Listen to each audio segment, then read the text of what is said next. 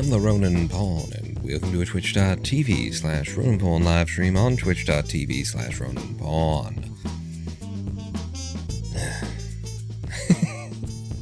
Hello and welcome to the show. I have the distinct impression I just shouldn't start a live stream today.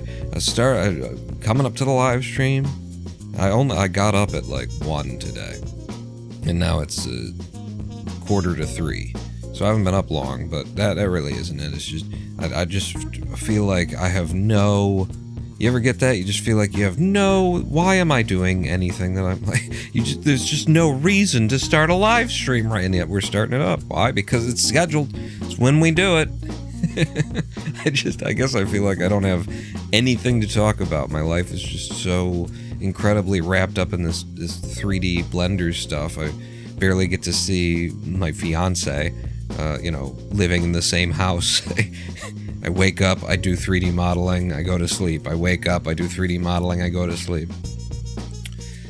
So, who wants to talk about some 3D modeling on today's episode of Supermarket Simulator? Is what I'll be opening here. Give us a moment as the song ends and I click some buttons and the game loads and we contemplate what it is, if anything, that we're doing with our lives here. Twitch is having an incredible difficulty just playing back the video in the goddamn browser these days. Is it just me? But, I started up here, we've been live for all of 4 minutes, and I've already had to, refresh the browser one time. Oh, hello. Oh, there's an update for Supermarket Simulator. It's downloading an update. Friends, can you hear me? Because my browser is just it's a loading fucking wheel. And now I pressed control, I refreshed the page, and Twitch takes 3 seconds. You can feel a laggy website in the modern world. And by the way, I'm watching my stream preview that's supposed to be coming back to me is the 25 frame per second 360p version. Wow, what are we doing? What are we doing with this? Friends, lovers, true. Dropped frames all over the place. Reconnecting shortly.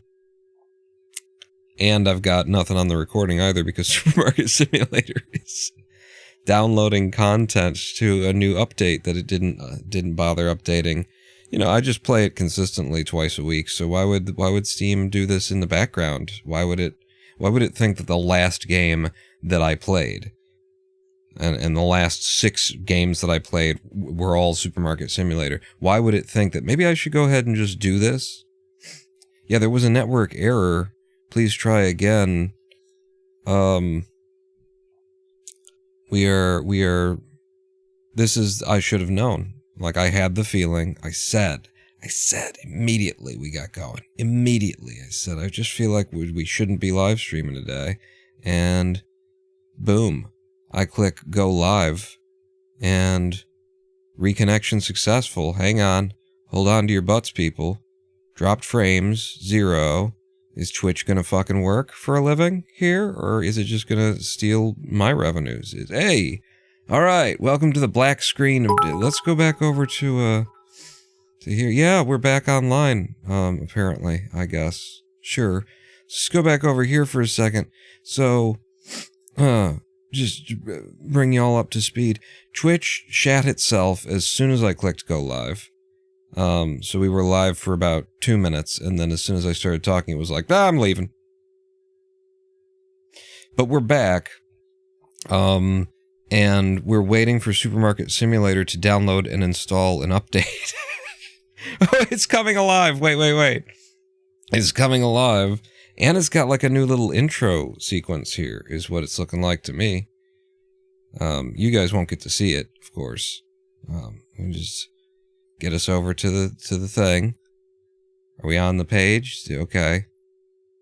And then, are you tapped into the game? I'm Alt-G'ing. The game is frozen. It's loading. Loading some brand new content for us. So, big important day. Something changed. Oh, hello. It's here. Are you with me? You're with me. Okay, we can all see the thing. So upcoming, putting items on sale to attract more customers. Well, there's only 3 more things on their to-do list here. I wonder what it is that they've just integrated. I guess we get in and we find out how... I told you that I shouldn't have started this live stream, right? We're about to, like, get in and it's just gonna ruin my save file. It's gonna... This update just eats your fucking... It's just, the computer's gonna catch on fire. Something utterly horrific is about to happen. I can feel it. I can smell it. On the horizon here. Yes, congratulations. Loading. Brand new version of the game. The corrupt save... Whoa. What's going on with the audio? Okay, it's very faint in the background, but... It sounds to me like Unity is struggling so hard that it's actually sort of causing the audio to screw up. That's funny because this is a game being developed in like modern Unity. Holy shit with the loading. And that's a problem that exists in the Unity version of Cluster Truck. That if the frame rate goes in a certain way, then the audio actually starts to stretch and get bent and sound wrong. Okay? Okay. I don't know why it took all of that time to load. Oh, wow. Okay. There's a lot more geometry, that's why. Holy shit, look at this. Look at this. We're now... Okay, our little bodega is now on a STROAD. So that's horrific. This is awful. Immediately. Instead of... We had like an actual street where, yeah, there was some car traffic, but you know, you could drive. Look at this shit now. Now we're in a fucking 5-laner of death.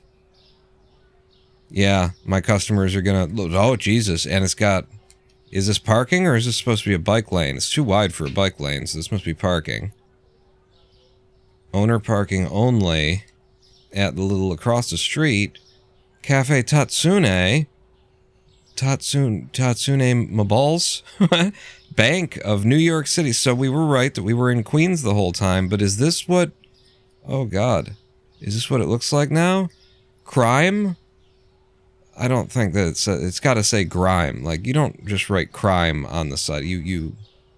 It's a tag. It's supposed to be your name. We've got major update to the environment, and it's very choppy so far. Let's see if it just needs to load in a little bit. New York, NYC Artist Barbershop, which is closed. New York Corner Pharmacy, we accept all major insurances and WIC checks, surgical supplies, vitamins, ATM. I wonder if the products are finally going to be in fucking English now that we admit we're in the US, the cash is American currency, this is New York City, it's all... You got a construction site at the end of the road here. Oh, and I can walk back here, and I can use the porta potties, finally. Thank God. I've just been shitting in the back of the store, having no place. This is something. This is something. They've gone to quite a bit of effort to add in all this stuff that I'm not sure how I feel about it. I kind of liked it when it was a little thing. Oh, what's this? The Leninsula? Leninsula? So it's playing on Peninsula, but it's Communist Peninsula? Wow, the frame rate sucks. Help us practice social distancing 6 feet apart from others. That's good. At the hotel. I don't know if it's, it's the Leninsula Hotel. Little New York... Wait, Elite New York City Hotel. The Club.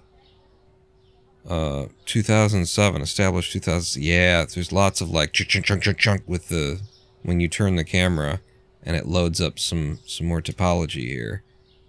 There's a lot going on. I would think there's a lot going on in these Yeah, in these things. A few less of those would probably help with keeping the... Look at how many fire escapes they are. You can put them on the... You know, they're on the backs of the buildings, which means you just don't need to see them at all. I don't know. If you look at some reference photography of this area of New York City. Oh, hello. There's a park. Can we walk through the park? Sure can. Are there old men playing chess?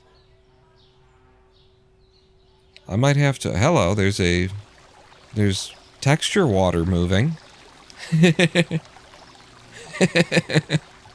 That's fine. I never played it for the... It's not like it needs to have amazing graphics or anything like that. It's... Okay.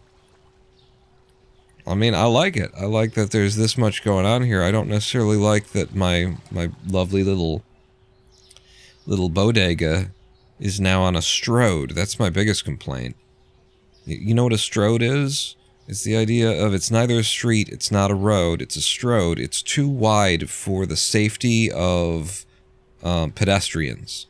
It's too wide, it means that traffic travels too fast for the safety of pedestrians, and yet pedestrians are clearly intended to walk along it. It's a STROAD. And you have to cross it, and it's where people die. It's where people get hit and run down and mowed down by cars all the time. Hey, there's even people walking through the park with me. Cool.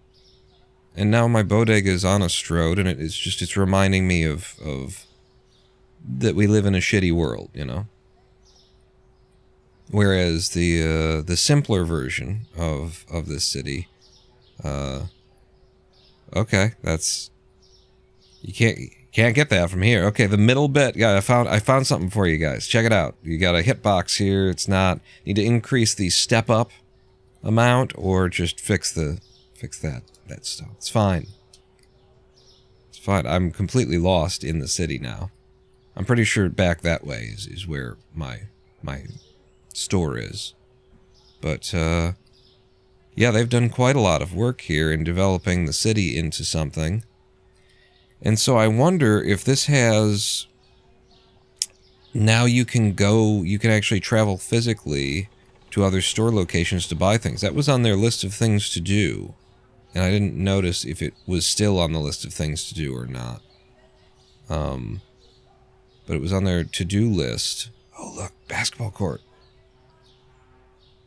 We can reenact White Men Can't Jump here. Ha! Damn it, I'm too white. They were gonna make it so that you could, like, buy your goods in a gas station. Buy your goods from a local place. If you're willing to walk there, you'd save a little money, is what I remember. So we've got chargers. We've got real man's gas in 87, 89, and 91 octane. Good. And the diesel. Excellent. This is very good reference, and, you know, I don't know. It's so weird. The way that things are, like, today... It's just wrong. It just feels... Because it's all fucking polished and shiny, and this plastic housing is just here to make it seem like we live in a better world. You know, underneath here, it's the same shit that was always there that you used to be able to see. And the plastic isn't, you know, helping with that. It's not, like, safer or anything. It's just there to make you feel like something's... And then we got propane back here. And over here, except for they're completely out of tanks, which is fine. And then that is a bit of a step up there. That's, yeah. Science, exploration, freehold, just travel, craze, relish. That's the best magazine in the city about hot dogs right there. Oh, you actually did, like, switch up in what slot each one is. Okay. I don't think these would be out here where somebody could just walk up, take them, and keep walking, but okay. Oh, and the fact, yeah, this is good. Vac and air, oh, and they've really fucked it up, too. Look at that. Look at the texture work that they've done on here to make it look old and beat up and grimy, and nobody ever services the fucking thing, and you put your money into it, and it's just gone forever now. That's the truth. That is the truth of it. And the reflections are wholly inaccurate, but they're doing a thing with them. It's fine. They're weird screen space reflections. 287, 297, 307. These are reasonable prices for gasoline these days, I would think. They're actually probably better than what you'll get. But they're believable. And this guy's just always going to be here. Okay. Yeah, there's a heavy stutter here. I have lost track of where my bodega... I think my bodega is right here, though. Am I right? I am right. There's my GTFO mart. I'm still exploring the local area. There's been so many changes. Donking Donuts. This is where you come for sex and donuts. And then fine dry cleaners and steam laundry. And then we're back to the Cafe Tatsune. Save the... And then we just forgot. We don't know. We put something in front of that. Okay. Burgers, Nakto chicken. It's Nakto chicken. It's my chicken. It's Nakto chicken. I don't know. I'm stretching there. We got cheese and peace. Cheese and peace, chopped cheese, delicious, 24 hours, open 7 days. The famous steak. Chopped cheese, delicious, sells the best sandwiches, $5 off catering. Ooh, look at this. That piece of paper's got two faces. In fact, that's one triangle, two triangles, three triangles here. Cash only, today's specials.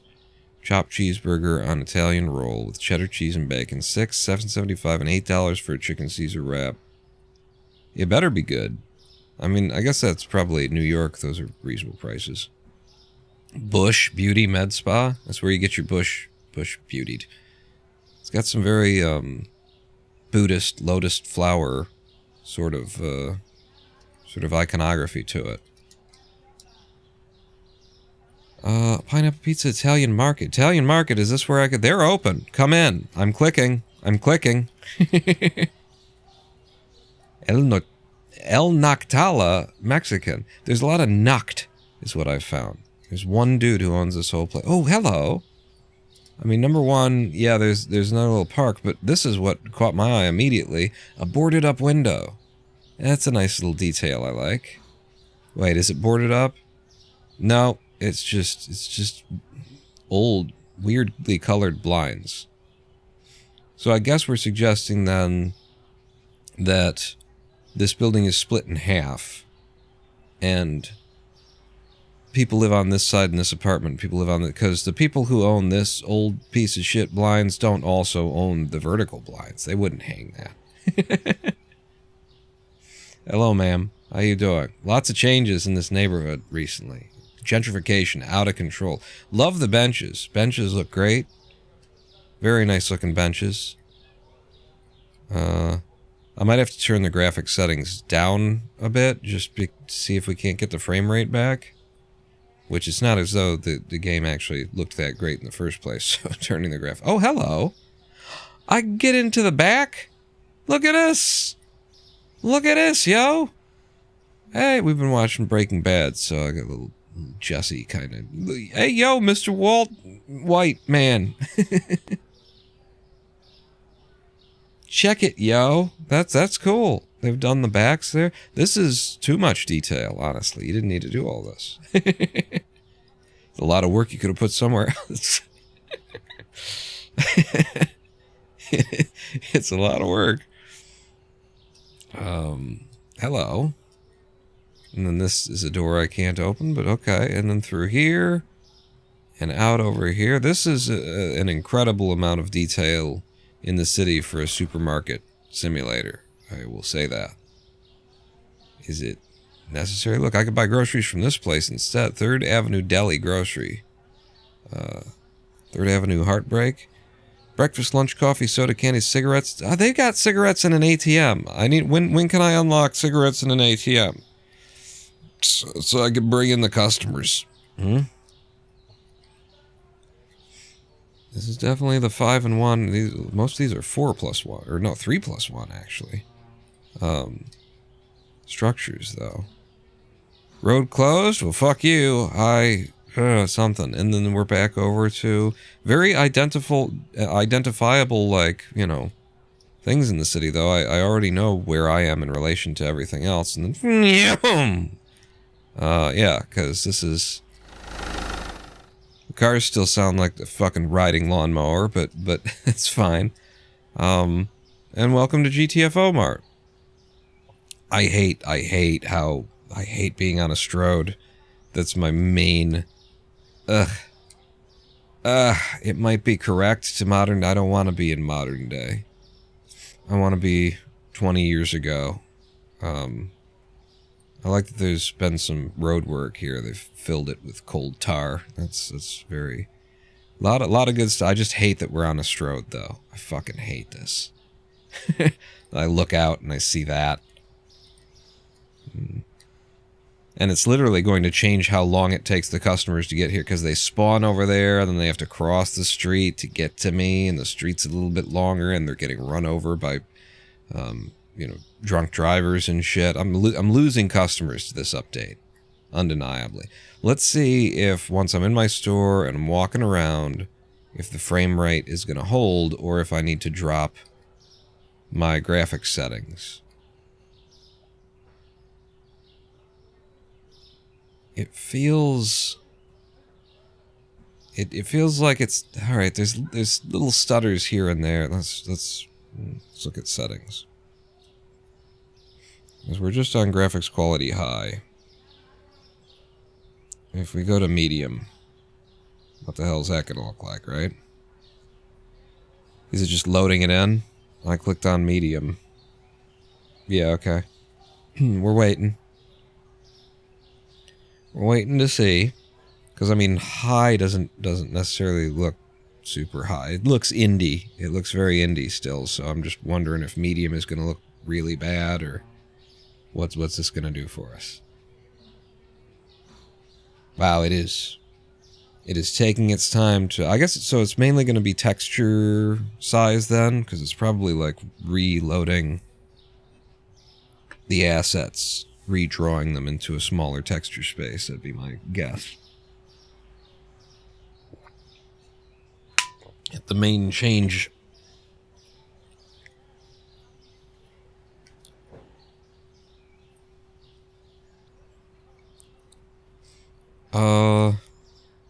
There's less shadows.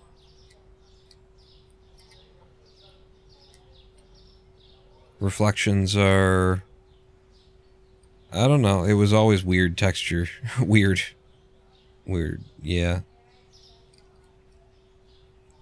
It's not that much different, and I feel like I'm still getting the jittering, even dropping down to medium. So I think it's going to be just a matter of there's too goddamn much topology. Unless, like... Yeah, look at da-da-da-da-da-da-da-da.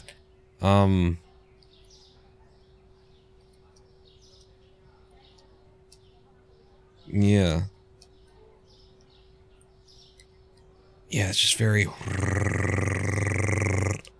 I can feel that this is cinema frame rates, and it doesn't seem to have changed anything to be in this lower quality mode. So we're going back up to high, and we'll just have to cope. Have to live with it. It's not unplayable. It's just a little nasty. Pop back up to the where we've got ambient occlusion and stuff like that anyway. If it's gonna stutter a bit.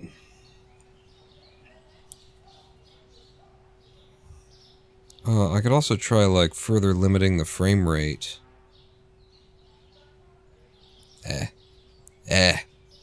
Listen. I'm here to run a supermarket, not to play with game setting. Oof, yeah, there's gonna be some stuttering here today. New major graphics update. You know, they gotta work it out. See how now we have a little bit of AO, a little ambient occlusion, a little shading. Little shadows being thrown around, but we still have basically the same performance issue. Maybe it's a little bit worse. Whatever. What are we doing today? Do I have the store like stocked? Let's actually start playing the game. So big update there. Just to the environment. I wonder if there's any update to the gameplay. So go over here and see. It doesn't look like I had done an order, so we'll have to start out with an order. My standard for doing an order right now is to try and keep 24 of anything in the store. And so if it's below 24, then I'm probably clicking on it, which is why I'm doing it from the computer over here, is because it's faster to just scan your eyes across these numbers than it is to point your gun at the shelf. And now we're into the place where now I talk about things that are going on, in, you know, and then we all laugh and I make jokes and things. And that was why I was like, I probably just shouldn't even do a live stream today, because I got nothing, people. I got nothing. My head is completely buried in this 3D course, and one of the people who's not necessarily like a course administrator, but works for Game Dev TV, helping out, either contracting or something like that, was just saying in one of the threads, yeah, the industry's like really getting fucked over here with the 3D modeling. Like, AI has gotten really good in the last year at doing modeling, and so most places are expecting, you know, a 60% decrease in the number of people being employed as modelers in the 3D. It's like, oh, cool.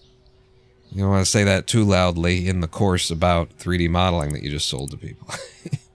But it's not as though I wasn't aware of that kind of a thing when I signed up for it. I knew that I was rather late to the party. I've always been interested in 3D modeling. I'm learning it, in the hopes that I'll be able to use it as an additional income stream, but also because, god damn it, I've always been doing this stuff at a hobbyist level off and on, and I just want to, like, fill in the gap and know how to do the whole damn thing. Have some idea of it's good to know what you don't know, too, you know?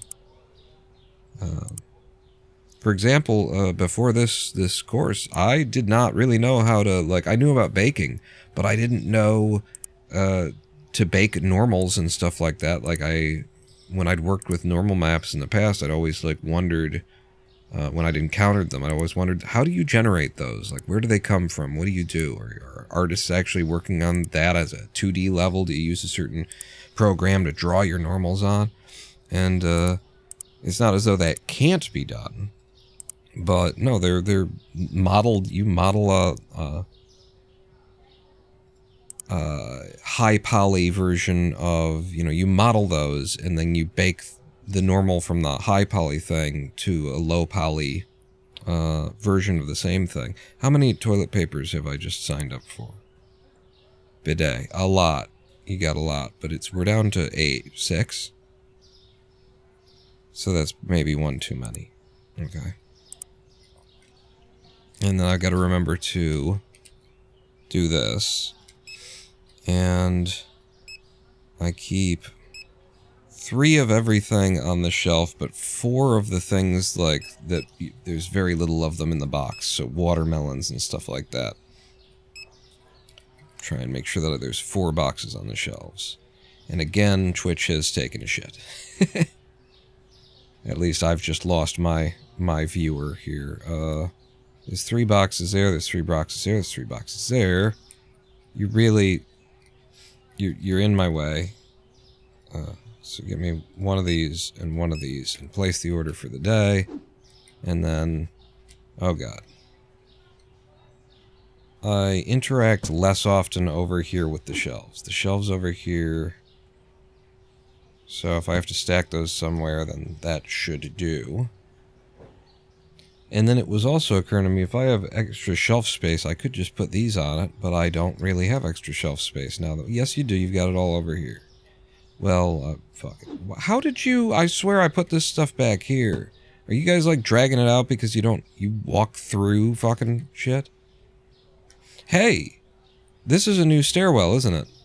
This isn't what it was before. Different model for the stairs into here. But you couldn't be bothered to rip the fucking door off the fucking hinges, huh? So I still can't use all of my space. Thanks. Thanks, guys. Thanks. I think then if I've placed my order, and I did the pricing last time. I'll double check, but I did the pricing before we ended the live stream. I always do that. For example, the powdered sugar went down to 141, or no, went down to 575 is what I'm charging for it, because it's now 590. And then 458, and I'm at 450. I did the pricing. Alright, let's open up the store and see how being on a goddamn STROAD, fucking STROAD, affects business in the area. We were getting high 70s, low 80s number of customers per day before, and now the customers have to come from a further distance and cross a wider road and avoid being run the fuck down in the prime of their youth by a 5-lane fucking hellscape. What is it? It's 1, 2, 3, it's 4 lanes across, but then you've got parking on either side, so it's literally 6 lanes of fucking concrete now, plus the fucking bus lane. Well, you say owner parking only, but this would be a bus stop is what this really is supposed to be. Right, you get that little dip in there. I guess it's also for deliveries coming in. Oh shit, that's for me. This is for my deliveries to come in. I'm the problem. What? I've got a wholesale offer.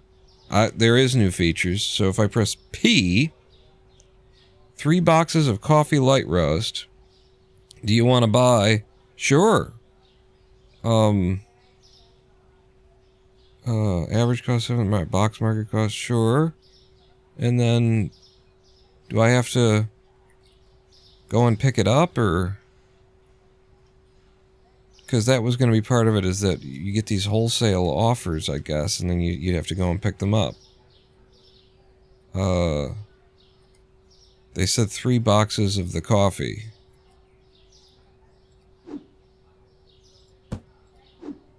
Is this it? It was light roast. Yeah, this is it. So you don't walk to pick it up yet? Or maybe at all? Maybe they tested that and people just didn't want to be hassled?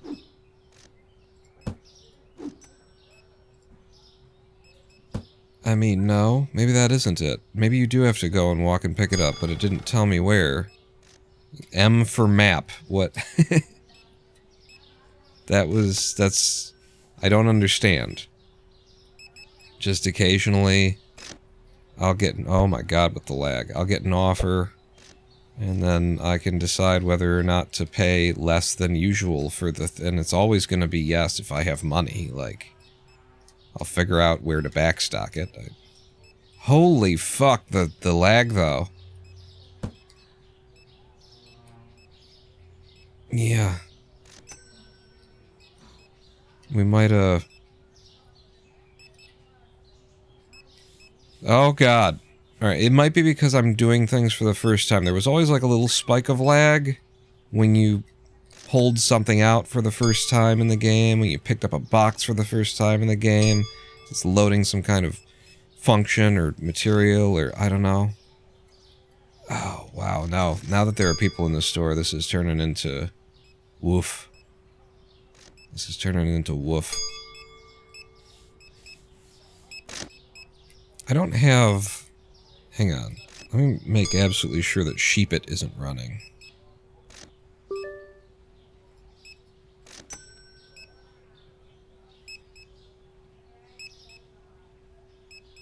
Yeah, no, client pause, resume getting jobs. It isn't.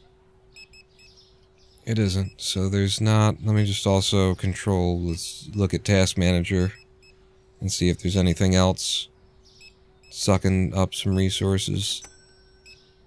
Just OBS, Firefox, Supermarket Simulator, memory. Supermarket Simulator has 7 megs. Or, I mean, 7 gigs of memory consumed right now. Wow. GPU's bouncing around at about 70% usage, but holy shit with the memory usage. It's the memory consumption that's kind of off the charts there. Look at that, I'm standing perfectly still and the game is like... So, what's the next biggest memory hog? And it's Firefox. And then it's OBS, and then it's Discord. So maybe I could get us back some memory, at least, by shutting down some Firefox tabs here. Gotta have Twitch open, of course. But even Twitch, I could close down. That'll be really inconvenient. I'm not gonna close it down. My Blender course stuff. Show me another Firefox that's open. Close down all the YouTube windows. And the Google Sheets as well. Okay, I've reduced Firefox's memory overhead. Anyway. Okay. Oh, fucking balls! Oh, we did 2 frames per second there for a second. Turn the lights on. I'm gonna have to drop down. The racks are full in storage. What do you got? The bleach. Right. You need to drop... I don't have a space for that. Shit. I simply don't have a space for that.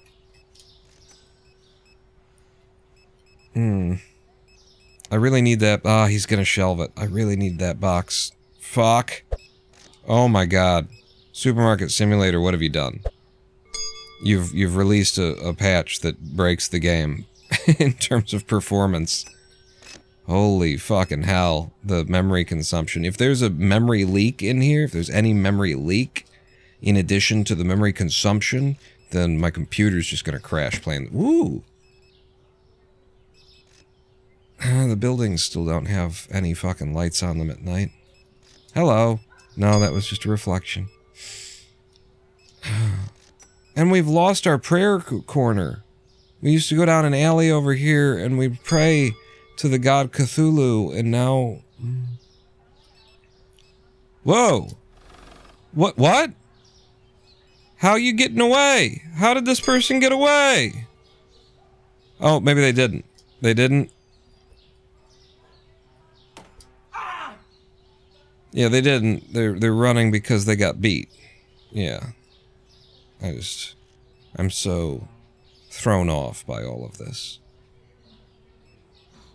Where's my store? It's over here. Oh, fucking balls. Alright, open my register. Juice my helper. That's the thing we were doing. Oh my god. We have a lot of traffic now. We have way more traffic than we had before. Okay, go! Holy shit. Yeah, we gotta turn down some settings. We'll suffer through it the rest of this day. Just to say that we did. 34? Oh, fuck. Thank you, please come again. Holy balls with the frame rate, guys. 2577. 4425. And this, by the way, is with, you know, a dedicated GPU. It's not a super modern one, it's a 1070, but, like... You know, people are running laptops and shit trying to play your game. You can't just... maybe the lower graphics version is going to be better, but we tried medium and still felt the stutter. 2, and is it 25 or 35? Well, just get it. Oh my god. Hi, triplets. So much business right now, though. Yeah, thank you. And then 8. Get out. Uh-huh. Yep. Go. And you, ma'am. Oh my god, all the salmon and beer for you, huh? 186.29. Thank you for shopping at GTFO Mart. Now get the fuck out. Uh-huh. Oof. Oh, these frame rates. Just bear with me, people. We're gonna fix it. Or, hopefully, we're gonna be able to. It depends on what we're capable of doing. And out of my store, close my register, hoof. And the trash is just out of control now. The trash and the cleaning. I wonder if they did any tweaking to the, now you're gonna need to something, you know?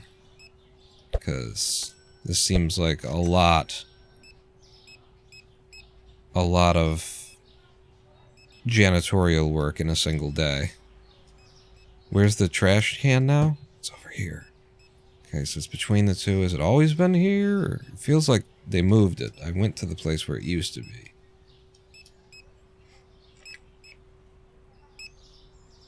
Okay. And we're good. And we're good.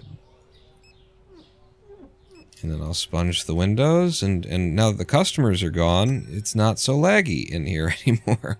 But holy shit. Holy shit. Did you guys, how did that feel for you? Because it felt like holy shit, for me. Felt a bit like holy shit. Alright, next day. We saw about the same amount of customers, 82 customers came through. Made, you know, all kinds of fucking money. Start the next day. Kill-a-mole cleaner went up in price. Is that you? Kill-a-mole? 9 1/4 now. That's, you said you were writing 6. 9 1/4 now. Okay, let's see.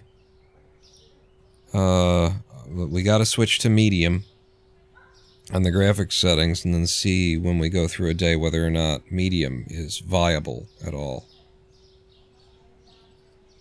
Okay. Now we wait, and now we wait.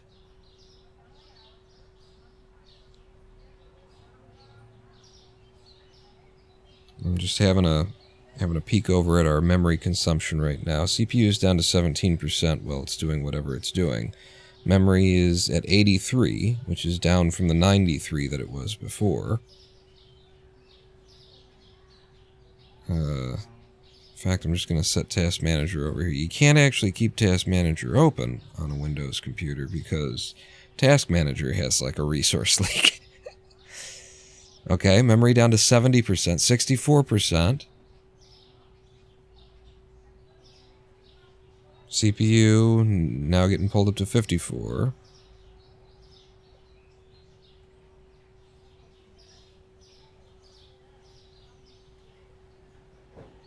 Supermarket Simulator now consuming less memory than Firefox, technically.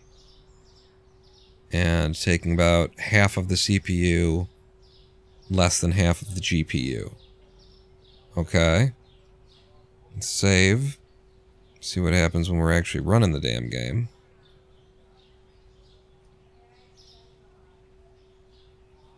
GPU holding steady at 40, memory at steady around 60, a little over 60, CPU at about 60. Okay. This hopefully will be a viable graphics setting. Now, just close down Task Manager. And refresh fucking Twitch, because fucking Twitch can't keep its fucking video player working for me, so I don't know what you are or aren't seeing. Alright, that was first day back in the new city. Let's do some ordering. I don't know where I'm supposed to go to pick up the coffee. Like you said, I ordered coffee. 3 extra boxes, but it's clearly not here, and so it makes me think that there's somewhere I'm supposed to go to get the coffee. And let's find out. I'm gonna pull up Thor. We're gonna check out like the page. So Supermarket Simulator on Steam, and then we're gonna go to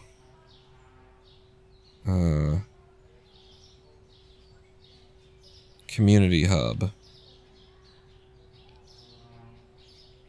And then map update. Newest feature update. Added bigger city map, sure.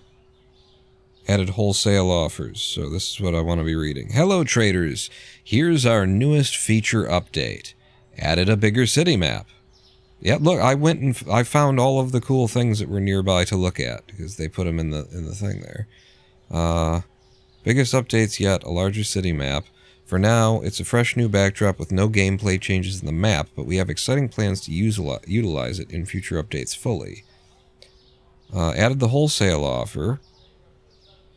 Lets traders buy and sell products in bulk. You will receive occasional pop-up wholesale deals offering discounts on bulk purchases or opportunities to sell large quantities of stock with low profit margin for fast cash-in. So I don't go anywhere to pick it up yet. Oh, hello. What? Vehicles? You're gonna... What's next is local markets, so places to pick up the shit from that you get as a wholesale offer, I expect. Vehicles. So actually driving around, that's why you would make a big city like this. That's why you would bother putting in all of this work. Alright, so there's no place for me to go to pick up my coffee. But that means I bought 3 boxes of, I could have swore they said light roast coffee, which would be this stuff. Well, there are 2 boxes there. But it only says there's 16 in that we've got. Okay, they only store... So, alright, maybe I did buy them and we just sold through them. I don't know, it feels kind of like there would be more if that were the case. But we will carry on and try and get our footing in this new city here. The game has changed. It smells different. Hopefully we've got a good graphics setting that'll work for us now.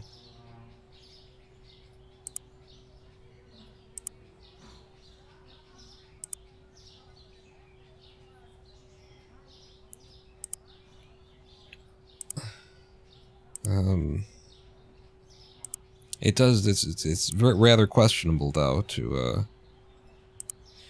you know, you're gonna have a vehicle and you're gonna drive over to get things and bring them back. It's definitely a new scope for this game. A lot of work that has gone into and that has to go into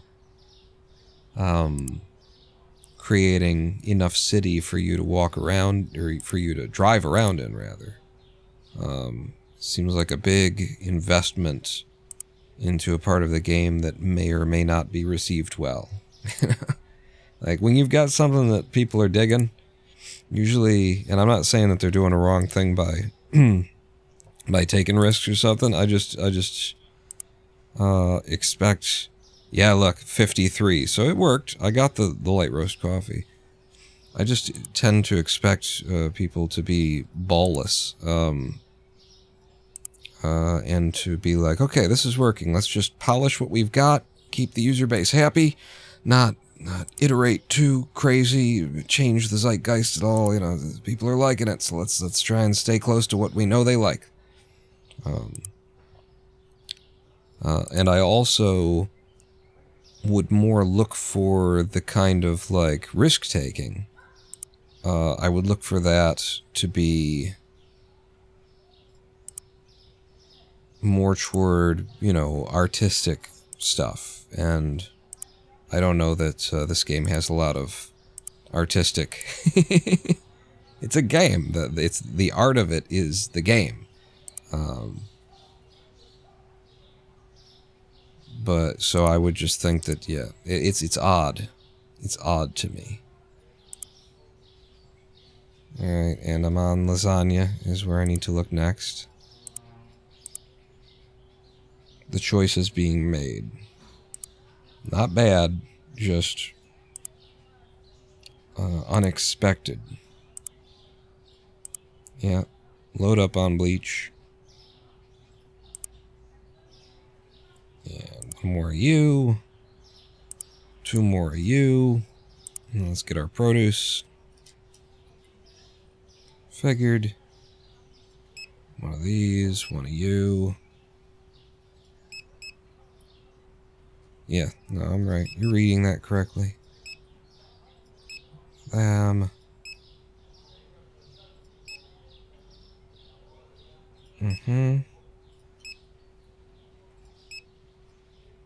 Okay, that should be our 2 orders for the day. 2,610 bucks. The boxes have been moved further away from the road so that they're not falling into the road, which is nice, because definitely it was grabbing my, my mind whenever there was a box in the road. I was like, I'm just going to pick that box up and put it over here, and they don't have physics. You don't have to do that, but I was doing it anyway. So, another question. I can still get up here. Wait, wooden, hibbidop wooden. There's things now. Wait. Oh, it doesn't have physics. That's why I was like, oh, we can, and then, but I thought I jumped through it. No, you did jump through it. It just doesn't have a hitbox at all anymore. So I can't climb to the roof. Damn it. Guys, you did the map work. You've got to at least give this one, like, proper fit so that you can walk up it and get to the roof, and it's a little Easter egg for the players who explore to find, unless there's another way to get up top. What about this? That doesn't have physics anymore either. Okay, I can walk along. Sometimes you just get teleported to the ground. It's great. I love it. It's fine. Let's open the store and see if things don't hold together. They do or don't hold together when customers start coming in. Also, I was looking at this and I was like, I think I was thinking, why not go ahead and put more of this on the floor? Like, use that whole rack for that. Because this is using 6, 12, 18, 24. This is just 6, 12. And so if I think that that's... I mean, it's the same situation with this stuff, though. These are 6, 12s. So...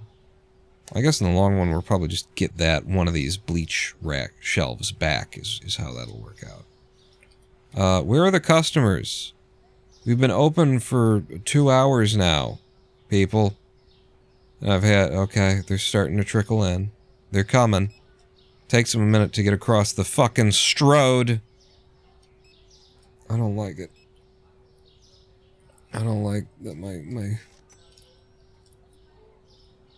my store's on a STROAD. In fact, I think I should change the name of the live stream. Something. I'm going out here. I just called it Damn Daniel. Add it again as the go live notification. Because I got nothing. I got nothing to say. Now I got something to say. My store is on a STROAD. Exclamation, question, exclamation. Exclamation, wait, how do I want an exclamation question? Yeah, that's enough. Yep. There you go. Welcome to the STROAD front. I'm not loving it. Did we put better models for the vehicles in? We did. We did. Yep. Textured them with some dirt, too.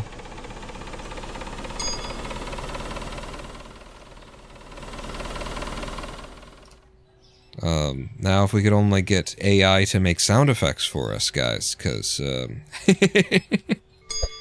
presuming that all this 3D work was done by AI, which is why the performance is shit, because AI doesn't know anything about optimization.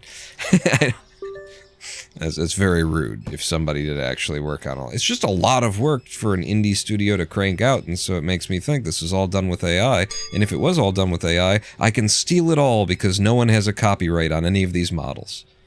That's an interesting thing to think about, isn't it? To consider that the more that people turn to AI for game design, the less of the assets. Like, all of the assets are just free. They're just out there. There's no living person who has a copyright on it according to the law. And so you can just take it, yank it out of there, use it, reuse it. because they didn't work to get it, so it's not like you're stealing anything from anyone. They used a slave consciousness in order to create it, so... What am I doing? You were gonna come over here, and you were gonna turn everybody off, I guess? Restocker, off, off, off, off, all of them. So I can finally get this box, and this is supposed to go here. And now all of the restockers turned back on. Break's over. Get back to work, you lazy bums. And pick up the shit that you dropped everywhere.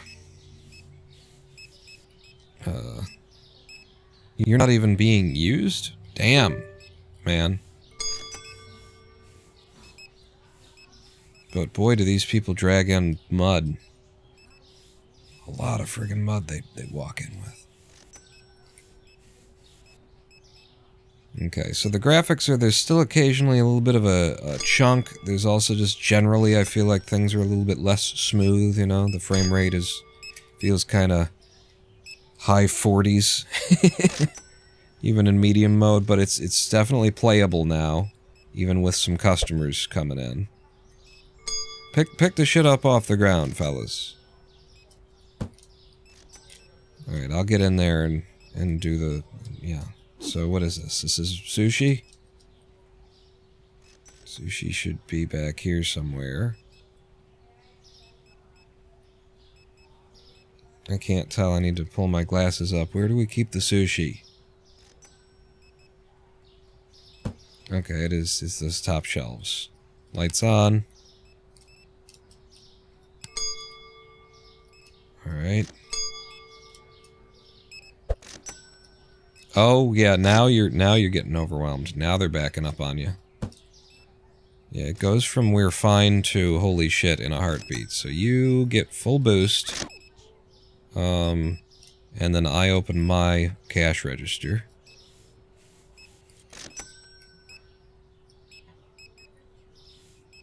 I own the place, which means I'm a janitor, cash register, and a stocker, apparently. Up there? Okay, hello ma'am. How are you doing? Feeling a little bit low frame rate today? Yeah, we're all feeling it. A little bit chunky.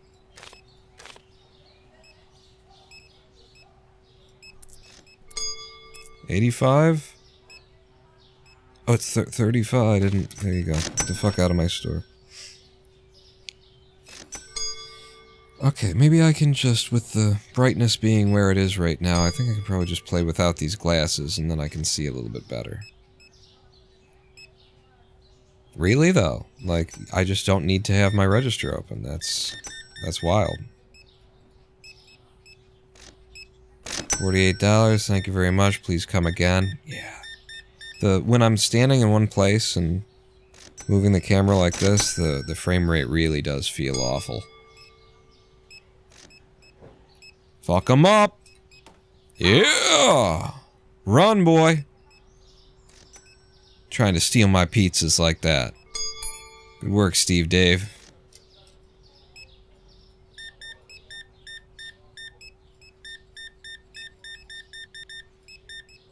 Yeah, that is some 40 FPS kind of stuff right there. That's how it feels anyway. Look at that. Ugh. Ugh. A little bit nasty. Should I try going to low? Let's see if we can't get all of the frames back. I mean, then the store's gonna look like total ass, right? Like, this looks fine. This is... so we're missing some ambient occlusion, shadows, stuff like that. This is almost visually unchanged. You know, a little bit of the volumetric effect of the lights and stuff like that. I can see what's not here, and it's not a big deal. But I feel like you go to low, and it's gonna look like ass.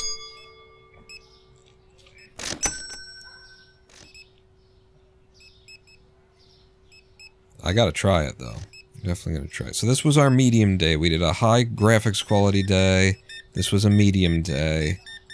And then tomorrow will be a low quality day. Which is how I describe most of my life at this point. Low quality day after low quality. I guess I can talk about the 3D course.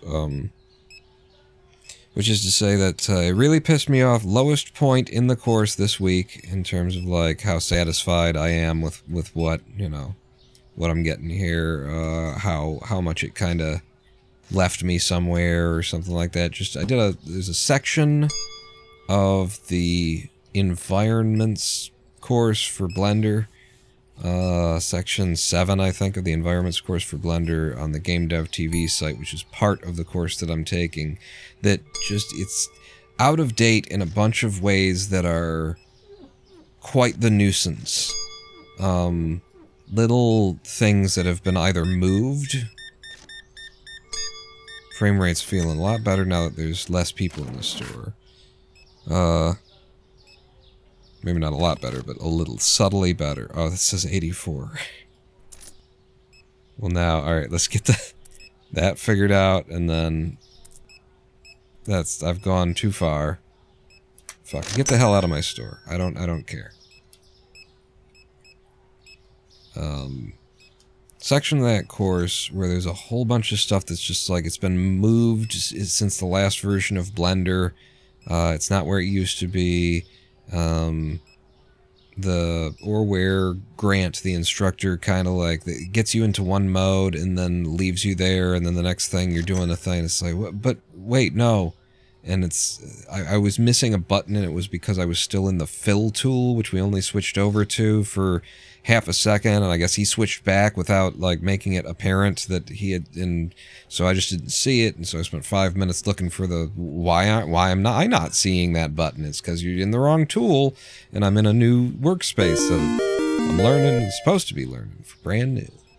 Dramacian, subscribing, actually spending a subscription on yourself instead of 5 other people like last time. 66 months, welcome back to the Big Dick Club.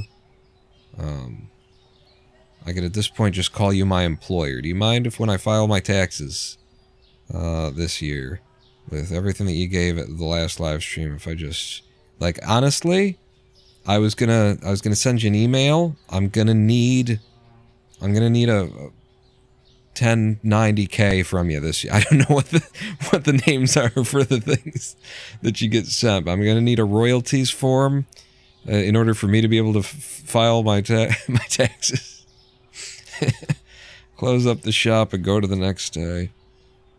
Dramacian, if you're just getting here, are you just getting here? Start next day. So that was 82 people came through.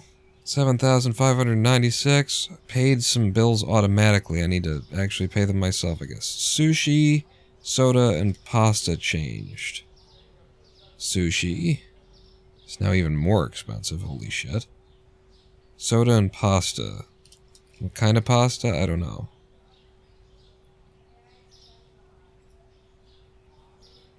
You're correct.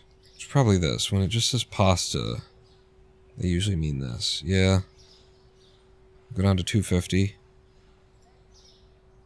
And then one of the brands of soda also changed in price. Yeah, that's this one. It's Turco, apparently. Yeah, it was that one. Okay. Are you just showing up, Dramacian? Because if you are, then I need to hip you to some things that have happened in the game. Or are you not even here right now, and in fact, like, it's just automatic resubs come in?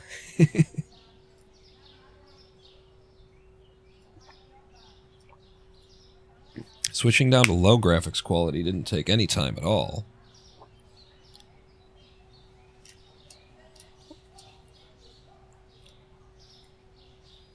Alright, well the shadows are a lot shittier, but Oh my god, the smoothness of the frame rate is back at low quality anyway.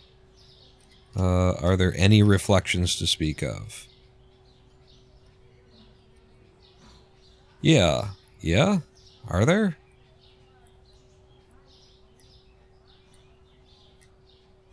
Yeah, it's just a super low... Mm-hmm. Yeah. Okay.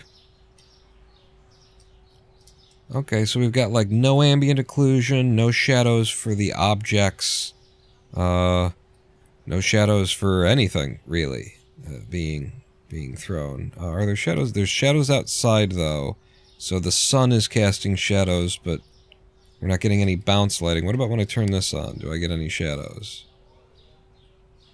No shadows at all. Okay. I can absolutely live with this. Go ahead and turn that back off. If this hold, you know, if I get the frame rates that I'm looking for out of this, hell yeah. I can cope. So let's start putting in our order for the day.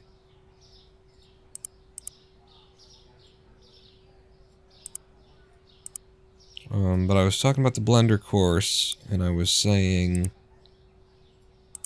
that there was a bunch of stuff that had moved, it's missing, it's not in that place anymore, it's not where it's shown in the video that I'm learning from, because the video's, you know, a couple of versions of Blender out a day, that's always going to be a thing.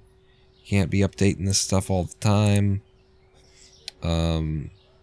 It's whatever it is, like, there's justifications, it's not like I'm saying, but it doesn't change that it sucks on my end while I'm learning something that I have to spend an extra 5 minutes several times Googling, where is this now in fucking Blender, because it's not where it's supposed to be, or it's not where it's being shown in the course that I'm taking. It sucks. It's a shitty part of my experience. It makes my day a little bit worse. And so, regardless of whether it's reasonable of you to not put in the effort to go back and fix it or not, it still sucks for me. So there was that. But that wasn't like the day ruiner.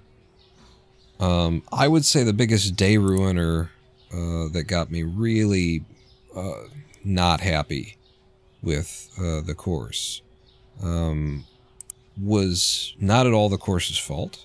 The biggest part of the day ruiner was that Blender sucks for, like, texture painting. Is my immediate reaction to being introduced to texture painting in Blender. Just horrific. The interface, the UI, you know, Blender is already, it's got incredible amounts of, like, hold this modifier while doing this thing, while clicking on that in order to, it's like so much combination, you know, and a lot of it it's been refined over the years to where it's like, and I've been using it in various states over the years that I'm used to it, but it's still just, there's so many, you know, pat your head while rubbing your tummy while jumping on one foot and whistling Dixie in order to get anything done in Blender. And then the material texture space is, like, horrific for what it adds to that if you pull out, like the assignment had us do. You, if you're going to use, like, a texture stamp in order to do painting with, because now the texture stamp is floating in front of...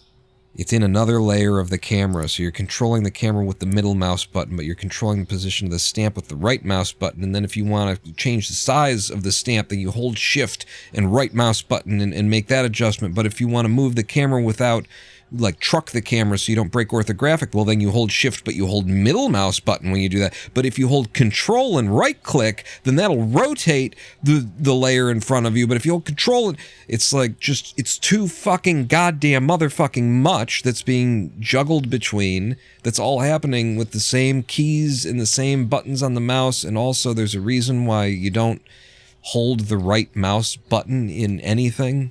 It's not good for the hand, literally. And yet, like, you're making fine adjustments in Blender.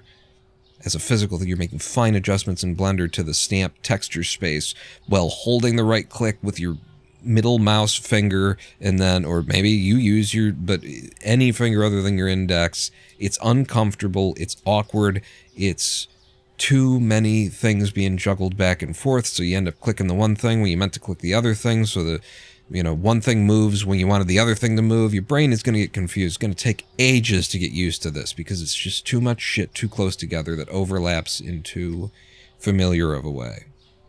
Too awkward of a way, anyway. It's too familiar. It's too close to other things that are familiar is what I'm trying to say. So that's awful. Just hideous. They most likely want you to get an older version.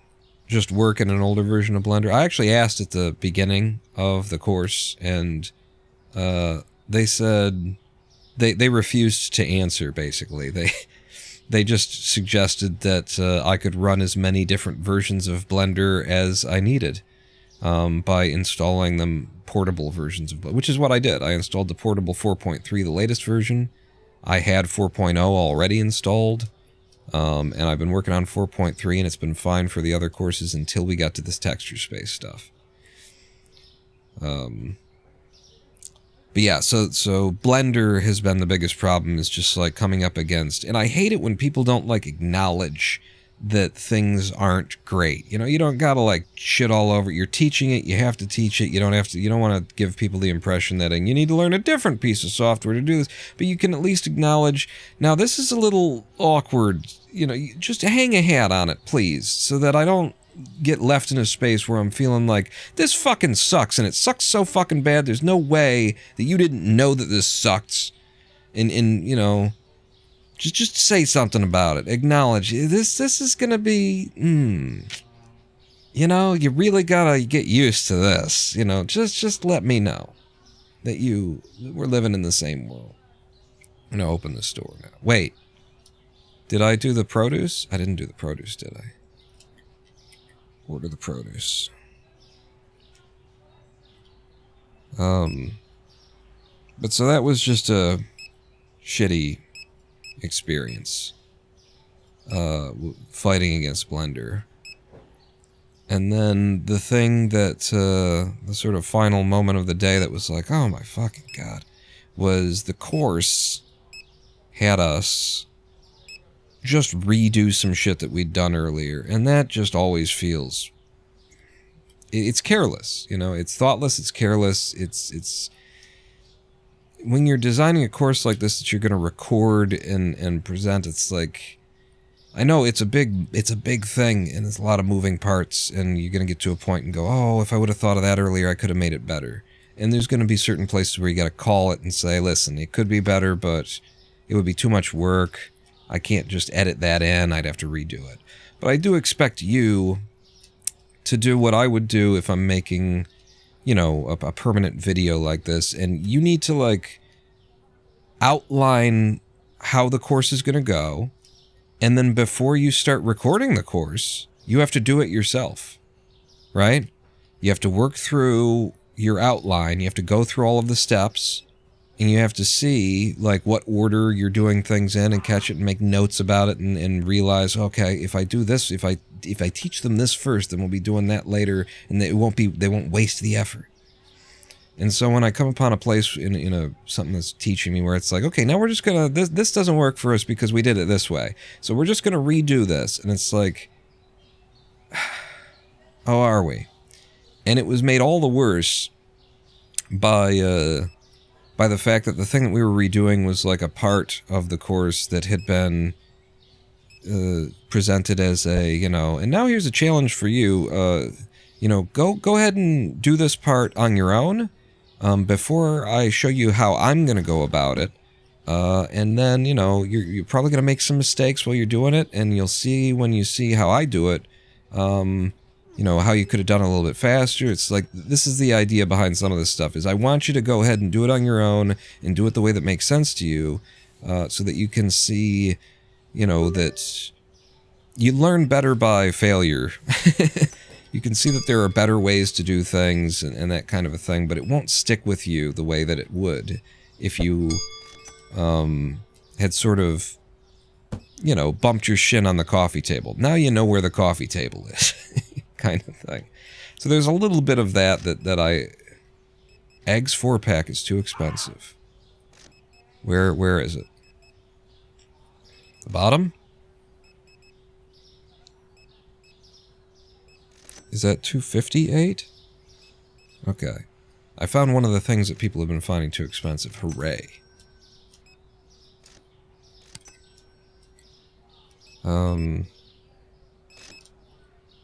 But yeah, that was really kind of shit, because it wasn't just anything that was like, okay, now we're going to redo this. It was one of the things that you went out of your way to be like, you do it.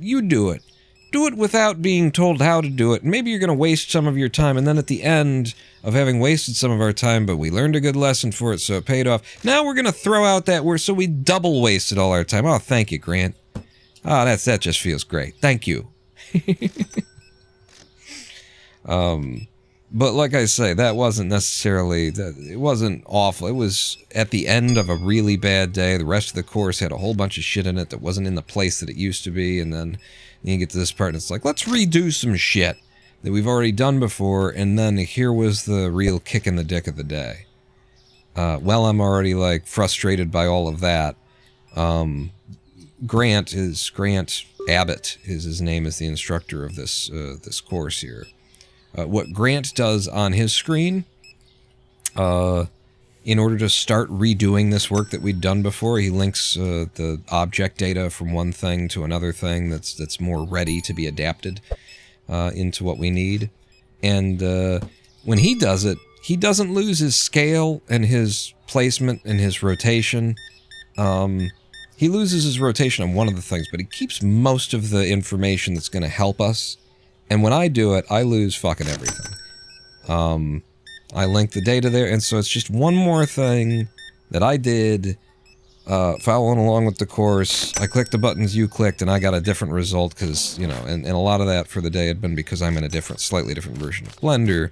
In this instance, it was because, way back when, he had us do that part of the course on our own, and I didn't follow along, because he told us not to follow along. He told us to do it on our own, and so what happened was, I forgot to use, like, I have never reached for the object mirror modifier in terms of configuring the mirror space. So I just, you know, said, all right, well, I definitely need a mirror in this place, so I'm going to go ahead and apply, or I'm going to change the origin for these pieces so that I get it over here. I'm going to apply the rotation and scale and change the origin, and there. Now I've got a mirror that works, which I could have just done by applying the object modifier, but I didn't do that. And so because I had applied the rotation and scale and changed the origin, I'm pretty sure that's why when I clicked on the thing, I lost everything. It was all gone for me. All the scale when I linked the object data was gone. Instead of what Grant got to see. And so it's like, you set me up for failure, Grant. You told me to do it that way, I did it that way, and then at the end of a long, hard fucking day, I click a button and it doesn't do the thing that it does on your screen because you told me not to follow along with you, but to improvise on my own! And it just, you know, it all added up to fuck. And so that was the worst day of the course so far. Just incredible frustration. And I would say 75–80% of it was just because Blender is Blender. You know, I felt incredibly frustrated with the course because the course is about Blender. And, what I was finding out was that, yeah, you probably want to find a different workspace than Blender to do your texture painting in. Because this is nasty. This is nasty and ugly and barely holds together.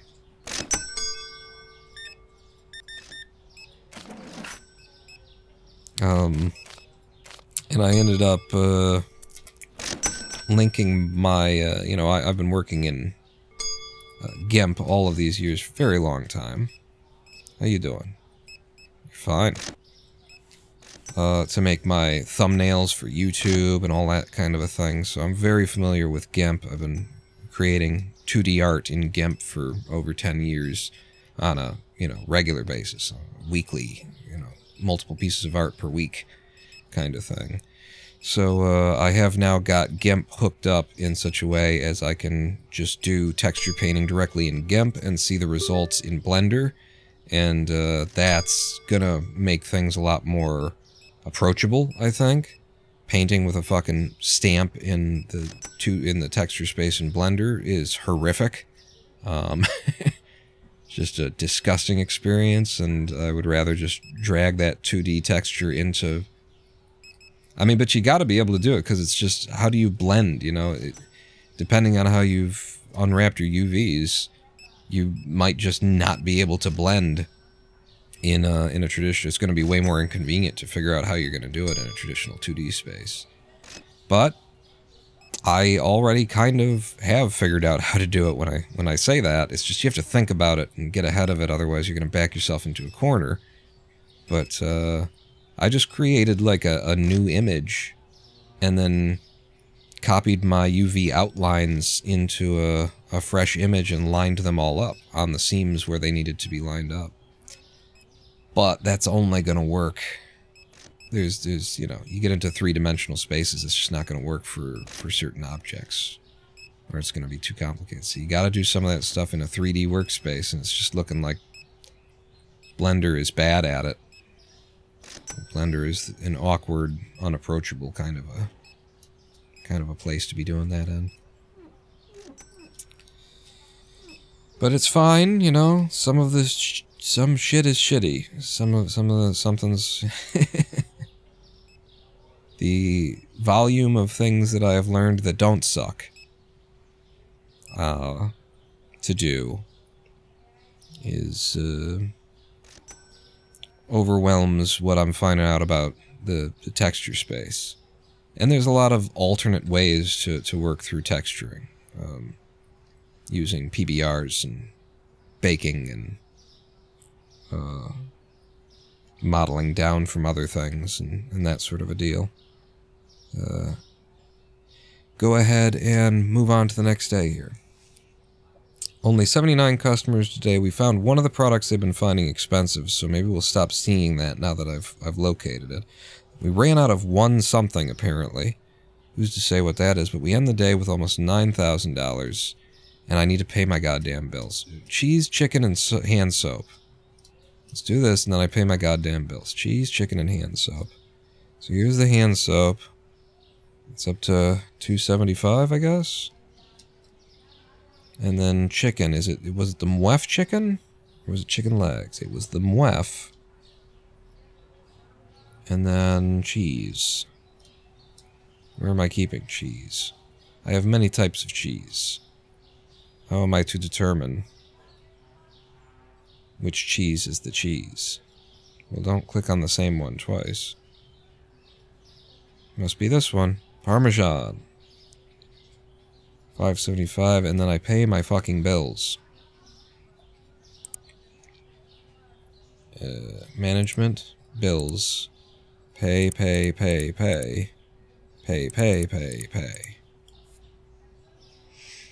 Okay. And now we do the ordering for the day. But yeah, we just expanded the stores, so I'm building back up some cash flow. At the end of the last live stream, we had just expanded. We had bought into the license that brought in all this cleaning stuff.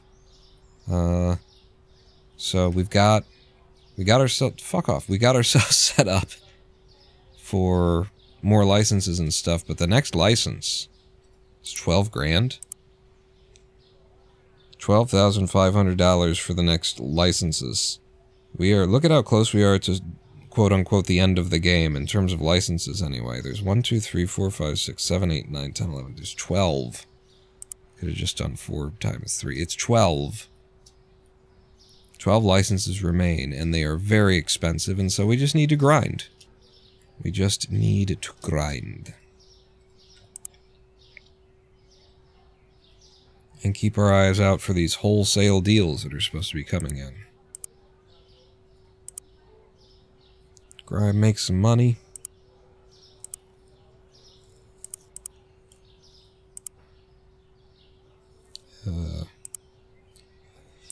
So since that's all I have been doing and all I have to talk about with the 3D course, this week's assignment is to make a detailed environment. That's basically it, quote unquote.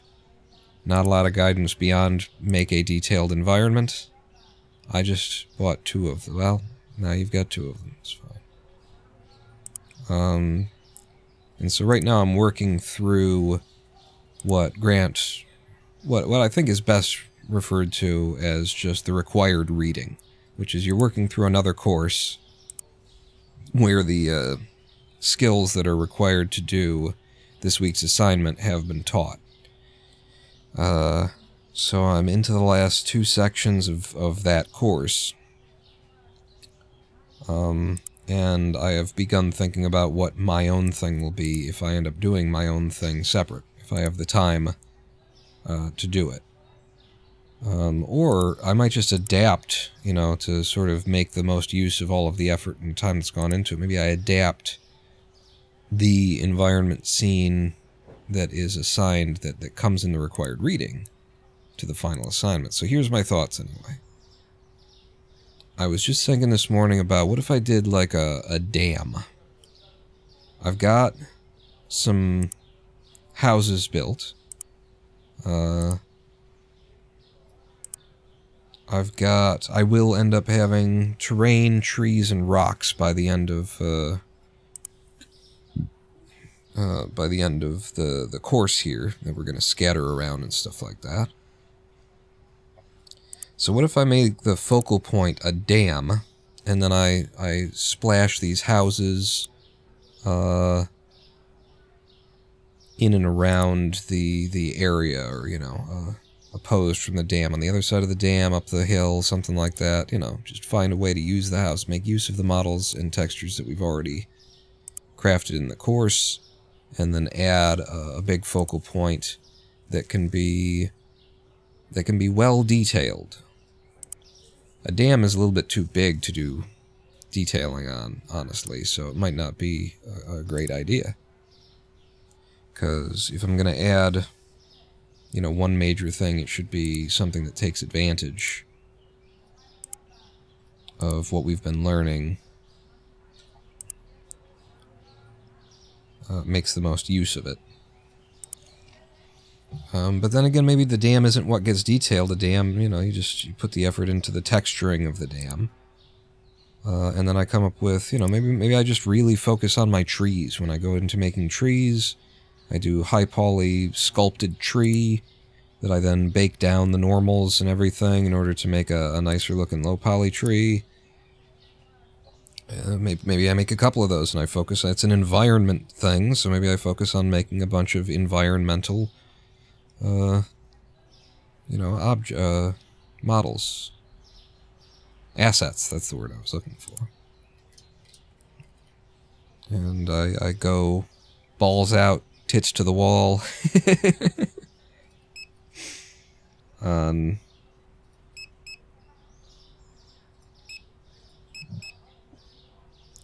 On the trees. M. Night Shyamalan would appreciate that anyway.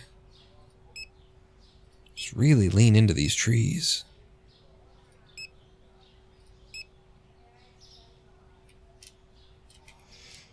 Okay, that's our ordering for the day done. I'm going to open the store immediately. Start moving and shaking here. Wait, what? What did you say?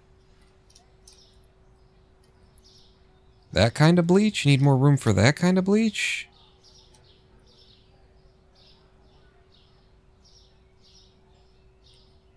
What?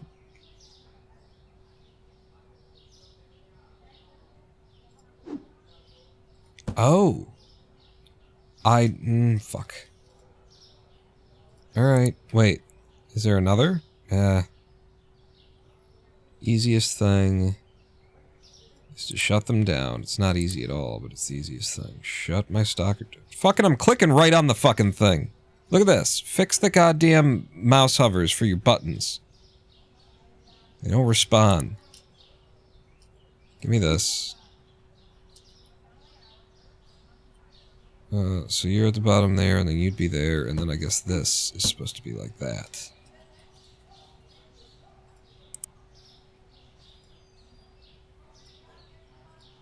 clicked again. That's took 2 clicks to get that one to fucking respond, and three clicks to get that one to fucking wake up.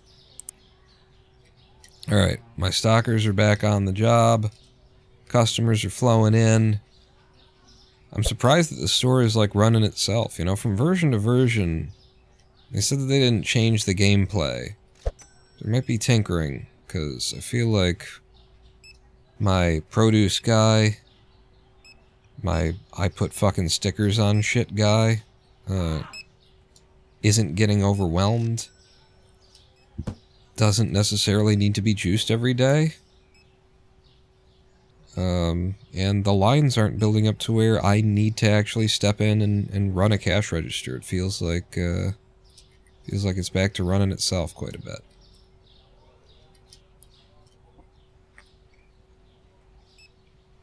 Which means I can go for a stroll through the new city. Through the new city that we've got here. Oh, and we've got an alley back here.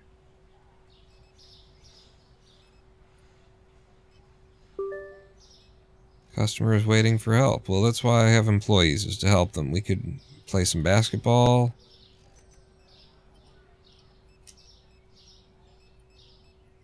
Get on top of you, and then sadly those don't have any hitboxes anymore. There's no chance we'll be able to climb them. There's a big park over here. Streetwalkers. Half underground window structures.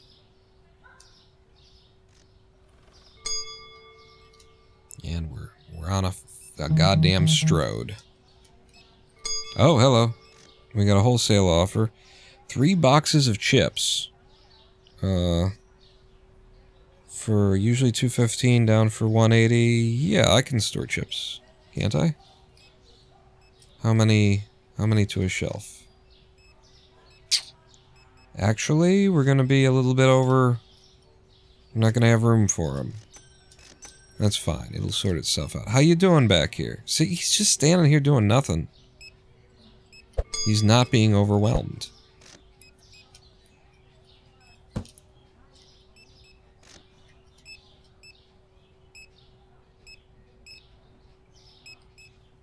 Do you need to sticker produce? You do still need to sticker produce. It's not like they got rid of the stickering produce bullshit.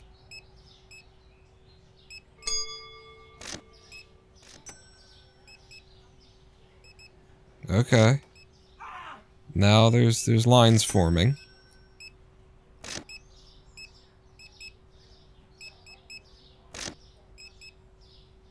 Cash registers are holding.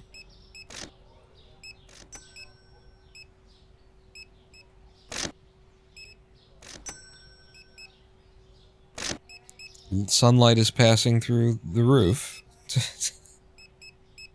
And now he's not doing anything. Yeah, he's fine.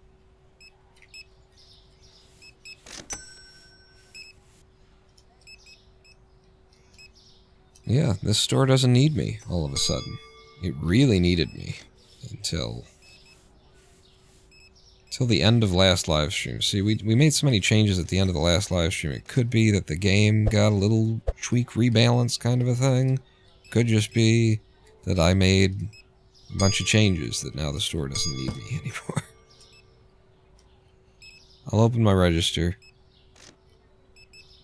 I don't necessarily like how people line up at the scales, so I would like to find a better orientation for them so that the customers are lining up in a way that isn't disgusting to my eye.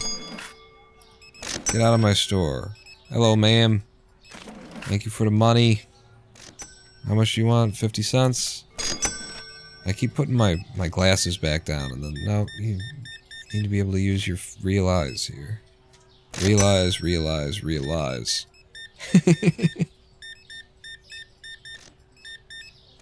Uh-huh. I gotta turn the lights. Excuse me, ma'am, for just one moment. I gotta turn the lights on. Nobody else in this fucking place works for a living. Nobody knows how to flip a light switch. I'm gonna fire all these bastards by the end of the day. Thank you very much. 143.06.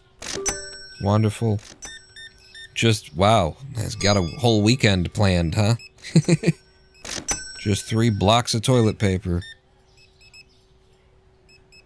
Don't invite me to whatever is going on at your place. I am not interested. $4.35. You're gonna buy a single fucking snack cake and pay with a goddamn credit card. You just don't care, do you? You just don't care. How's my boy doing over here? He's gone from being that asshole to my boy somehow. I feel a lot better about him now that I've got him... Now that I'm cheating. Now that I've got him working two of these things at once. Morpheus is now not the worst thing that's ever happened to this grocery store. But he was until I started breaking the game by abusing its mechanics.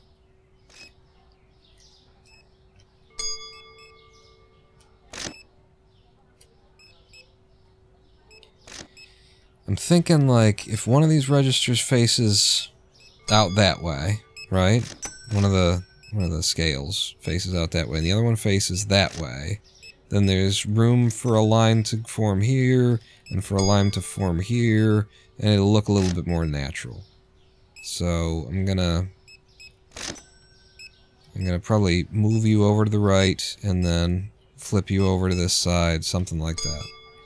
Which I know we had last time for a minute when I was first figuring it out, but I think that's probably the best version of it I've had, and I just got sick of looking for a better version and abandoned it. What was the dun-dun?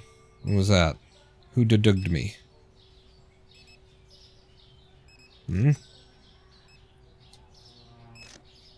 Also, my stalkers. This is a big old pile. This is a big old pile.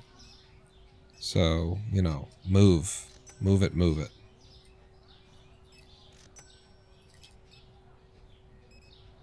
I clicked them 3 times, only 2 of them register, and they're always running away from me while can you please, in the next fucking update, could you fucking please make it so when you click the stock guys, they hesitate. That's all you gotta do. You click on them, they stop moving for half a second, then they keep running.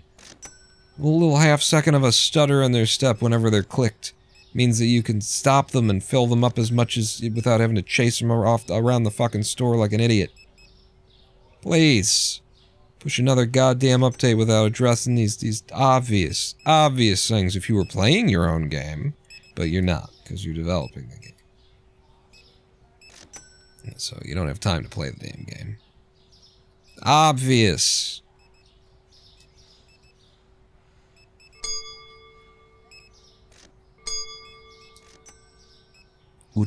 Oh, am I standing on the carrots? I'm sorry.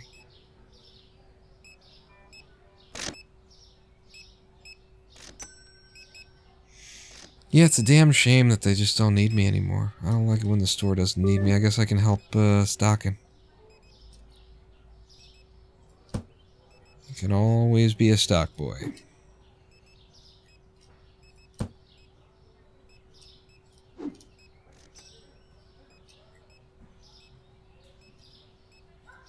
There you go. Uh-oh.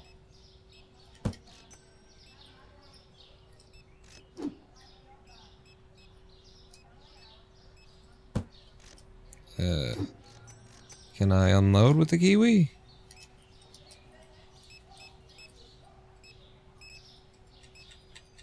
Nope. Would you like... Our kiwi is on sale. Morpheus, you gotta... Here, sell this.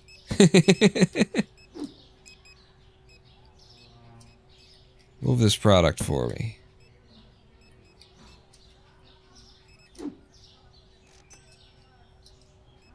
I got 4 stalkers, and apparently I still have to be boosting them. Because that was a whole day, and they didn't manage to keep up. Or I guess I just help them now. I boost and I help. The chicken is down there, I think. We done? Thank you, man. Thank you. Thank you for shopping, and get the fuck out, Mark.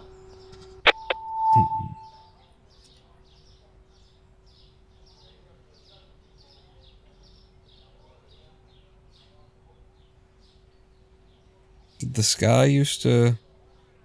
Did the cloud cover used to move? It looks nicer in general. It looks nicer. Next day, please. 81 customers came through. 2 of them couldn't or found the products too expensive. So there's still shit out there that's off price. I could go through my price list and try and figure it out, but I'm not going to do that. 4-pack of eggs and kiwi changed. Both of them went down. So kiwi. I've gotten in the habits of saying this stuff out loud. 4-pack eggs.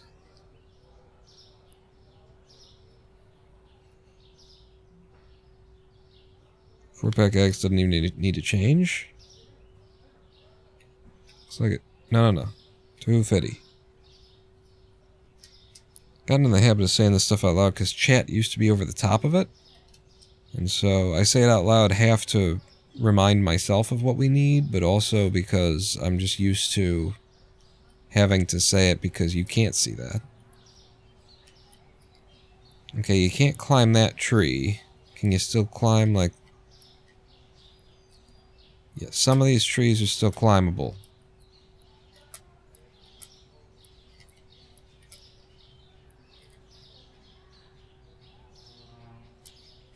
Damn it.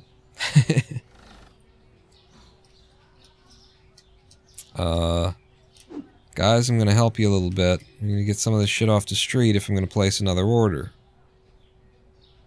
What? This is pasta. This is the shelf you're looking for. But I'm not sure which it is because one's a red label and one's an orange label, and they're just illegible. So now I can't put that away. You gotta, that's, fix it. Game developers.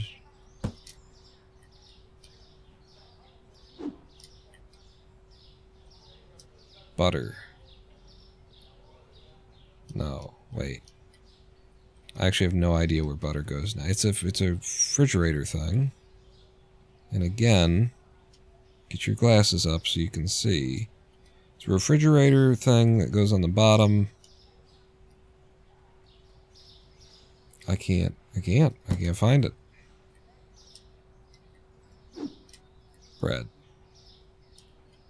So, I might be the worst stock boy in the store, is what we might have to acknowledge. I should just keep managing and place the order for the day.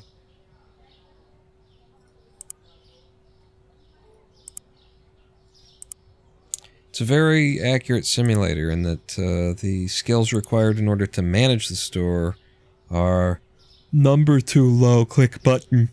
I'm manager, I manage.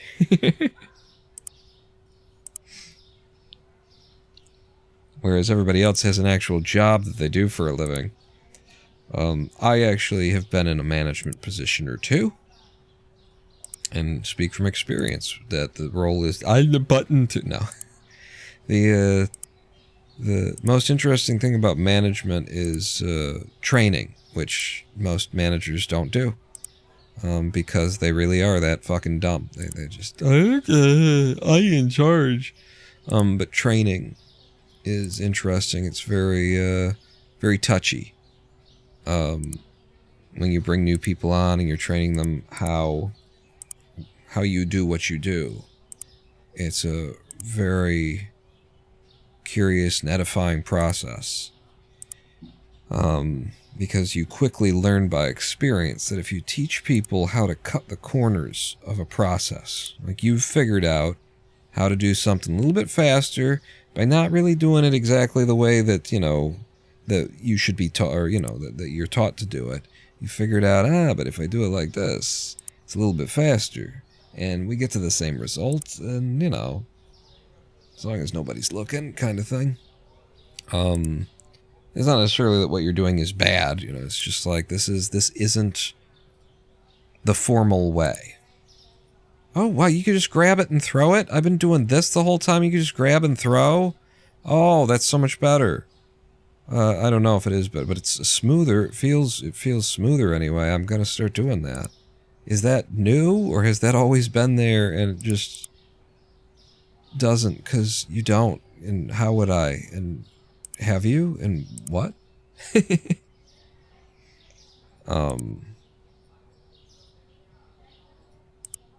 Yeah, if you teach someone how to cut the corners, the problem is they're gonna cut the corners on the corners that you've taught them how to cut. Because like part of like learning a new thing is figuring that shit out, and you kind of shouldn't take the joy of figuring that shit out away from someone. Just as a general like nicety of being a human being. Don't, you know, teach somebody all of the fucking tricks of the trade, because then what are they doing with their time, you know? It's like, you figure the tricks of the trade out by doing. You learn them. But the other end of that is that if you do give them all of the tricks of the trade on day one, then they're going to expect to find, they're going to try and find a better way to do it than what they've been shown. And if you just taught them how to cut all the corners off as deep as the corners can be cut before you start losing something of value, then they're going to cut the corners off in a way that you start losing value, that suddenly safety and quality and something else starts falling off. So you never, ever, ever, ever in a management position show somebody, here, but if you do this, then actually, so this is how you're supposed to do it. But if you do this, don't ever show them if you do this. They're going to figure that out on their own.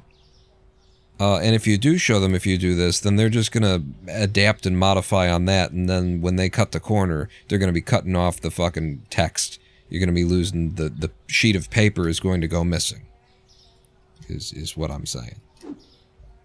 And so that was the most interesting part of being in management, was finding out that you can't. What you can't help someone with, or you shouldn't help someone with. Don't tell them that.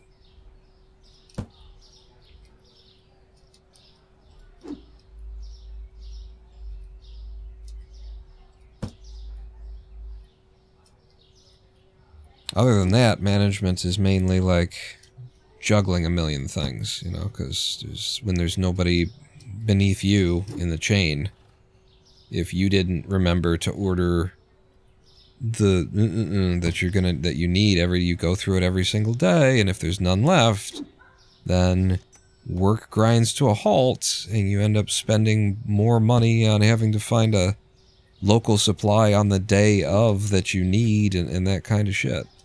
And so management is just plate spinning, doing all of the things that no one else is thinking about. Everybody else just expects to, that'll be there when I need it. And then if it's not, it's you're the guy standing in the way. Nobody else's job to make sure that we've got the stickers to put the sheet on the you got to do it.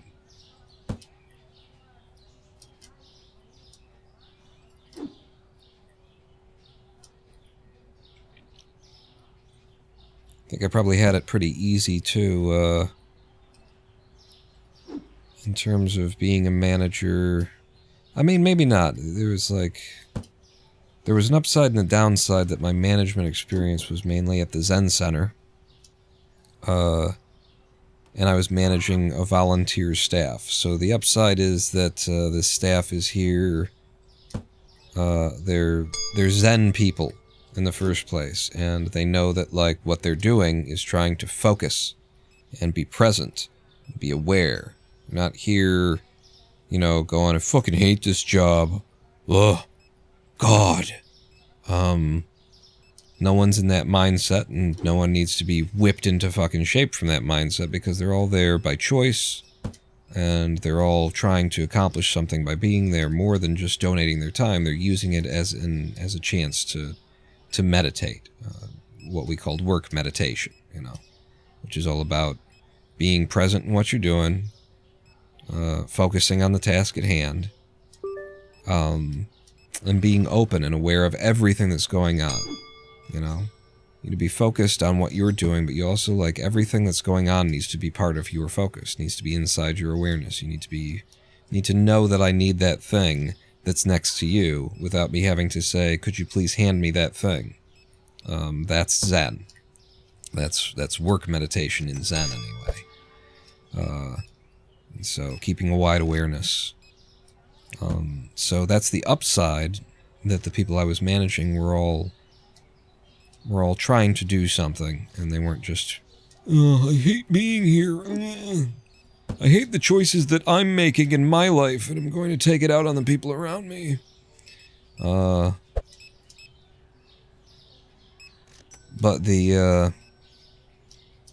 what's the downside of management? I guess the downside is that they were all a volunteer staff, and so there was no consistency that could be demanded or expected. You know, some people gave consistency. Some people were like, I will be here every Saturday in order to help you guys get this thing pushed off. You know, in the morning, send your products to the market, get them out there, kind of thing. But you know, other people, it was volunteer staff. So from day to day, week to week, if somebody had a day that they were free to give, they'd give, and so I slot them in, and then they're there for that day, but then maybe they don't come back. You know. Or maybe they were supposed to be there for that day, but they don't show up. And so you're taking time on a regular basis to concoct a schedule that is constantly and utterly changing, and that doesn't necessarily hold together. Even when you've, you know, scheduled the thing, then people just don't show up, or they call in and say, hey, no, I couldn't do that because there isn't that same obligation of, you're not getting paid, so... The thing is, though, there was always a very heavy-handed kind of... You were going to hear about it from the monks and from the Zen master, even if you, like, called in, made a commitment, and then broke that commitment, kind of a thing. You were going to be held accountable. There's a high accountability in a Zen atmosphere. So, you're doing something that fucks somebody else over, you're going to hear about it. I remember one young guy came in named Joe. Joe came in, and he had actually lived at the Zen Center and practiced at the Zen Center before, and then had left, and he came back to live not as a student, but as like a renter. There's two sides of the Detroit Zen Center. There's the residence, and there's the monastery, or the temple, rather, which also serves as the monastery. And he had previously been a student living and practicing out of the monastery and temple side, and this time he just wanted to come back and sort of, you're renting a part of the residency, but part of the rent that you pay is in volunteering, or used to be in volunteering as staff in our commercial kitchen. This is the one I don't know which side it's supposed to go on, and how do we end up with extra boxes? Because I don't know where to shelve them, and they're not doing it. That's a how and why.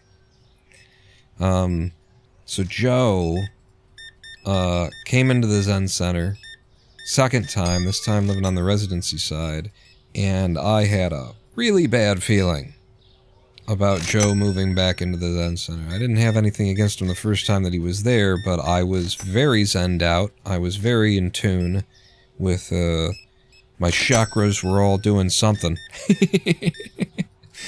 I was very, perceiving the future, being able to see where things were going just by where they were starting was not much of a challenge.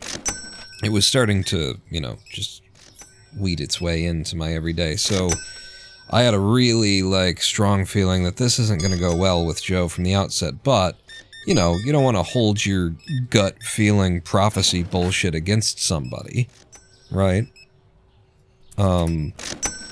Because your gut prophecy is like, you're just full of shit, probably, right? 2 of those and then 2 of those. So, I was, if anything, trying to be extra nice to Joe, even though I knew on some level, this is not going to go well. I was being extra nice to him because I knew that I had something against him in my gut already from what I could sense was coming. And so he was supposed to show up to his first day of volunteer work in the commercial kitchen at a certain time, and he was 20 minutes late.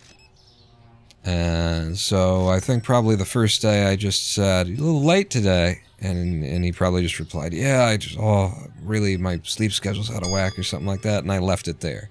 I just let him know that he was late and that I was aware that he was late. And I didn't make a big deal out of it. And then the second day that he was scheduled to help out, he showed up late again. And maybe it wasn't as much late, but it was late. And so on that day, I said there's a high accountability in a Zen center, so I went straight from day one is you're late, Joe. Okay, you've recognized. I went straight from you're late, to you're late, Joe. That's pretty shitty considering this is part of your rent. That's where we went. I went straight to cursing at someone in a Zen center just to let him know that this is a deal. You're in a religious environment and somebody wearing the monk's robes who's practicing to be a Zen monk just said the word shitty to you.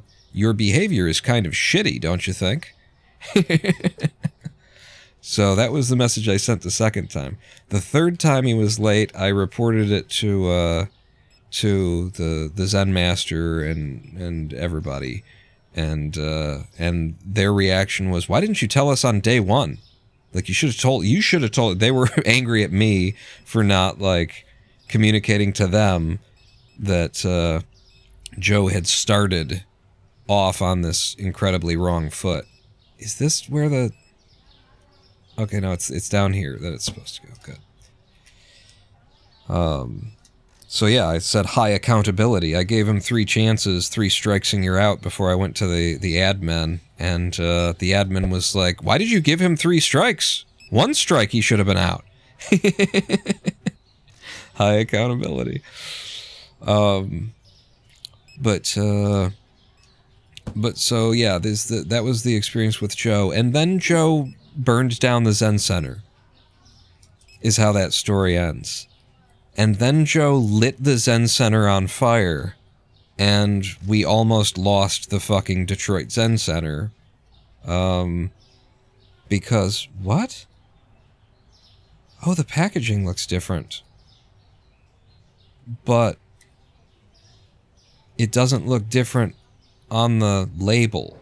They've changed the packaging here and here. Wait a second. The texture just isn't loaded. Look at that. The white outline, the white part of the bag, the label exists. And it looks like actually it's being drawn in like a cube. But you see what it's supposed to be. It's supposed to have a white outline and... Holy shit, there's cheese in the package. What the fuck? Hang on. Hold up. What?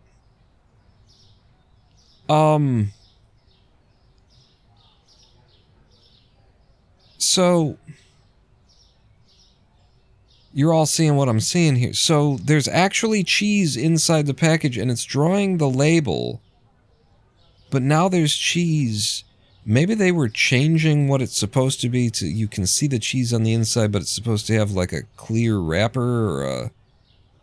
It's being drawn wrong, but the thing that's blowing my mind is that inside this package is actually a block of cheese that has been textured and has been given normals for an actual block of cheese. That's why I'm sitting here going, what? There's actually a block of cheese on the inside of this bag. That's... Okay. Sure. I never would have noticed that if I wouldn't have run in here to put cheese away, and I'm not supposed to put cheese on the shelf. I stock it back there. Back here. They stock it up front. Ugh. Ugh. We need a live stream break, don't we? But yeah, Joe lit the Zen Center on fire. So when I say I had a gut feeling from the beginning this is a bad thing that he's moving in, it ended with Joe lit the Zen Center on fire. Potato bag and tomato. Let's do the tomato. Jesus Christ. The way that the prices fluctuate. Yeah, you're gonna have to pay 2 cents over market if it's 1073. What was the other thing? I forgot.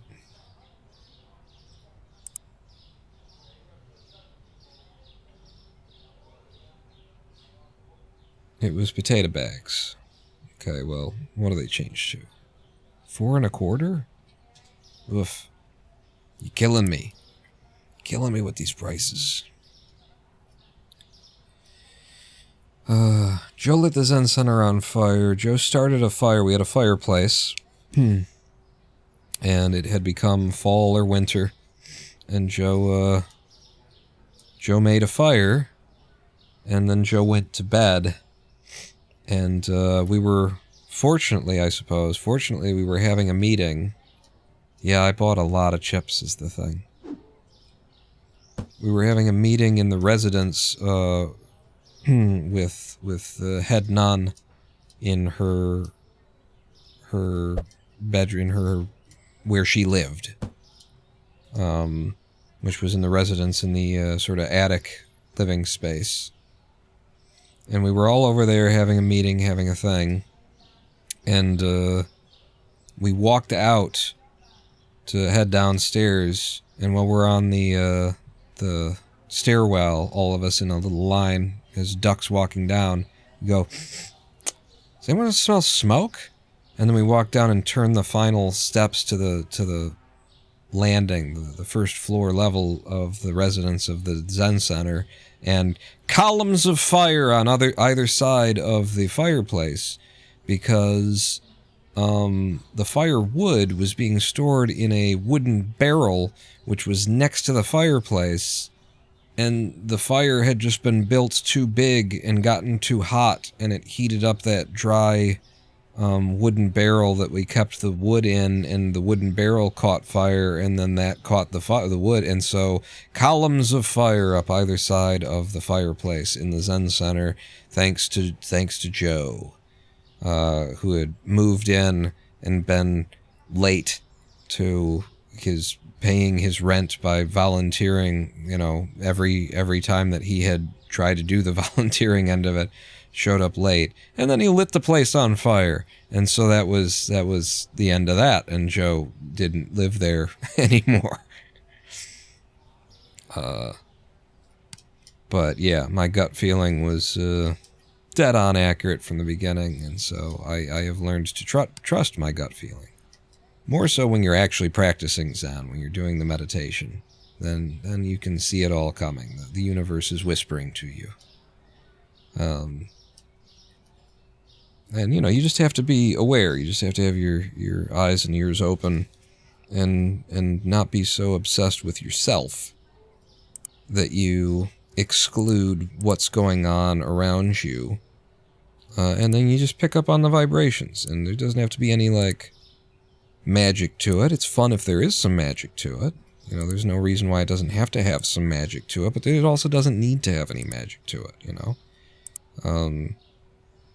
being able to, pick up on the vibe from someone that they're kind of an irresponsible person at this point in their life.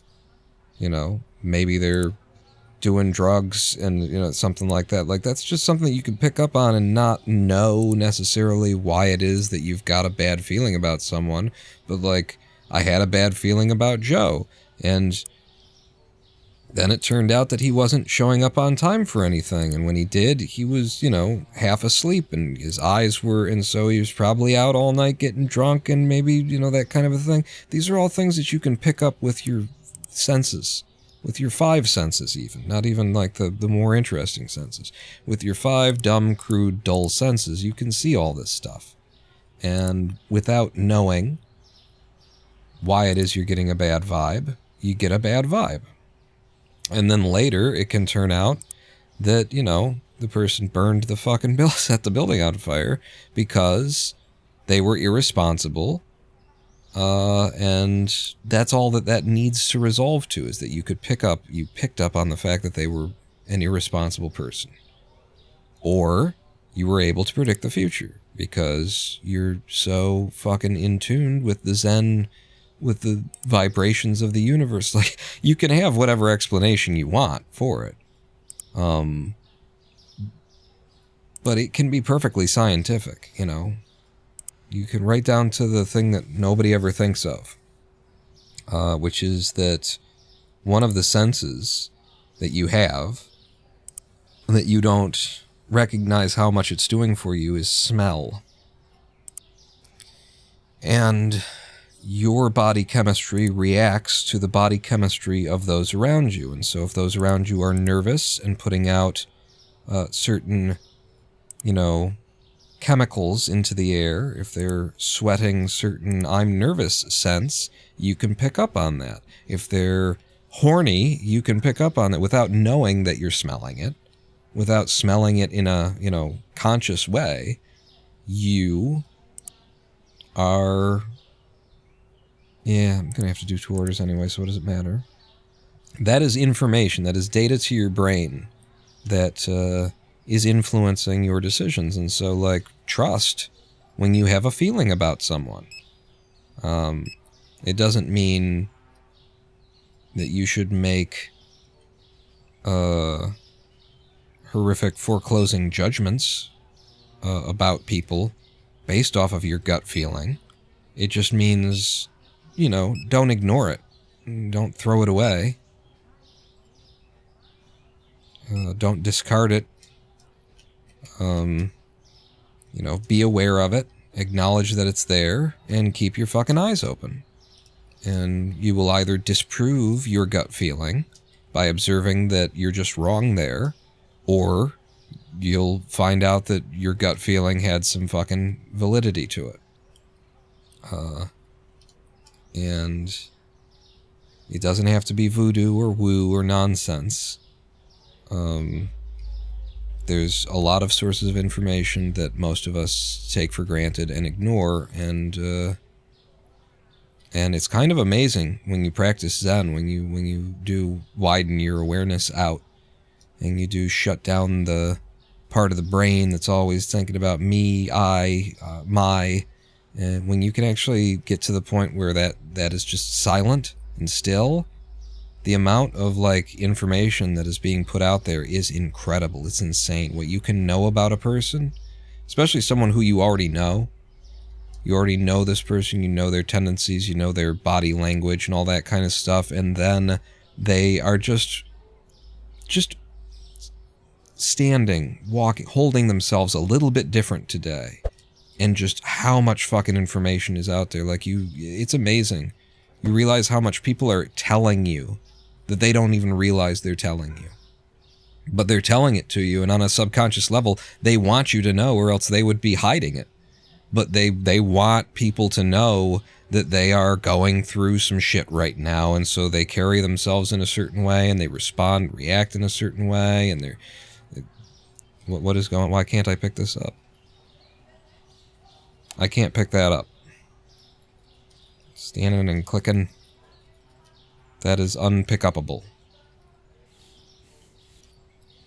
Yeah, that doesn't exist, but it does.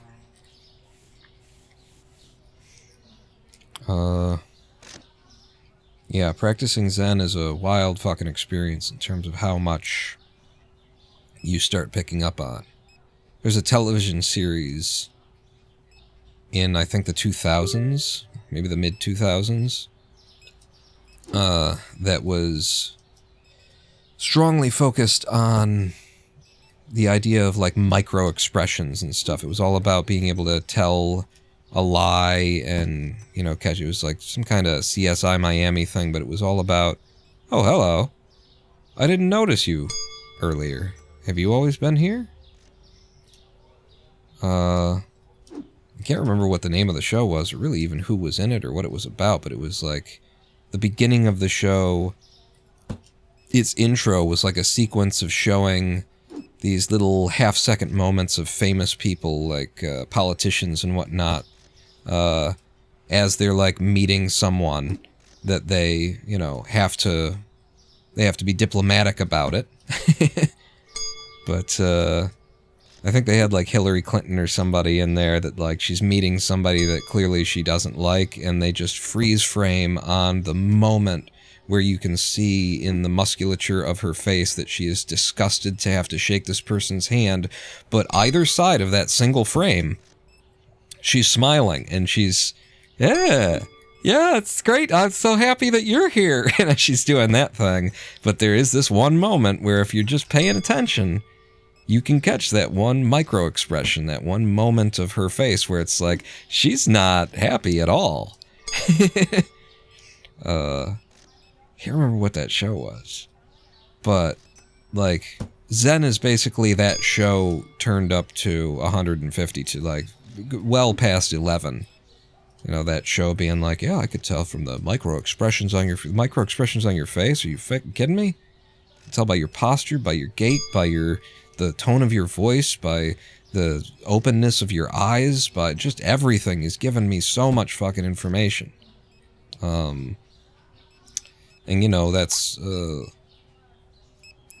it's part of like cold reading has these, you know, develops what Zen develops as a consequence of just being more aware and getting yourself out of the way, opening yourself up so that more information can come in.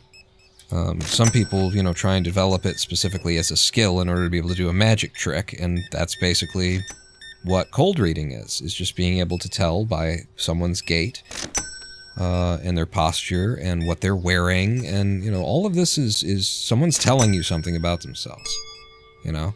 Somebody's wearing clothes that look like they don't care. They're telling you that they don't care about that stuff, and that it's not a good thing or a bad thing, it just tells you something about them. And you can start immediately piecing together this person's history and personality, and it's not necessarily, like in Zen, it's not a conscious process. You're not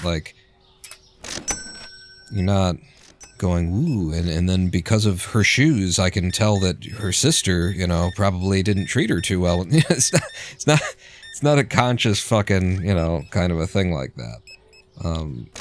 But just so much information that people are giving you in every moment.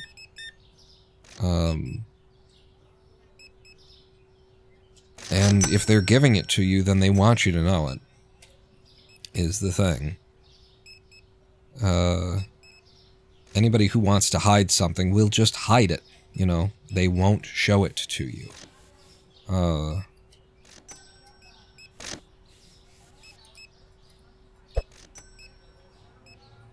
But people mostly want other people to know, you know, if you're having a bad day, if you're having a good day, if you're, you know, you want to communicate that. That's the one that we can't pick up for some reason. They want that information out there. Everybody wants to express themselves, you know.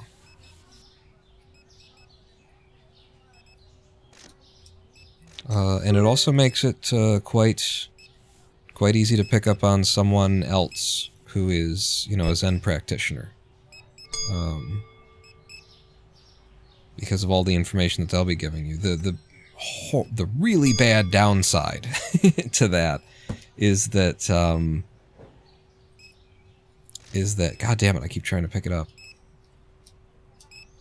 How you doing? Are you keeping up? Yeah, you're fine. You don't have any line. And your bad downside to that is that Zen practitioners are so aware that, you know, the people who you're practicing with, it is very hard to hide anything from them. And so a big part of, you know, why I ended up leaving the Zen Center, why at the time the head nun kind of chased me out, was that whenever we exchanged glances, like, we knew what the other one was thinking. And, you know, I wasn't trying to tell her what I thought of her, and she wasn't trying to tell me what she thought of me. But if anything, we were putting a lot of effort into not conveying it. But all it takes is, with a Zen person, with a Zen practitioner, all it takes is a femtosecond, and the fact that you didn't reply to that statement immediately, there was just that tiny hesitation. I know you don't usually have that kind of a hesitation, and so, okay. That says it all, doesn't it? I remember a specific instance in which the head nun there, the phone rang, I answered the phone. It was someone asking for her. She was standing there in the room with me, and I said, as you usually do, I said, hang on, I'll check and see if she's available to talk. And I covered the phone and turned to her and said, it's so-and-so on the phone for you. And she said, oh, I don't want to talk to them. Tell them I'm not here. And in that moment, I just lingered on looking at her for an extra second longer, because she's a nun, and this is, it's like, you're a nun, I'm a monk. If somebody calls and they want to, they're trying to talk to us for some reason, you're representing the Zen Center as well as more than you're representing yourself in these interactions, and just to, lie, and ask me to lie on your behalf as well. Just tell them I'm not here. Like, so I had just the hesitation of a femtosecond of like, just kind of not immediately doing that thing on her behalf. And it was just the shortest, briefest little, wait, is that 35, sorry. 38. And you couldn't find an artichoke, you motherfuckers. I know we got artichoke. Yeah, now they're there. I think that just means we need more places to keep artichokes, actually.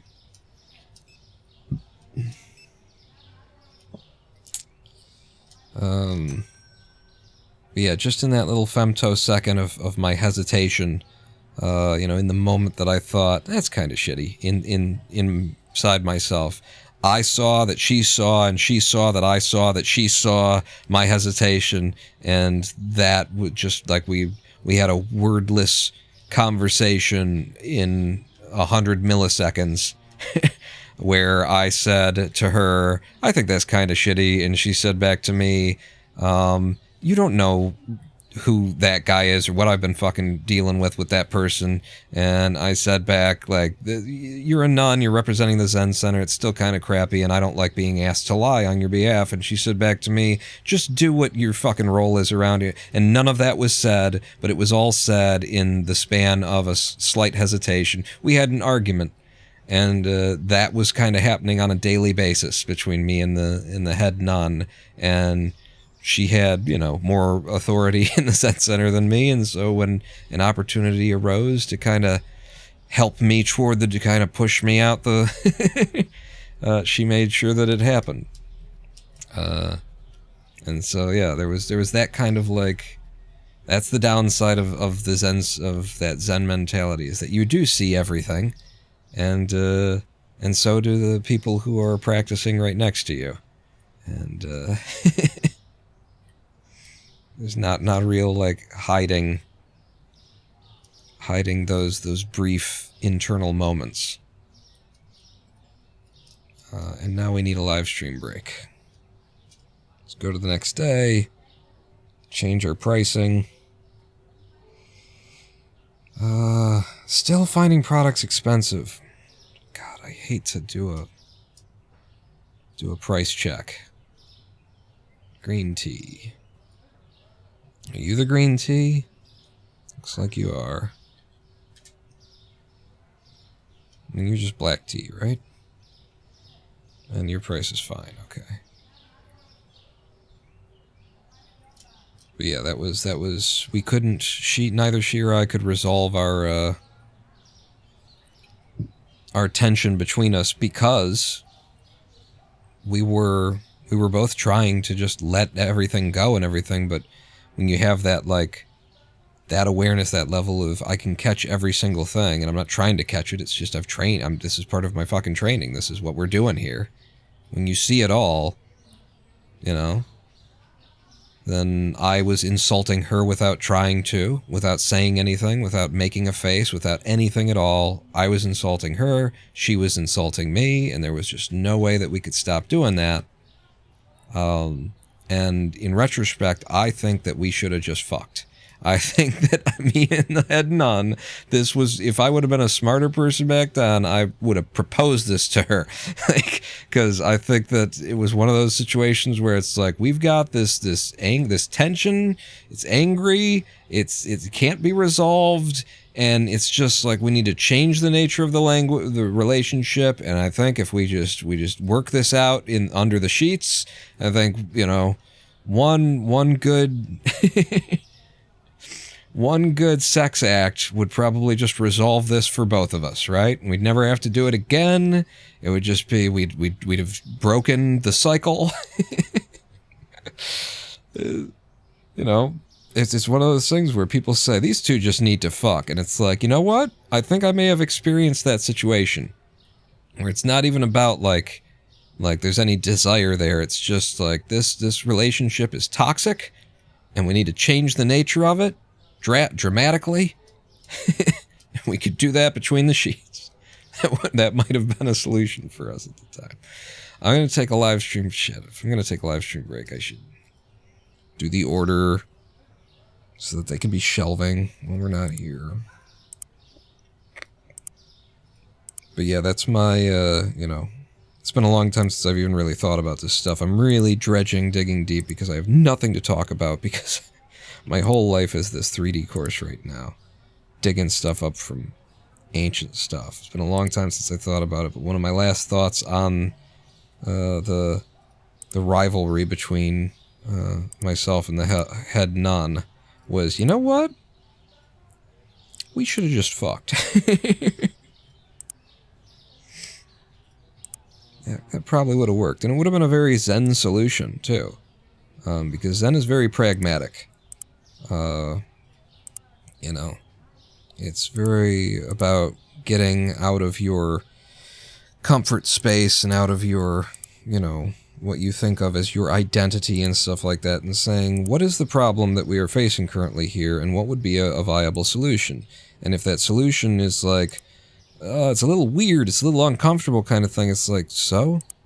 Like, it's weird for who? For you, for the I am self, that we are here, like, trying to learn is not real, doesn't exist, we're not bound by it kind of a thing. So, it's a little bit uncomfortable, it seems weird, I've never done that before, None of these are a good reason to not do a thing.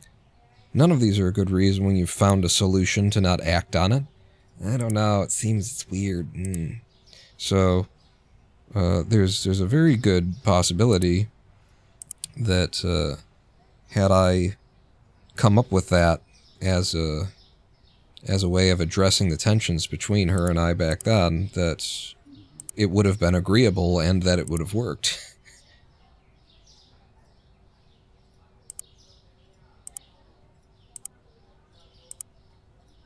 But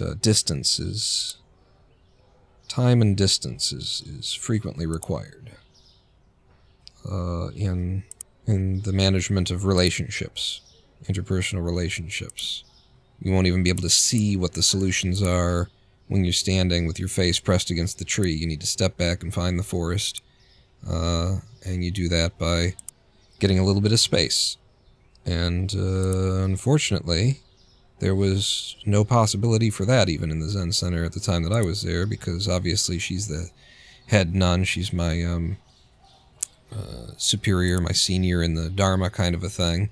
But more so than that was just the fact that the needs of the Zen Center at the time were that the Zen Center needed me running the kitchen and making everything, and it needed her running everything else about the Zen Center. And so, like, I was running the kitchen and a lot of the meditation hall, and she was running all of the finances and all of that kind of, and it was just down to the two of us. So there was no way that we could, like, get space from one another, and distance and time to heal. We were always going to be nose to nose.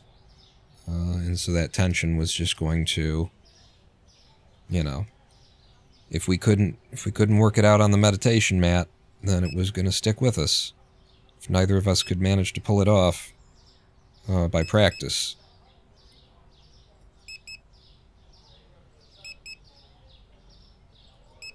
Which is probably part of the sort of intellectual justification she used to sort of run me out of the Zen Center. Probably part of like the, well, something's got to be done. We need space, and the only way to get space here is to just fucking get rid of them. And it's also a rather traditional thing at the Detroit Zen Center for a student to be thrown out, and you're supposed to come back. You get kicked out at some point, and it's almost like a Fight Club kind of thing in the narrative of the history of the Detroit Zen Center anyway, that you get thrown out and you're supposed to, you know, stand on the porch for 3 days. Fight Club style. Yeah, those damn chips, though.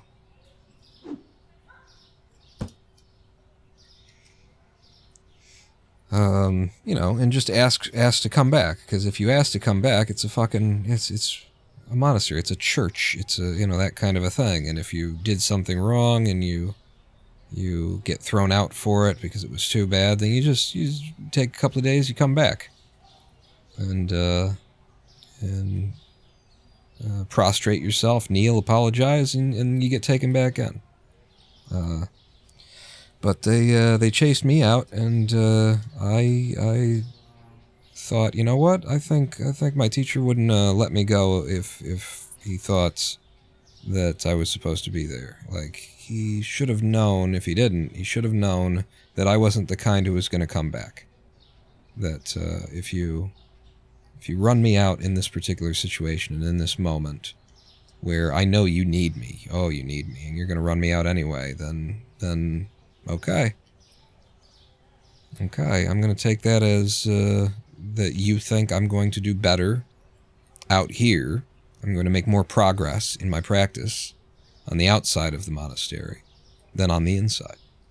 That's how I'm going to take that. And that's how I did take that, and welcome to my show. I am the Ronin Pawn. We're going to take a live stream break. That's how we get here. Friends. Lovers true. So, I'm going to, what in God's name? Where is that? There it is. I found the mouse. Oh, but now I have to click. Oh my God, this fucking game. Wait, can I minimize the game? No, you can't. You still can't minimize the game. Fucking OBS. Or no, fucking Unity is what I'm thinking. Goddamn Unity. Quite the engine. Quite the engine. You can't, still doesn't have it built in where you can minimize the fucking game. You can't tab out like any other game. Oh yeah, great engine you got there, guys. We're going to take a 7-minute live stream break. I'll play some music for you. I'll roll some ads so we don't get ads later. Meet me back here in 7 minutes. Don't go anywhere. Pawn not out.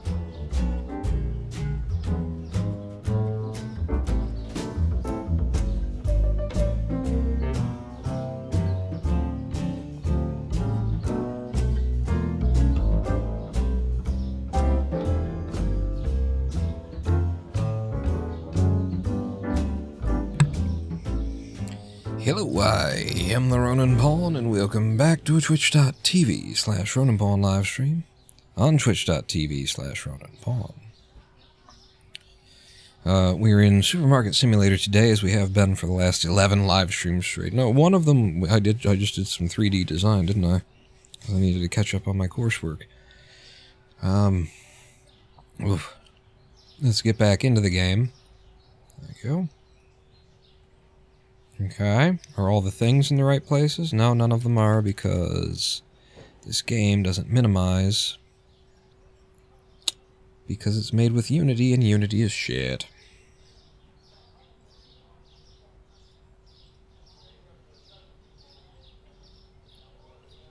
Okay, I've gotten at least the most important thing, which is being able to see that the microphone is working. And they've done all of the stocking that they could do. Beer, milk, and then these chips are all things that we're just well overstocked on. I bought extra chips. And we do have some shelf space around that's just not being used at all. And I really do need to sort of reorganize the stock room here a little bit, don't I? Look at this. What's all that about, huh? And here's some bleach, and we don't have room for it. Nor on the shelves do we have room for it. Damn it. But I was moving bleach over here. This is supposed to be a completely empty shelf now. Don't. What if you didn't? What if you didn't, though? What if you left it where it is? Because there's no, you don't have to. What are you going to do? You're going to pick this box up, and you're going to... Oh. Okay. No, that's... I thought it's... But this is... That's right. That is there, and that's there. Okay. No, I knew that. You know what? That, I'm going to switch. I'm going to switch that. Because... this is what my brain thinks should be going on. Little bleach, big bleach. In fact, I'm gonna switch it again. I'm gonna do this.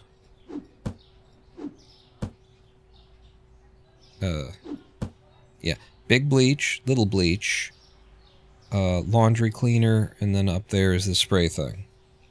It's not exactly what's going on the shelves, but it makes sense in my head, and that's what matters. And we'll just continue to click on this guy for luck, because he's stuck there. I can open the store, because we did all of the purchasing, and they've stocked all the things that they can stock.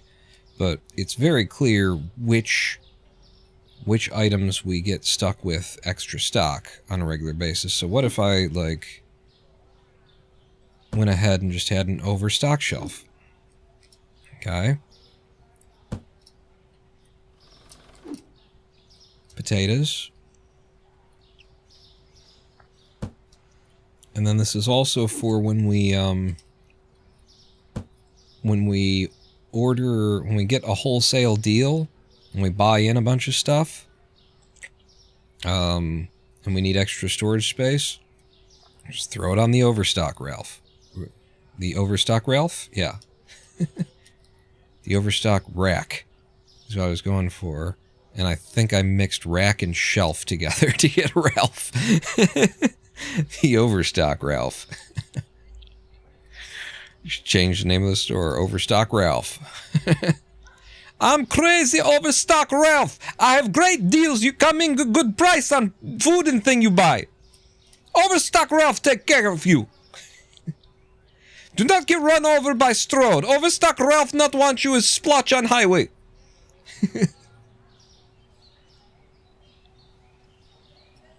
Save Janet. Save Janet.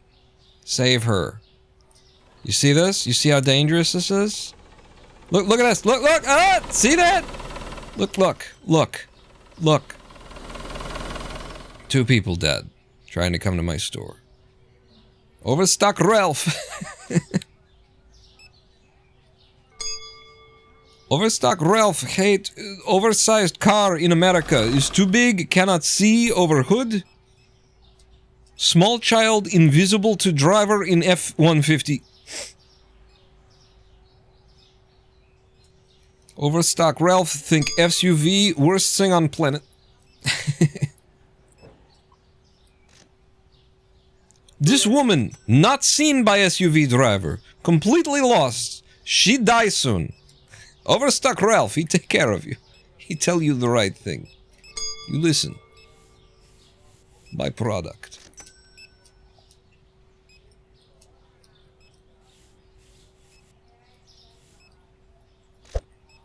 Quit throwing shit on my floors of my store. We're almost back up to 10 grand in pocket. I should pay my bills. Stay on top of them instead of having them get auto-paid on you. Management, bills, pay. There you go. Starting the day with a nice healthy amount. It's 12,500 to buy into the next license. So if we want to do that, then we'll probably just have to take a loan. Hello, sir. I didn't realize my register was open. It really shouldn't be. We'll just have to take a loan to make it happen. And the biggest loan I can get is 5 grand, right? Yeah. So, you know, we need... Boy. We need like 10 grand of our own, and then another 5 grand, and then we can take the license, because the day you buy the license... One, you gotta buy all these new products that you gotta stock the store and the shelves and the backup on the new products. And then also you're making the order for the day, so you gotta place the order, have 10 grand left, then take the loan. Now you got 15, you spend 12.5, you got 2,500 left in order to, you know, buy whatever you need for the rest of the day. So we maybe don't need 10, but we need like 9 grand after orders. And then we can try buying one more license. And then also that license has to be ready to go on the shelves. Like I don't, if I have to buy anything else to support the license, that's an additional cost. So what's the next license here? You know, we can select from any of these 3. Holy shit, $20,000. It says Grau Roma, Iskorin Wad. Okay, so I see vodka. I think that's vodka. This is Paya and Mia and Plow and Inveron. Like, who the fuck thought that this is okay to do this in this font in any fucking era? Do you think that no one has, like, bad eyes? I don't even have bad eyes. I don't wear glasses or anything like that. Prescription glasses. I just happen to be a distance away from my monitor. My nose isn't fucking glued to it. Who the fuck thought this was okay? Who is designing a game and thinking about these things and thinking about accessibility and stuff like that, and they think font fucking 6 is legible? It's a good idea. Jesus Christ. Get out of your own little fucking world. You're making a thing for other people. You have to think about the other people. Is everyone you? No. Do they have different characteristics and qualities? Does like 40% of the surface of the planet wear prescription eyeglasses and you're putting it... The fuck, guys? What the fuck?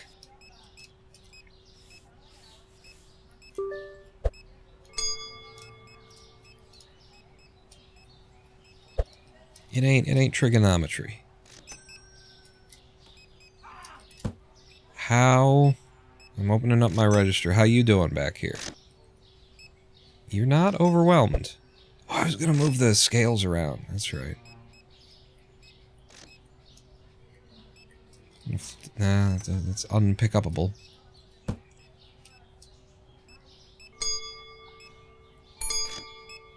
Alright. Hello, sir. Welcome to Overstock Ralph's. Where we have trouble reading the text, and so sitting here like, I'll just keep clicking the button until we get to a number. Could have been a 43, could have been a 48, could have been a 45. It's fucking tiny. If I have to put the screen on the edge of the, you know, that's what you have to do. You have to be like, okay, what do they want? You put it at the corner here. $0? Okay.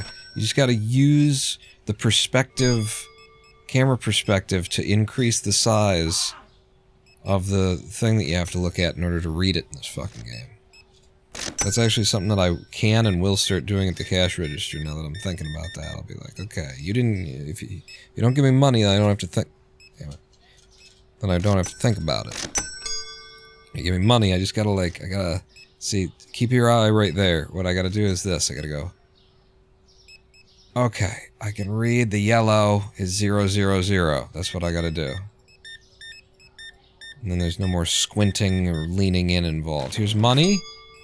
So it's 0 zeros. Damn it. I want to use my technique now, and they just keep making perfect change.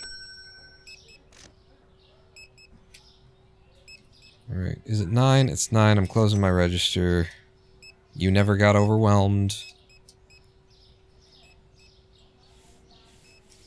The store is pretty nice. It's not too dirty.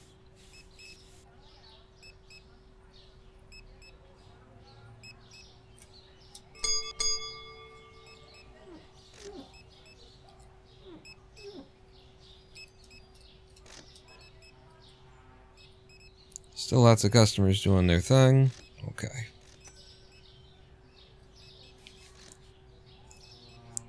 So we've been telling stories from the Zen Center today. Could I cook up any more? Could I invent any more scenarios? And you don't know if I'm telling you the truth or not. Come on, I just told you a story about a guy named Joe who burned down the Zen Center. You gonna believe this shit? It is true. I didn't. He did. He set the damn place on fire. And actually, so the other end of that story is that he lights the place on fire. The rest of, like, all of us, all the students who are actually practicing, you know, on the monastic side of things, we're all having a meeting upstairs. We come downstairs. We find the living room's on fucking fire. Oh my god. So I immediately shout out. I'm going for the extinguisher in the basement, and I go running for the basement. And the reason that I did that instead of like running toward the fire at that moment was because I had the senior student, the head nun of the monastery, right behind me, and I'm surrounded by other Zen students and stuff. I am basically the second in charge in that situation. And I didn't flinch, I didn't hesitate, I went immediately to, I understood I am the plan B guy. She has got plan A. The head nun, she's in charge, she lives in this building, she knows where the things are on this side of things. If there's a fire extinguisher over here, then she knows where it is, she can grab that, she can lead this group of people, I know that she has got this.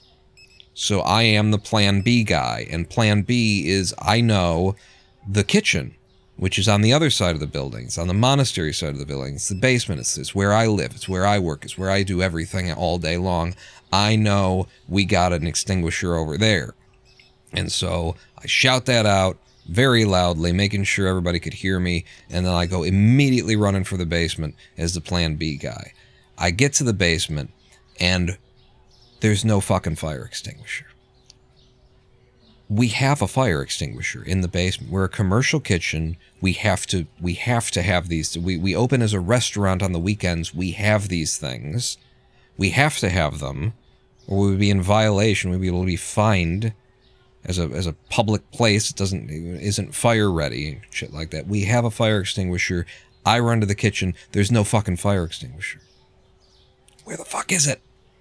I'm running around in circles looking for the goddamn fire extinguisher, and I'm feeling like I'm a idiot, like a horrible Zen practitioner, because how do I not know where the fire extinguisher is in this place that I run? I am the commercial manager of this commercial kitchen at this point. How do I not know where the fire extinguisher is?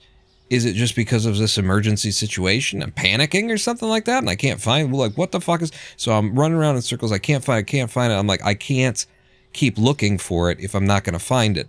So, plan C. Fuck the fire extinguisher, just bring back a bunch of water. Bring back a bunch of water, and in the basement, we've got, of the Zen Center, we've got a, upside down water, thing. It's not like an office, you know, around the water cooler, but we use a water cooler jug. It's turned upside down on, you know, it's a more holistic looking one. It's nicer. It's not a plastic office cooler in your office, kind of water cooler in your office thing. But so we've got that. All I need to do is grab the big old water jug there, turn it upside down, run it upstairs, and I'm bringing all the water that we could possibly need to put this fire out in case they're having trouble getting water or something like that. I'm still the plan B guy. I'm on to plan C over here. I'll just grab the big water thing. There's no fucking water in it.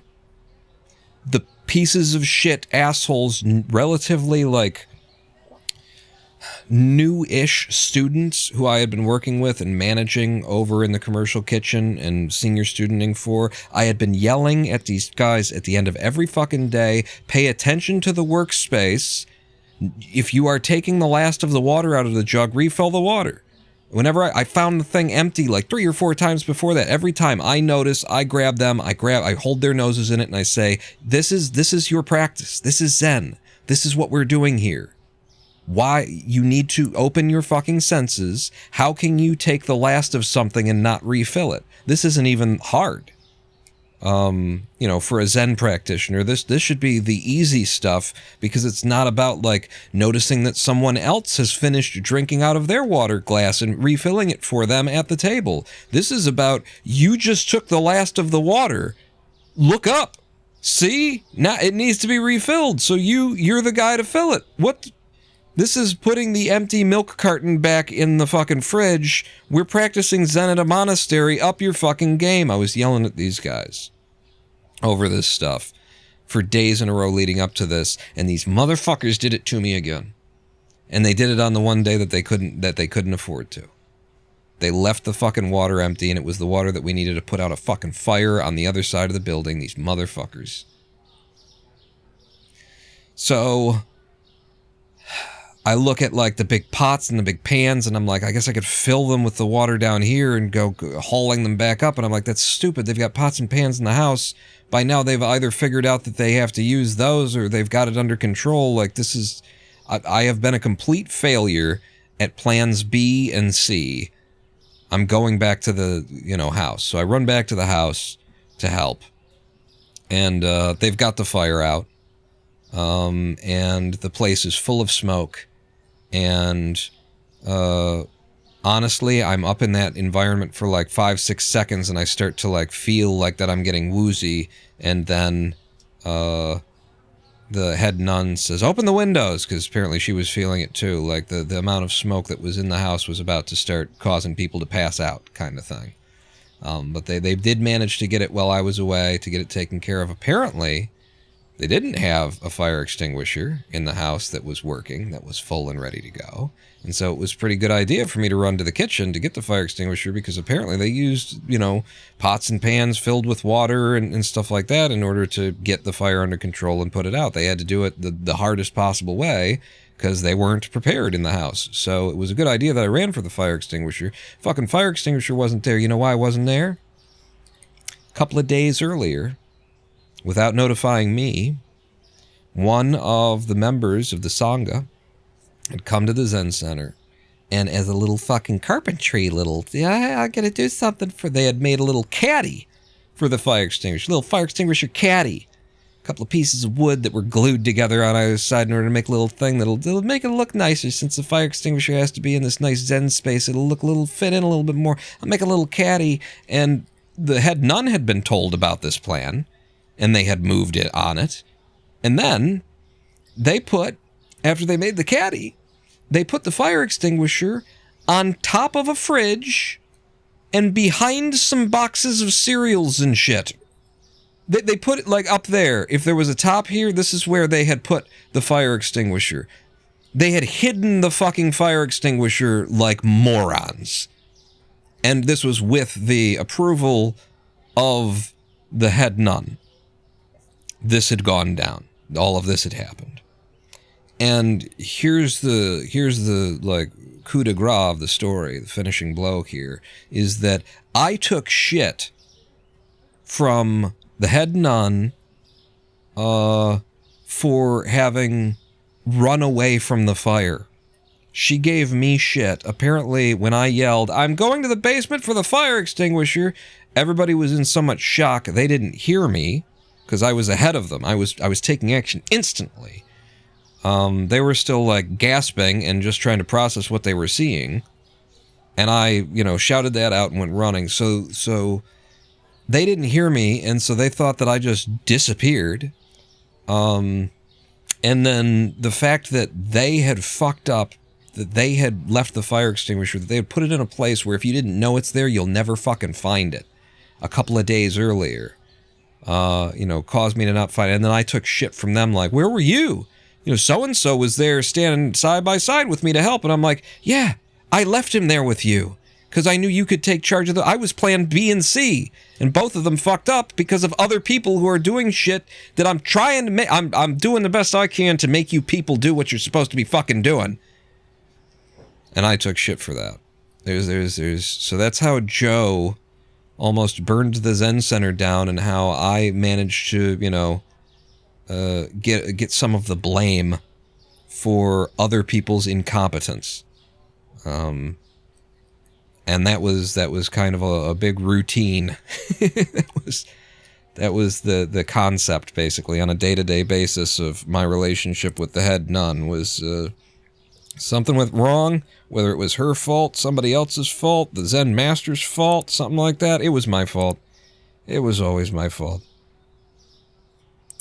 And I think she considered that part of the training, and I was very much against that. In all of my, my interactions with my junior students, I almost never took that attitude with them, because I thought that was a bad way to teach.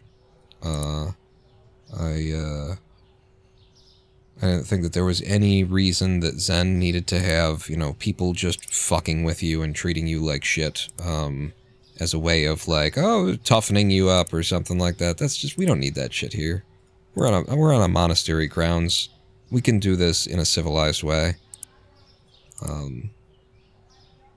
Be held accountable when there's more than enough opportunities to hold someone accountable when they are actually accountable for something that they've done wrong. If they haven't done anything wrong, get the fuck up out their asshole, was my take on it.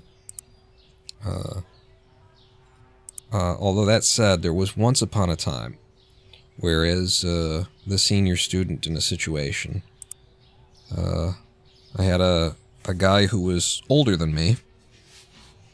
Senior student means that you've been, in the practice longer, that you've been around longer. It doesn't even necessarily mean that you're more spiritually advanced in your practice or anything like that. It just means that you've been around longer. You've got tenure. So I was senior student to a fella who was older than me, and who probably didn't like the idea that there was this young guy bossing him around. And he was driving the Forerunner for me to the Eastern Market for us to do the day of sales at Detroit's Eastern Market, selling our kale chips and stuff like that. And we got to the Eastern Market, and I needed, I wanted him to back into the parking spot that was in our spot, so that we could unload in the way that was most convenient, and it was the way that we did it every single week. And he was driving this Forerunner, and he was not confident in, the angles and stuff on it. And he said, I don't want to do that because I don't know the width of this vehicle. I don't want to back in. I'm just going to pull in straight. And I said, no, back in. I'll watch. I'll make sure that you're good. And he said, I'm not comfortable, and I'm not going to do something if I'm not comfortable. And so he pulled it in forward instead of backward. And he parked the car, and then I said to him, this is the Zen Center's car, and I'm the guy in charge here, and if I tell you to back the thing in, if I tell you to do something with this car and it's not drive it off a bridge, then you do it. And that was an awkward silence. I told him, and the reason I did that is because that had been done to me many times as a Zen student. Many times because it is a big part of like of getting on board with what's going on in a Zen monastery. Is like, you need to. This isn't about you and what you think, and you need to follow. We're not looking for chiefs here. We've got chiefs. We're looking for Indians. We need people who are going to follow. You don't know what you don't know. You don't know what's important. And every time that you do that and you say, I'm not going to do that because I'm not I, the big thing here is I. And we're not here about you. Okay? You do what you are told. If you don't want to be here and go along with the program that we're doing, you can leave. But so long as you want to participate, you will participate on the terms of the people who are in charge for a reason, who are in charge because they've been practicing longer than you, who are in charge because they know that, you know, that we're watching out for each other's minds when you get to a certain level. I am helping your mind, and I'm looking for opportunities to train you, and this was a significant opportunity to train this individual, was to snap on him for not doing what I told him to do. You're not comfortable doing it. It's not your responsibility. I'm telling you to do it after you've told me you're not comfortable, which means now it's my responsibility what happens. So you just fucking shut up and do it now. I understand. I'm going to watch, and I will be, you know, supervising, and I will yell at you to stop. And, you know, like, at this point, it's my responsibility. Now you follow orders. That's how we do this in the military, aka as a monk. You know, if you do it wrong, it's on me now. Which means follow the fucking order. So I say that I was never, you know, the environment that I was trying to create as a monk in charge, when I was in charge, was definitely like calm, easing, relaxing. I want you to feel open. I wanted to create a space where your lotus flower could open because it wasn't protecting itself. You know, the reason why people clamp up and stay shut and everything is the same reason that any organic life does, and it's because you feel threatened. You're under threat. You're not sure. You feel like you need to protect yourself.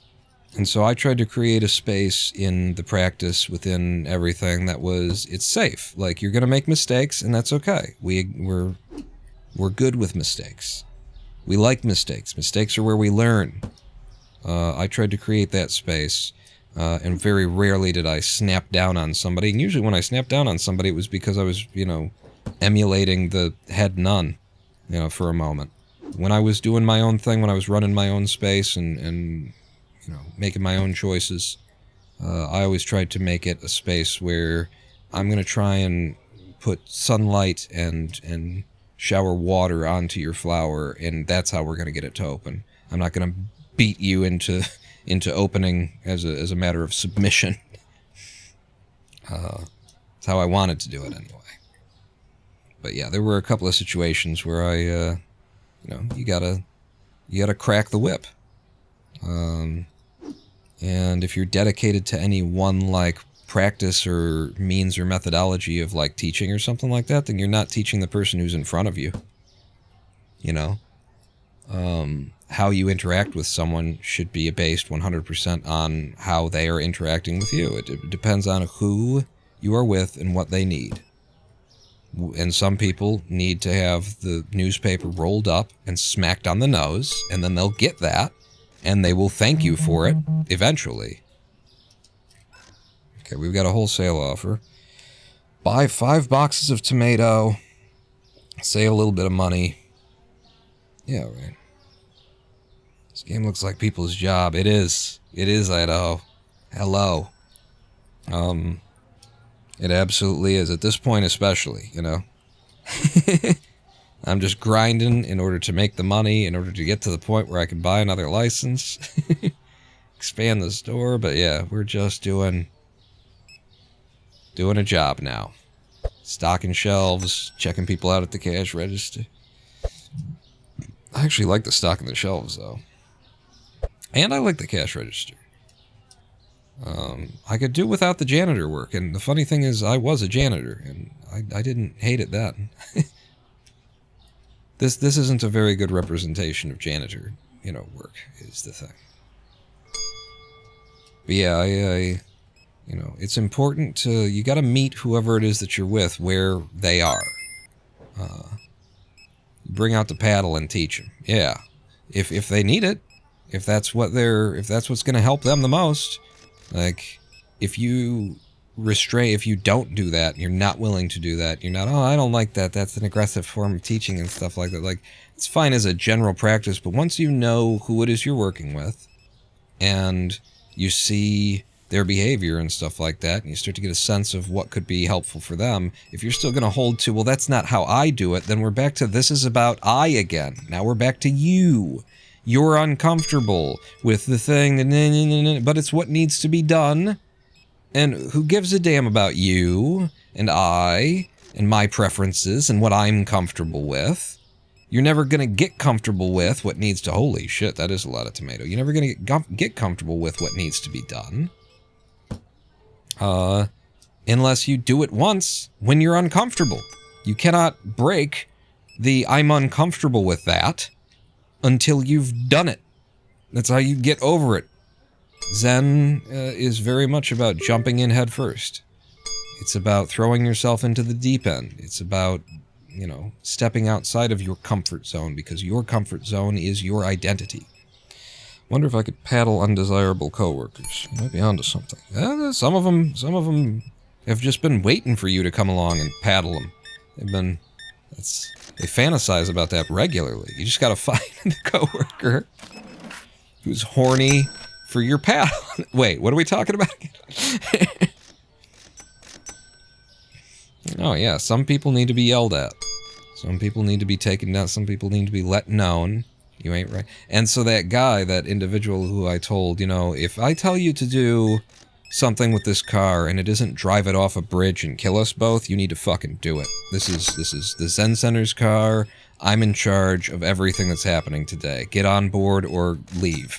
When I gave him that notice, I got word back eventually from the Zen Master that he had brought that up in you know, one of his meetings with the Zen Master, one of his interviews with the Zen Master, you know, shortly after, and that I had been compared with the Fourth Reich of the Gestapo or something like that. I remember it was something like that the Zen Master said, and the Zen Master was definitely like looking at me to see how I reacted, to see whether or not this guy was like, you know, whether he was correct in being, you know, like, that was inappropriate, whether he was right or whether I was right to treat him that way, or whether I even treated him that way. Like, it was clear that the Zen Master was looking very carefully at my reaction, and my reaction was, I just burst out laughing.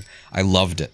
I loved that he said that about me, because I was such a softie all the time with everybody, and I finally cracked down on somebody, and I immediately got called, like, Hitler, basically, by the guy that I cracked down on. It was hilarious to me. I loved it. It was hilarious, and I felt good. I was like, yes, I did it right. You know, that'll stick with him.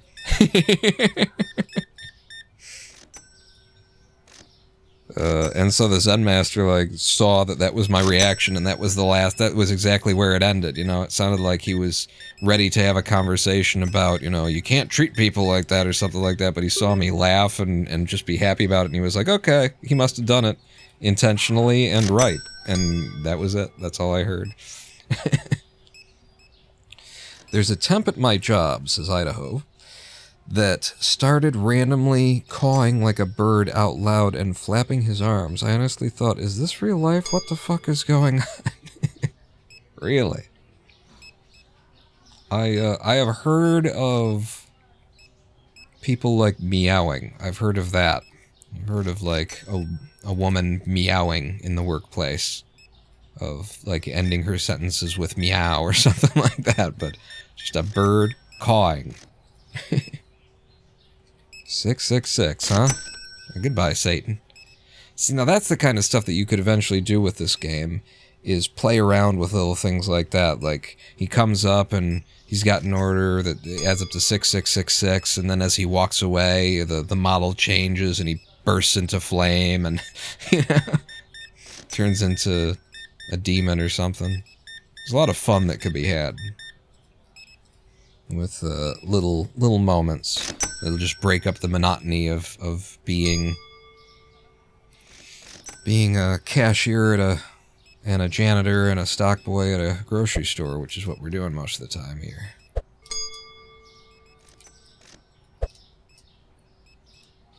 There was another time that I got in trouble for being a dick. I didn't get in trouble for that last one though. But there was another time that I got in trouble for being a dick where they were probably right.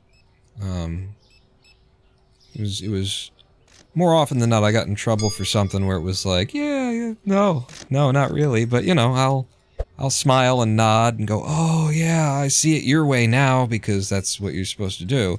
But no, actually, no.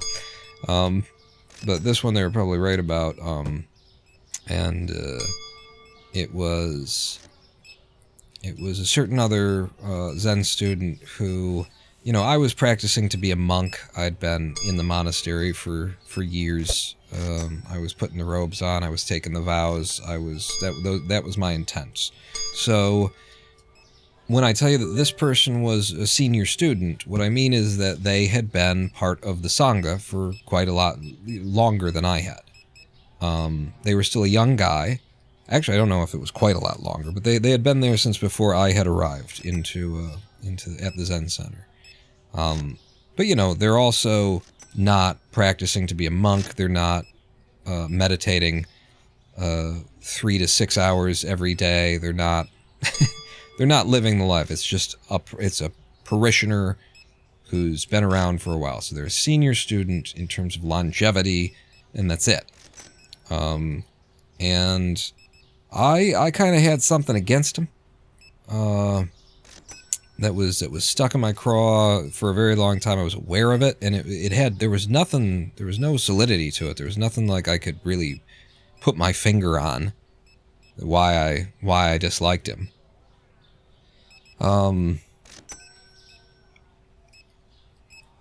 But it was there anyway. I was aware of it, and so whenever you're aware of something like that, I do extra work to, like, you know, make sure that it isn't popping out of me. Because it's like, I've apparently got something against this guy. I can't figure out why. I just feel it. It's in the gut. So, you know, I try not to make an issue about anything. In fact, probably give him more room. You couldn't find a pair. What is wrong? I got so many guys working, and we got all this stuff. You just got to keep it stocked, people. So we were working on... everybody was under an incredible amount of stress, because we had a whole bunch of Korean kids who had come over from, you know, the home temple, from Choge-sa, basically, from the Choge order, anyway. Buddhist kids of Buddhists who had sent their kids to America to have an American experience under the supervision of monks within the Choge order. And so we had received these 20-some, almost 30 probably, but I think 20-some Korean kids, not a one of whom spoke English, as I recall. And we were in charge of supervising them, and as we were in charge of, you know, we're giving them tours, taking them around the city of Detroit, around the state of Michigan. We went to the Upper Peninsula of Michigan with them. We went to, what is it? We went up to the little island there that has where there's no automobiles allowed. It's all horse-drawn and bikes and stuff like that. Is it Mackinac? Mackinac Island? We took them up there, so, you know, there was like a theme park, or there was a day where they were basically at a kind of a theme park. It's not a theme park, but it's a touristy place where you could do a bunch of fun stuff, and they were taken to a Tigers game. They got to meet the mayor of the city of Detroit. We did a lot. We did a lot with those brats. But everybody was stressed to the nines because we're supervising all of these teenagers. And I would say probably, if there was, maybe there was a 17-year-old in the mix. I don't think there was. I think they were like 14-year-olds. Mainly 14, 15-year-olds. Just a really bad age in general. I can't, is that 88? Or is it 08? I think it's 88. I'm going to go 75. So everybody was stressed to the nines. We were running around, doing all this stuff. One of the things that we did with them was we went camping. Camping with these kids. And we did the whole camping thing. At the end of the thing, we were setting up to go home. There's actually 2 stories that come out of this, but I've missed something here. There were 3 things that needed change price. Did I only do, I think I only did 2 of them. You're 4 1/4. You're 475 because it was 88, and then so there's 2, and then where's the 3rd? There were 3 things in my list that had changed price. There it is. No? It's the same thing again. Were there only 2? And I've gone crazy? Perhaps I've gone crazy. I was saying the kids in the... So we did the camping thing. And we were just packing up. We were packing up. And breaking down a whole bunch of tents. And I was overseeing the thing. I had been held accountable for the past, week for shit that's just impossible to, like, I'm getting yelled at by the head nun for shit that's like, they're kids. What am I supposed to, like, how do I even know? We got 20 of them running around, but you're still, like, treating me like you're just gonna shit on me because you're stressed out, and I have to take it because I'm the junior student, and I can't just, like, snap back at you and be like, listen. So I just got to sit here and take all this fucking, you're just dumping your bad day and your stress out onto me. I had been held accountable for everything, and I was like, God damn it, if I'm accountable, then I'm going to fucking take charge and make sure shit gets done right. And so I, like, start overseeing the packing up of all of these tents. I'm looking over everything that's going on. I'm watching everybody work as I'm working. Got my eyes open. I'm looking at all the situation. I'm looking at who's doing what with who. I'm looking at who's struggling with what. And I go over to the one guy who I told you earlier is my senior student technically. And I say to him, you help Hashem, put together, help Hashem over there, please. And says, okay, yeah, as soon as I'm done here. And I said, no, go help her now. She needs help now. These guys got this. Says, when I'm done here, I'll give her a hand, but I want to finish this up. And I said, if you're not going to do what I tell you to do, then we don't need your help at all.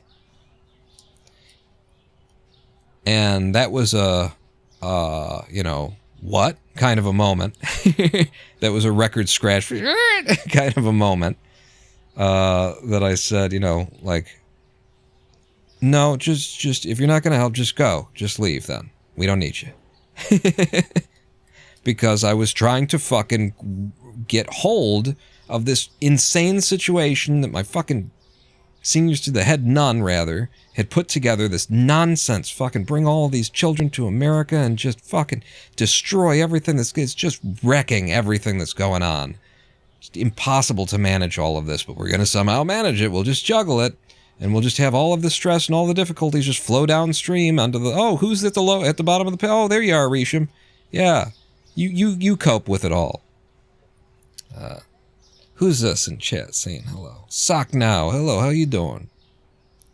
So yeah, I told this senior student of mine, if you're not gonna do what I say when I tell you to do it, then I don't need you at all. And so that turned into a meeting that night. Turned into a meeting that night where everybody was, jumping down my throat about how could you possibly, and who do you think you are, and all that kind of shit. And at some point in that conversation, I said to them, well, if I'm not doing it right, then I need you to help me. So help me know what to do. Give me help. And they all just snapped their mouths shut because, yeah, they didn't want to take the responsibility. Like, they don't, what are you going to do? What are you going to do more than what all of us are doing right now?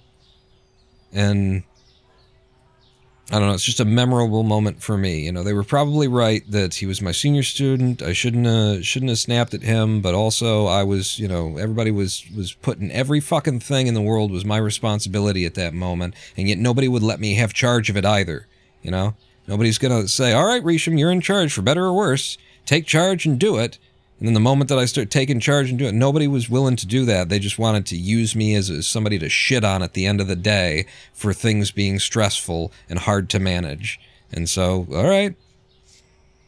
Yeah. But that situation led into a far more fun story that isn't just with, you know, I snapped at somebody and we had to have a meeting about it. Far more fun story comes up after this. People in this game are pigs. Is it normal to make such a mess in a supermarket? That's what I'm asking. Jamosito? In Idaho said, when I lived in Portland, drug addicts would grab Twinkies off the shelf and just start eating them right there in the aisle. I'll interrupt my Zen stories, or my monk stories for a moment to tell, the last time that I did anything like that, I was having an MECFS crash in a store because I'd used too much physical energy doing shopping, and I was overheating. I was just hot flash and couldn't breathe and needed to lie on the floor, and I ended up lying on a cart that they push like big boxes around on. I lied down flat on the cart after grabbing a Dr. Pepper off the shelf, and I'm just like, I chugged the Dr. Pepper in the aisle while I'm lying on the cart. And one of the employees of this Family Dollar like walks by and sees this, and she's like, you okay? And she just keeps walking though, because she works at a Family Dollar in Detroit. So it's like there's a guy on a cart lying flat on his back chugging a Dr. Pepper he's just opened up in the store, and she's like, are you okay? She just kept going. She didn't want to get involved in whatever was going on because it was most likely that I was a drug addict and that I was having some kind of episode. But yeah, that's you remind me of that when you said you saw drug addicts would grab Twinkies off the shelf. I grabbed a Dr. Pepper off the shelf because I was having an attack from my disease. And she did that, and then after that, while I was still lying there going through all this, some other guy walked up and said, hey man, you okay? I got some Narcan in the car if you need it. Like, he definitely thought that I was having like a overdose or something like that, and Narcan is like an anti-narcotic. It like immediately sobers you somehow. If you're ODing, it just immediately goes to the brain and clears out the opioid, or so. I don't know how the fuck that works, but yeah, somebody actually offered me an anti-narcotic. Oh shit. And Sakna says, I used to work in a supermarket. They are worse than this game. I did some shelving in a supermarket. I was a stocker.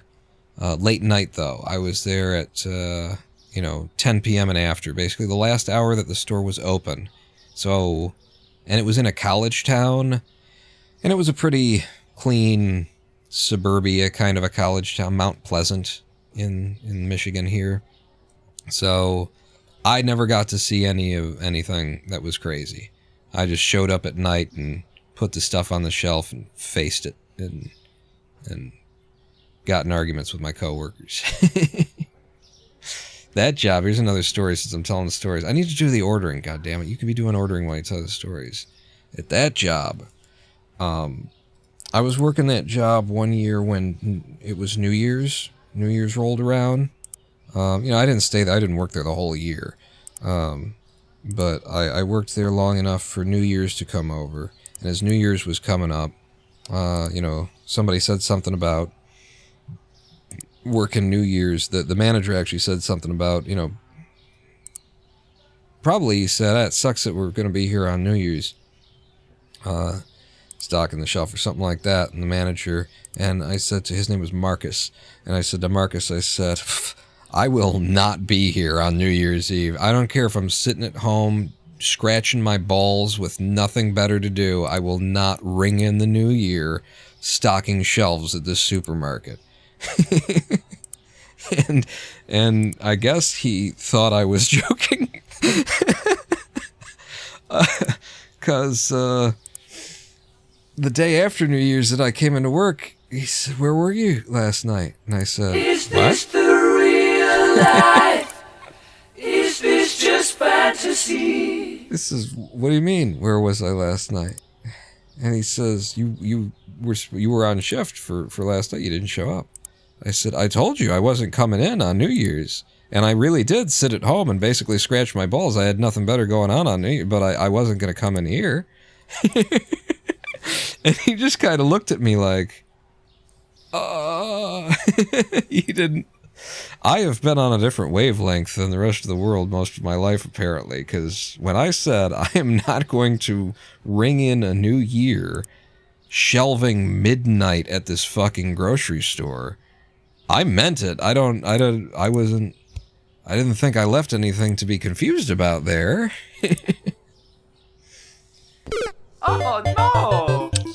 I lived in New York when I worked in a supermarket. Like, the state New York says everything about the presentation of a supermarket. I don't know what, like, New York is like outside the city. I don't really know what it's like inside the city either. Was it NYC or was it just New York somewhere? You have a lot of channel points? Well, spend them. But yeah, that was a really weird situation. For a time, I was like thinking about trying to buy a place. Was a triumph. Hey. I'm making a note here. Huge success. Trying to like buy a mobile home up there in Mount Pleasant and stuff. It was just like, I was getting sucked into the stupidest kind of decisions you could possibly make. And thankfully I broke out of it before I got like tied into this college town that, you know, I didn't even like. It was all right when I was in college, but once I had left college and I was still just there, it was, if you're not in college and you're in a college town, I don't know, at least that one, I don't know. I could imagine other places being something else, but Everything is awesome. Everything is cool when you're part of a team. Mount Pleasant is 1,000,000 miles from everywhere in Michigan. And it's a college town and it's a place to go to a casino, and that is it. And so if you're not involved in one of those two activities and you're still there, it just sucks. It's like being a townie in a tourist destination. Like, this is not a fun time. All these people they're here to like get drunk and act like idiots and hit on each other and all that kind of a stuff, and now they think that I'm one of them, and I'm not, and leave me the fuck alone. I have to live here year round. Yeah. I'm glad that I managed to get myself out of that situation. But the other thing that happened on that camping trip with the Korean kids was that on the way back, I've told this one before, on the way back to the Zen Center from being way out in the boonies camping, in the middle of the state of Michigan, horizontally really. We were at the bottom, but in the middle. I was driving, and I was leading the convoy, so to speak, I was driving our pickup truck, and we had a rental van for the weeks that we had these Korean kids with us because we were having to move so many people around and so much stuff around. So we actually had a couple of different rental vans. And I was driving our actual pickup truck, and I was at the head of the thing, and I was leading the group home. And as we were leaving the campgrounds and pulling out onto these main roads, a funeral procession pulled in front of us. Just as we were getting out there, the whole goddamn funeral procession pulls out in front of us, driving at 5 miles per hour down these backwoods. I mean, it wasn't exactly backwoods, but it was in comparison to Detroit and even Oakland County and stuff like that. This was a small area, kind of backwoods kind of area, and a big long funeral procession pulls in front of us, and we're now behind it. So me, followed by the van, and we've got to get this stuff, we got to get home and get this stuff unpacked so that we can pivot into them. We're taking the kids to a fucking baseball game on the day that most of us are leaving the campsite and have to do that. Then we're just going to get out a campsite and then into a baseball game. This is like almost somebody should have done the scheduling a little bit better. So we need to get all this shit done. We need to get back, and we got a funeral procession in front of us, and who knows how long they're going to be in front of us, because there's just not a lot of roads around, to be honest with you, where we are. I don't know this area that well. And so we're sitting and we're pulling ahead in the funeral procession. And I look to my left and I see this driveway that's just beckoning to me. It's a driveway of somebody's house that is a big horseshoe that goes up, like big long way up to the house, and then turns and comes back, and it's a big long horseshoe. And I see that, and I look ahead, and I know that we're in, crunch for time and everything, and I'm like, I gotta go for it. I don't know this area, but I know that if we keep heading south, we gotta hit I-75. The only shit that's out here is I-75, and then some dirt roads, and there's this little town, and then there's the campsite. So I just gotta find another road, and then make sure that we're still heading south. So I pull out into that driveway, turn around. The people behind me who are the other Zen students who are following behind me in the van, they follow. And we get out into the, I find a dirt road that looks like a very well-kept dirt road that heads off. And I turn down that, and it banks to the south, and I'm like, okay, this is going to work. We're just going to keep heading south, and eventually we got to find the highway. There's no way that we don't find the highway if we just keep heading south. And so we got our cell phones, so, the van that's following calls me up. Did I do the ordering? I mean, yeah. The van that's following calls me up and says, so where are we going? Like, where you're going back here? Because this isn't how we came in. And I say, yeah, no, actually, I don't know where we're going, but, I wasn't going to sit behind that funeral procession. I figure if we just keep heading south, we got to hit something. We're going to find the highway. There's nothing out here but the highway. And they're like, okay, that's, I didn't represent it as, yeah, I know the area. No, I said, I don't know where we are, but we just got to keep heading south. And, that's my plan. If you want to, you keep following if you think it's an okay plan. He said, okay. And I think, though, there was something like, there was a back and forth with these phone calls. And, at some point, they called me up because we hadn't found the highway. We were still heading south, but maybe we were heading on an angle, so it was taking longer to find the highway kind of thing. And they called me up and said, we got to be back by 4. We're on a deadline, and I'm just getting worried that we're not going to make it in time. And I said, yeah, I know, because there wasn't really much to be said about that, because, I don't know where we are, we're taking a chance, but we're doing it.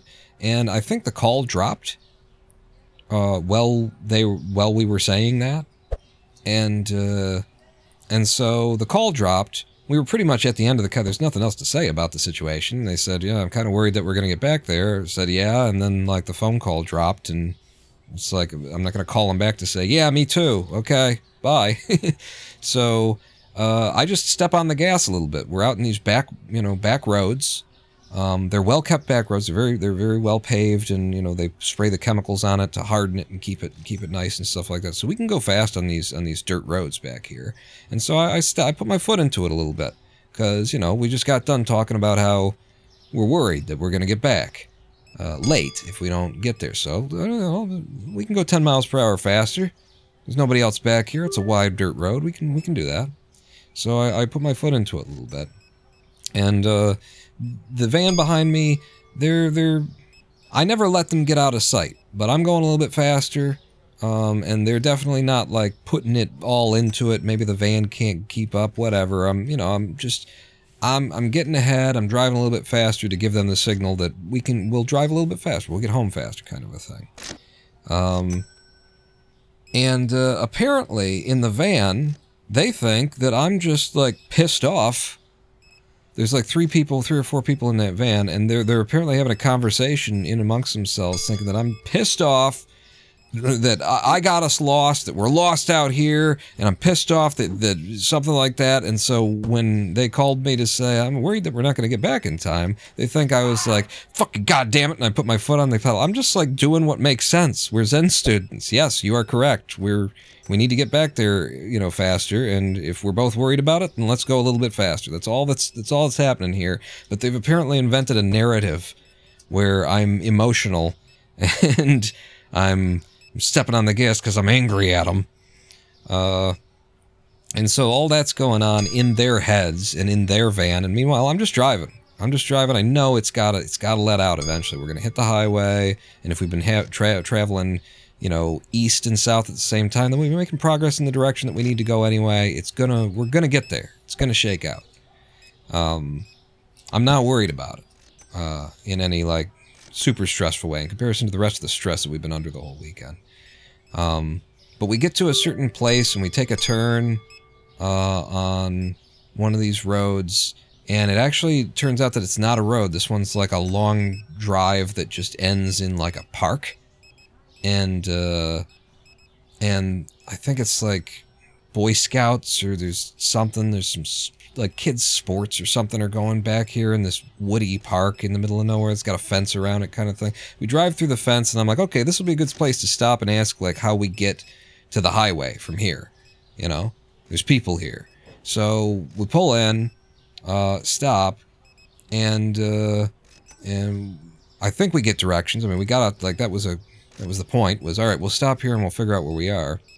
And then we got to back out. We got to back out of this thing. So the van behind me, and I swear I'm coming to a point in this story, the van that I've been leading is, you know, you got one person driving, you got like 3 other people who are riding with, okay? And we just gotta back out of this area.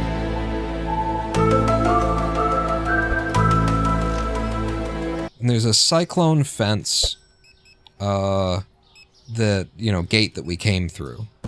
And so, the person driving the van, it's a rental van, so they have the other people get out of the van in order to help them, you know, back out of it. Make sure that I'm getting out of here without, because I can't see all the angles. It's an unfamiliar vehicle. You guys get out, watch, and make sure that I'm backing up good.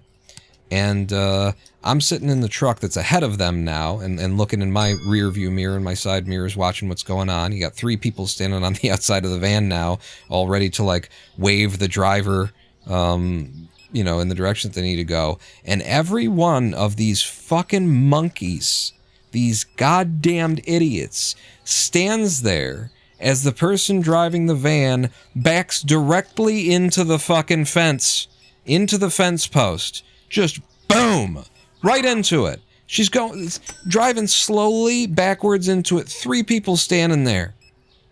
Their whole point of getting out of the fucking van was to watch.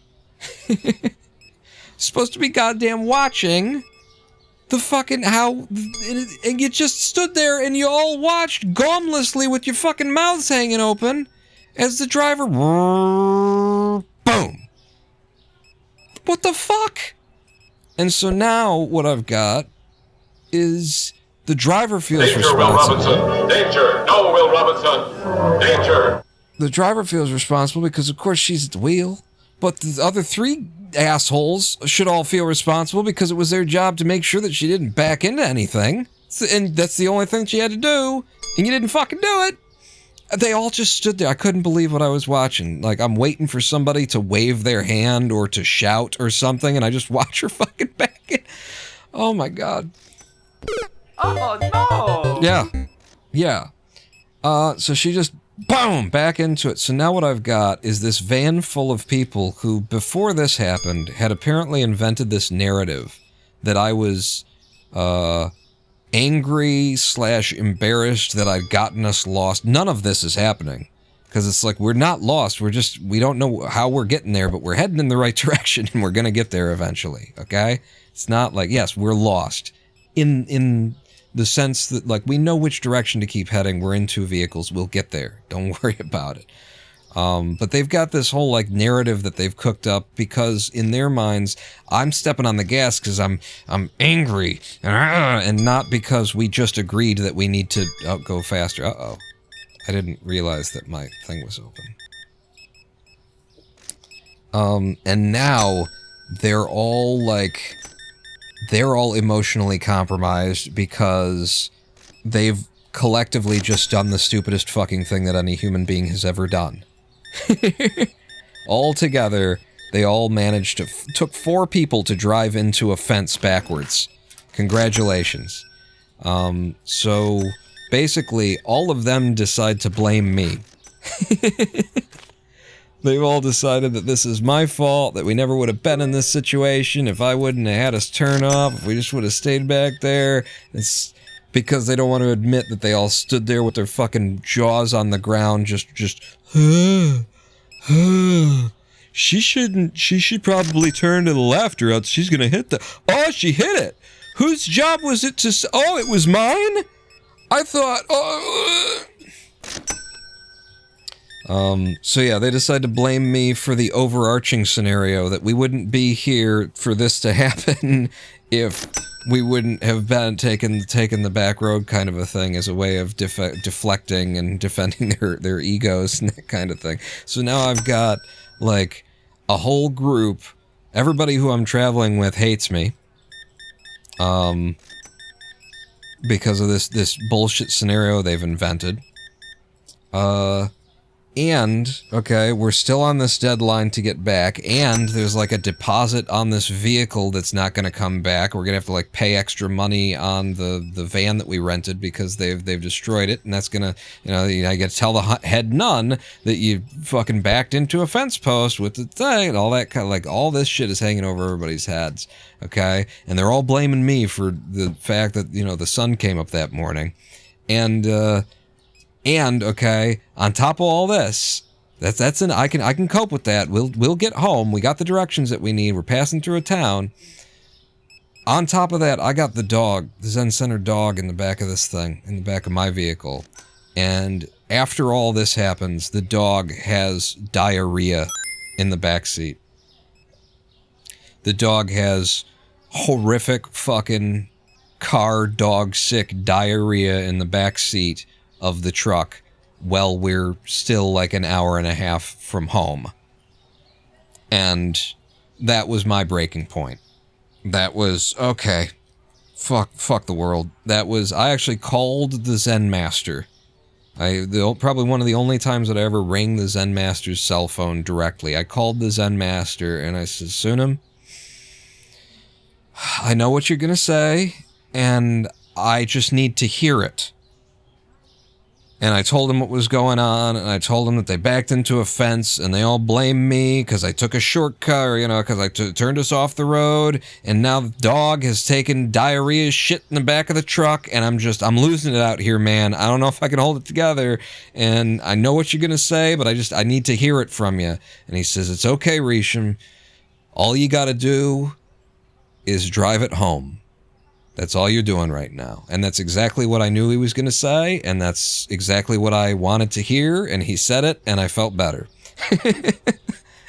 But I had to, and then, that wasn't the end of it. Then you go back to the Zen Center, and, like, we finish out the day, and it turns into a meeting, because the driver, they still think that I had some kind of, they're still living, this is when I found out, like, what was going on in their heads, in their world. I was angry, and I was speeding to get away from it, I'm angry at them, and all this kind of shit. That's when I find out all this.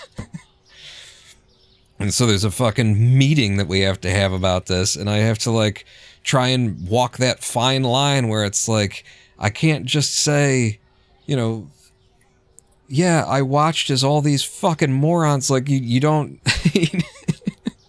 The way that I spoke and the way that I carried myself, I was a completely different person as a monk in a monastery there. And thinking back, I think it all would have gone a lot better if I would have just occasionally said, I just watched 4 fucking idiots drive a van into a fence post together, and we're having a meeting about me. I sat there and watched 3 people whose only job in all the world was to let the driver know that she needed to turn a little bit, all just watch it happen. And we're having a meeting about me. Okay. Did it smell badass, Idaho? Yes, it smelled horrible. What I ended up doing was I drove it to a gas station, and they went on their own merry way trying to get home.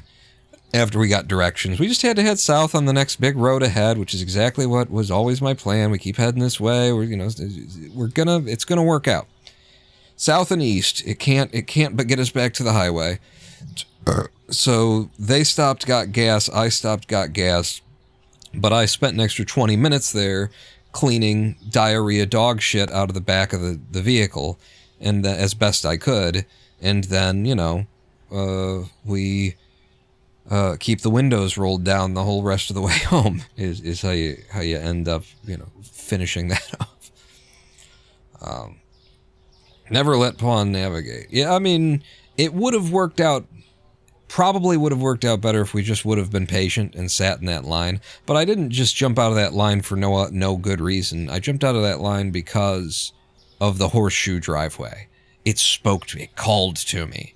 I was like, God damn it. And I just the moment that I wondered, could we turn around? I looked to my left, and this beautiful horseshoe driveway that was just made for these big ass vehicles that we were driving to allow us to turn around. And I'm like, this is a sign from the heavens. Let's go this way. And honestly, if you think about it, had 3 idiots not managed to steer a driver into a fence post, I may have made the best decision that day. Pawn, pawn, do it, pawn, pawn. Do it, pawn, pawn, pawn, pawn, do it, pawn, pawn, pawn, do it, pawn, pawn, do it, pawn, pawn, do it, pawn, do it, do it, do it, do it, do it, do it, do it, do it, do it, do it, do it, do it, do it, you can do it, we believe in you to do it, you can do it, pawn, woo! Paying no attention whatsoever. We had a great day. Two products found expensive is all, up to 15 grand. We could just about, do our buy our next license without taking a loan at this point. Jermacian cheered 10 a while ago and said, Pawn's new YouTube shorts, Tales from the Zen Center. Yeah. Yeah, I've got enough distance from it now that I'm willing to tell all the crazy stuff, all the wild shit. Because, it's in retrospect, it's all just stupid, The things that were big ordeals back then, it's all just petty nonsense, horseshit, and stupid. The real truth of what was going on at the Zen Center on any given day was the meditation and the practice, and the wild stories were the breaks from that stuff. Am I enjoying these sound clips? Yeah, that was a really long one. That was a really long one. But you've been punctuating certain things. I feel like when Mario Oh Node in my story was very well timed. I think the Windows alert was well timed with the story. Danger Will Robinson was appropriate. But the Do It Pawn, that's the longest one we've got. So that's just like all right, I get to catch my breath for the next 40 seconds. Would I do it again, the Zen Center? At this point in my life, the thing is, I'm engaged to be married, and I could actually foresee a version, if my lineage were more open about marriage, I would love to be ordained, and I would love to contribute to the Zen Center and to Zen by giving Dharma talks and things like that. I've been a professional communicator for 10 years, and I know a thing or two about Zen, and I could help people. So I would like to have the ordination, and I would like to be able to contribute and give more. I mean, I can't say give something back, because The Zen Center got about $300,000 worth of work out of me over the course of my years to stay there.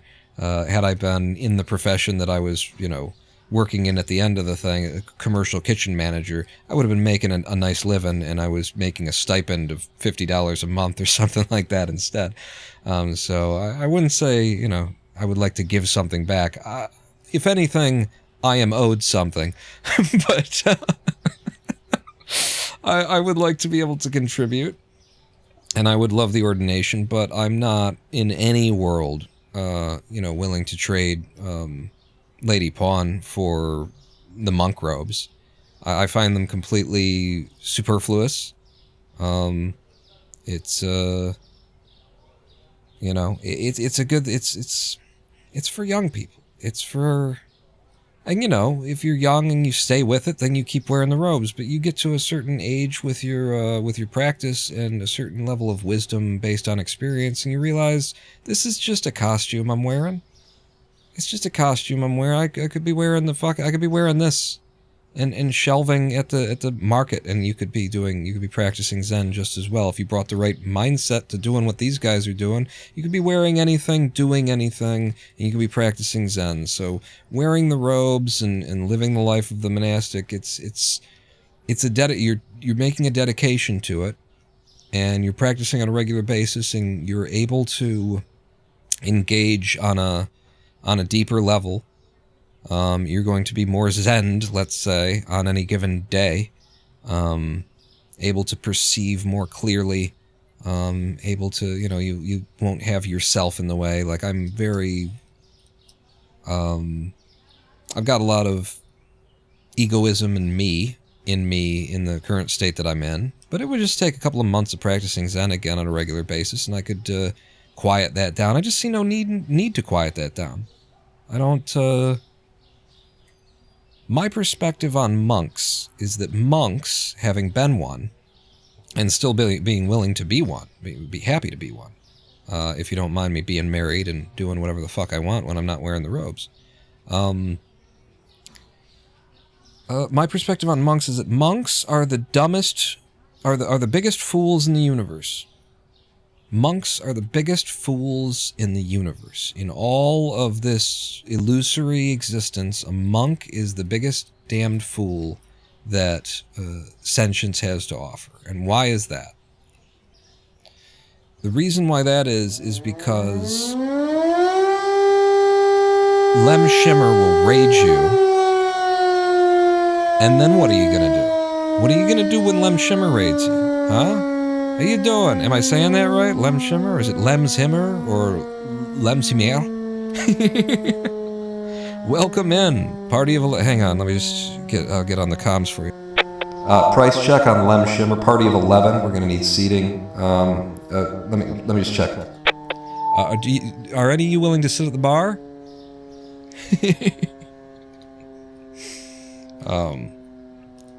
Welcome in. We were just. Did you just finish with some Supermarket Simulator for the day? Is that why your good graces? We are many. You are but one. How's your store doing? Yes. And Flavor Bean, thank you for the follow.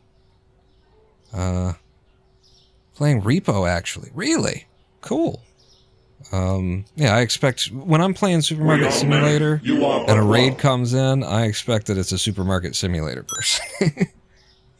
Sounds like you had a bunch of clueless people at the center who were there to just hang out. Such amazing. It's a very stressful thing. Everyone walking in, we were just talking about, I used to be a Zen Buddhist monk.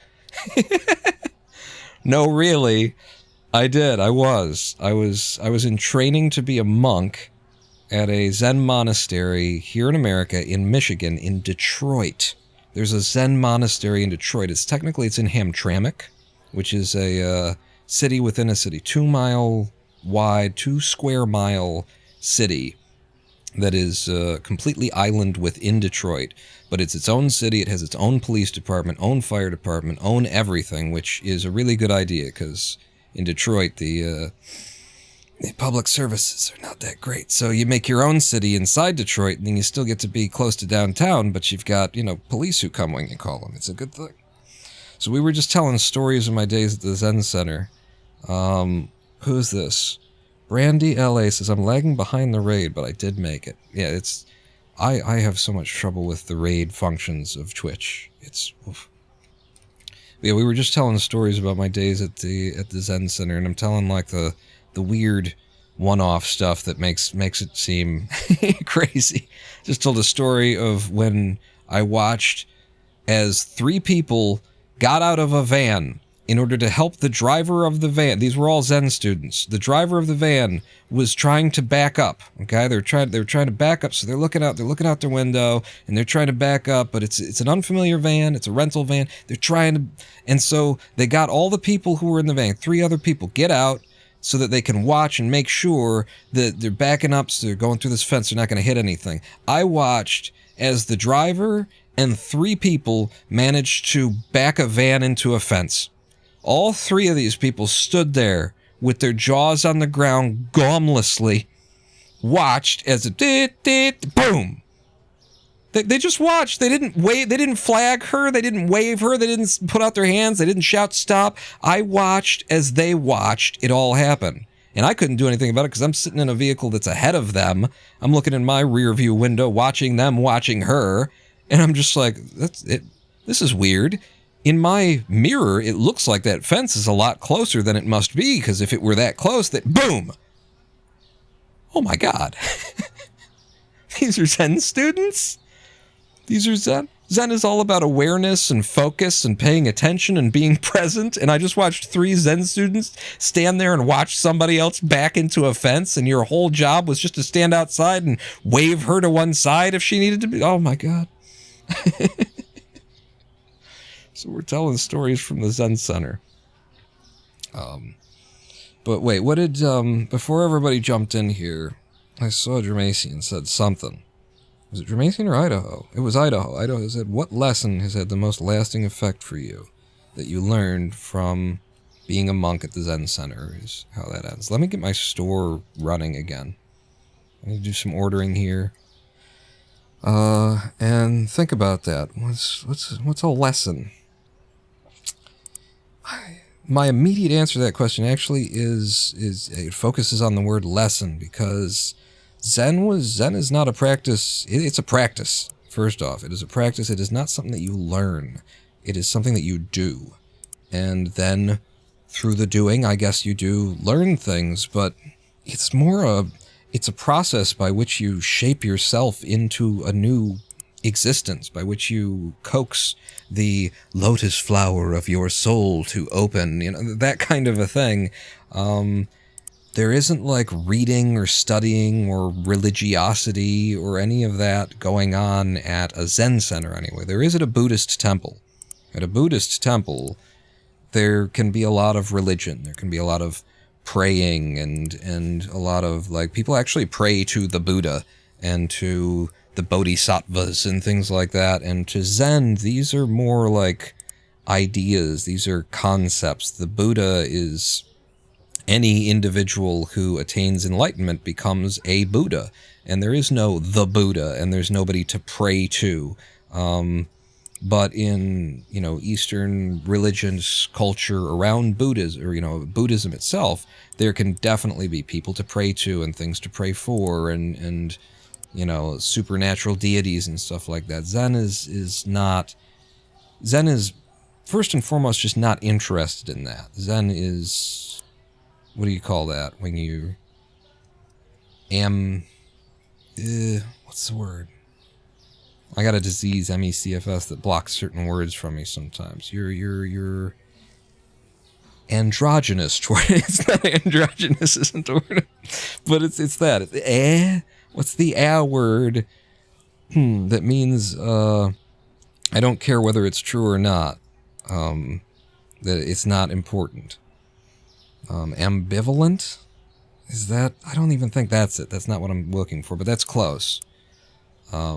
But Zen just doesn't really care about all that. Zen is a methodology that people have come up with across years and practiced and proven to find the truth of what is going on here. Who are you? What is this? What is this existence? What is the nature of you? What is the nature of reality?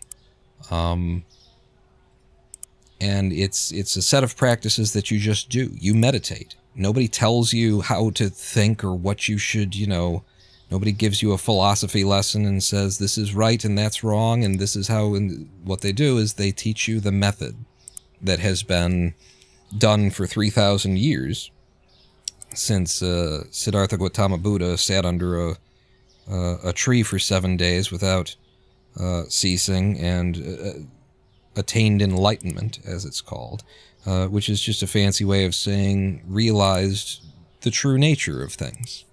It came to the final conclusion that so many of us are sort of searching for.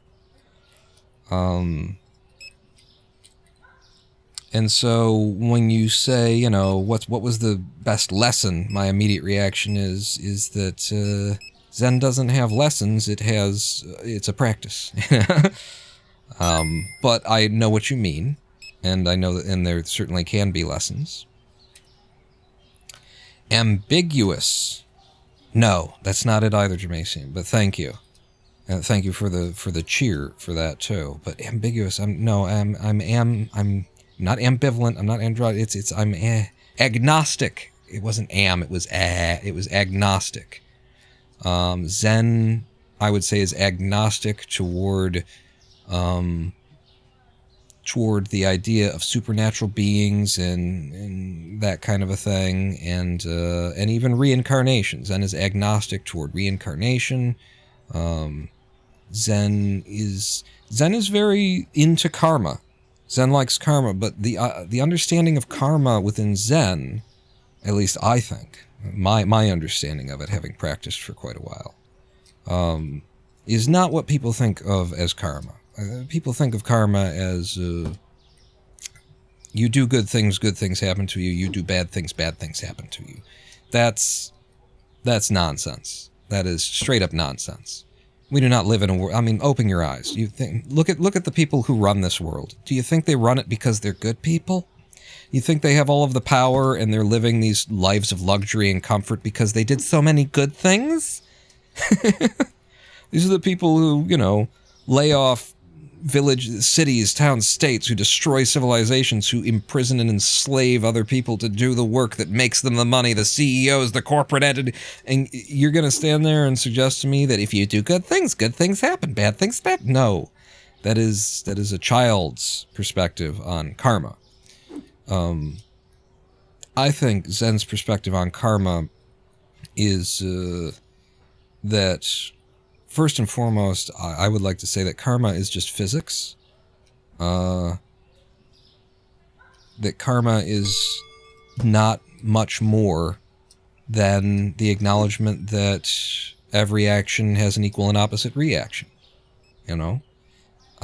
Which tells us that we can have an influence over what is going on in our lives, over where we are in our lives, over the outcomes of our lives.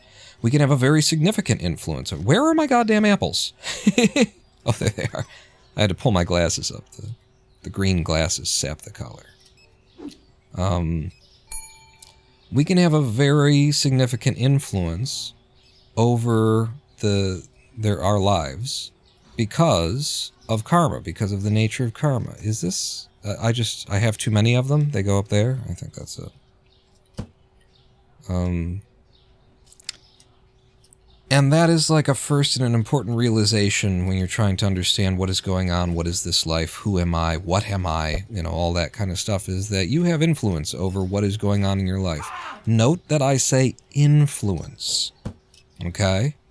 Because there is a lot of karma out there. There's a lot of physics out there, let's say. There's, in fact, an infinite amount of physics out there, really, when you get down to it. There is a lot of stuff out there in the universe bouncing around, a lot of different people bouncing off of each other, so many different things going on that you can spend your whole life doing nothing but the good thing, and then the asteroid hits the planet, and that was your life. You can spend your whole life doing the good thing and getting nowhere in your life for it. You're not going to get rewarded for the good things that you do. You're not going to get punished for the bad things. You probably will get punished for the bad things that you do, but it's because we enforce our own karma onto each other. It's not because there's a universal, like, good and bad. Karma has no ideas about good and bad, is basically the short way of saying this. Good and bad, right and wrong, concepts like evil are created by the human mind and by the sentient mind in general. We invent these things. We decide what right is and what wrong is and all that kind of thing. The universe has no, to use my A words again, it is ambivalent. The universe is ambivalent toward our ideas about right and wrong and good and whether or not something should happen to somebody or not happen to somebody. And that's why, you know, bad things happen to good people and good things happen to bad people. You don't get sick because you're a bad person. You just get sick because viruses exist and you were in a room and somebody had it, and that's, you didn't do anything wrong, it just happened. You know? An asteroid hits a planet. Why? Because it was going around and the gravity pulled on it and things. Whether there's life on that planet or not, it hits the planet, and what happens next happens because physics. What karma is the acknowledgement that every action has an equal and opposite reaction, and so we can have influence over our own existence. And it's important to note that while doing a bad thing doesn't mean a bad thing will happen to you, and doing a good thing doesn't mean a good thing will happen to you, yeah, kind of. You know, that's also true. It's false, but it's also true. Because, like I said, we make our own karma, we have our own influence, we have a society, we have a culture, and we've decided that this is wrong and that is right, and people will hold you accountable for it. But, and by the fact that people will hold you accountable, there will be a sort of universal reckoning. There will be a sort of cosmic karma that is always floating around you. Because if you leave everybody with the impression that you're a bad person, then you're going to have the karma of a bad person. And if you want to change that karma, this is the important part about karma, is if you want to change that identity, you want to change how people think of you, you want to change the life that you're living and the course that you're on, then you just change your behavior. You change the karmic energy that you're putting out, which is what you're doing. It's not what you're thinking. It's not what your internal experience is. It's what your external experience is. You want to change what's going on around you. It's karma. It's physics. And so you have to influence the physics. You have to influence the karma. You have to change your behavior. You have to start creating physical movement in a direction. Build momentum in a direction that you want to be in, and momentum in a direction away from what you don't want to be in. You've been doing things all your life you're embarrassed about, or you don't want to do anymore. You know they're bad for you. They're bad for other people. They're harming. You want to change that about yourself, you got to start doing. Not thinking differently, doing differently. Here, have the extra penny. I don't care. It's not about changing your mind, it's about changing your behavior, changing your actions. And through your actions, you can influence your mind. You change your mind by changing what you do. It doesn't matter what you're thinking while you're doing what you're doing. It matters what you've done. Here, have the extra penny, I don't care. You know, I didn't mean to do that.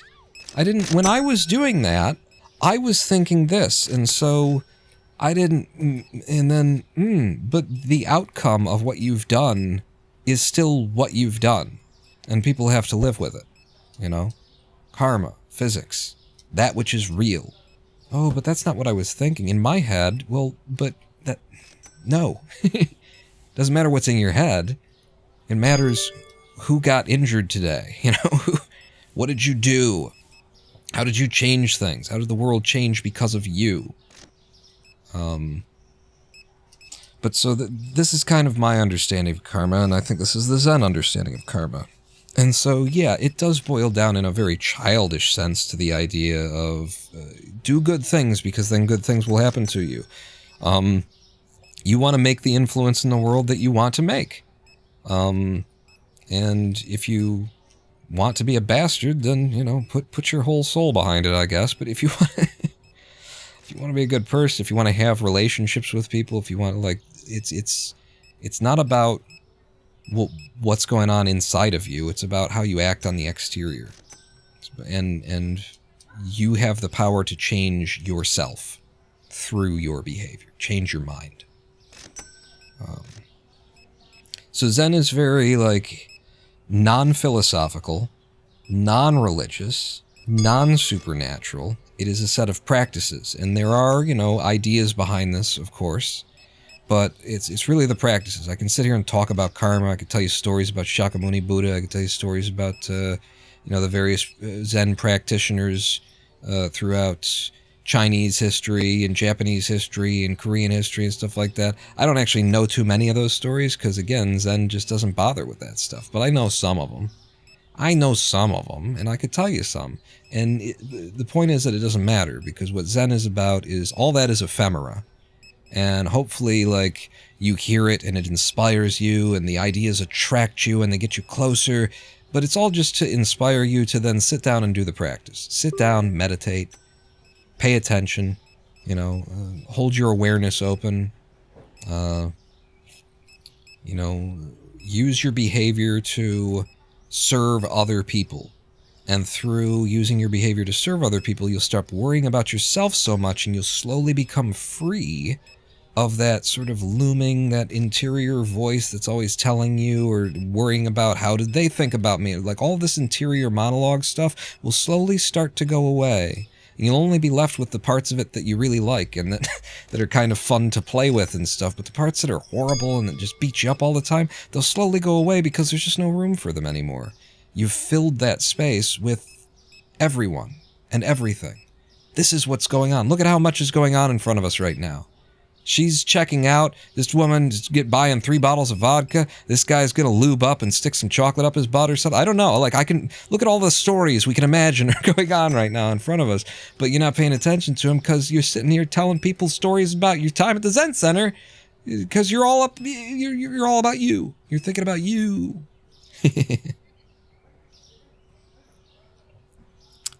But the question so long ago was, what? We're closed, by the way. And thank you for coming to GTF Omar. Now leave. The question so long ago was, what was the most important lesson or the best lesson that I got out of Zen? And, I suppose the most powerful experience that I had was finding out firsthand, feeling it, living it. It became true. It wasn't a lesson. It wasn't an idea. It wasn't a learning. It became true. And it was finding out that I am not my past. That there is no past self, is how we would put it in Zen, which is a teaching, but I experienced it. I felt the breaking of a chain, and that chain was my past self. Everything that I've done until now, everybody who I was, the person that my parents think I am, that my friends, that the world around me wants me to be, all that stuff, the places that I've been, the things I've done, the education I've received, the mistakes I've made, the wonderful things I've done, the horrible things I've done, none of that is me. I am completely free in this moment to be anyone and anything that I can imagine. And I can just make myself into that. I am not bound in this conversation to speak the way that I spoke in the last conversation. There's no chain around my ankle that makes me have to represent the character of myself that so many people drag around for their entire lives. You think of yourself as you. I am me. I am whatever my name. I am Ronan Pawn. And this is who I am, and this is how I think, and these are the things that I represent. These are my politics, and this is, I like this, but I don't like that. All of that. None of that is real. You can set it all down at any moment that you want to and become a completely different person. You are free in any moment to do something that you've never done before, to respond to a situation that you always respond this way. You can just completely veer and do something entirely different. To truly and really feel and experience that you are free, to not have to be the person who went to that college or had that experience in high school or had that trauma happen to them, that you can just let it go. I have felt the breaking of the chain that binds us to our pasts. And that was the most powerful and most important lesson that I got out of being a Zen Buddhist monk. Was the freedom of recognizing, of learning that there is no past self. Not learning it, but realizing it. By realizing it, I mean making it real. Having the moment. Feeling it. And now I need to price the products in my imaginary grocery store on Twitch. All of these things are happening. Look at the freedom that I have. Look at how much freedom I have claimed. Former Zen monk plays Supermarket Simulator on Twitch. Curses frequently. Often breaks into a political rant about the evils of capitalism. And yeah, when you were asking earlier, like, would I just put that price there. I'm a silly boy. You were asking earlier, would I ever, like, go back to the Zen Center or take up the life again and that sort of a thing. I'm in a place where I don't see any reason to be any other version of, like, I have built a self that I'm pretty okay with. There's some things that I'm still working on. But I'm pretty happy with this self, and I've gotten to a place where it's like, I now know that I can be anyone. I can be anything and anyone in any situation, and I can truly manifest that. I know how to manifest that. If I put my effort there, I can make it happen. I'm a Zen monk. I was a Zen monk. I can do that. I see no reason to be anyone other than who I happen to be right now. I see no reason to make any major changes. I see no reason to like, the idea of becoming a monk, I would have to go to the monastery and I'm just, like, I'm going to be whoever I'm going to be when I'm there. Like, I'm not going to try to fit in. I'm not going to try to wear the robes and look like a monk and sound like a monk and act like a monk, because there's no point to that. It's just a game we're playing. And I'm perfectly satisfied to play the game I'm playing right now. I don't need to play the game of pretending to be a monk. I'm happy to play the game of pretending to be a Twitch live streamer, a YouTuber, a 3D modeler, all the things that I happen to be doing right now. I'm doing them because this is the game that I want to play, so I'm playing it. And I would happily I would happily also play the game of being a monk, but I'm not going to give up the other games that I'm playing to be a monk. I'm not interested in that. I'm not uncomfortable in my own skin anymore. That's what happened to me at the Zen Center. I am not uncomfortable in my own skin. I am a whole person. And that's why I have the balls and the chutzpah to just go ahead and buy this license. Which license are we buying? $12,500, yeah, and then I can take the loan. It'll be fine. So this has some liquor in it. I can't tell what these items are. Potato? I see the word potato. Maybe that's flour. This is vodka. Oh, here's beer and lager and vodka and whiskey. Wait.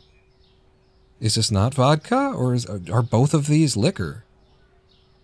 Both of these include liquor. This is veggie mix. This could have some frozen stuff. Whereas this is beer. I think I want all the beer stuff.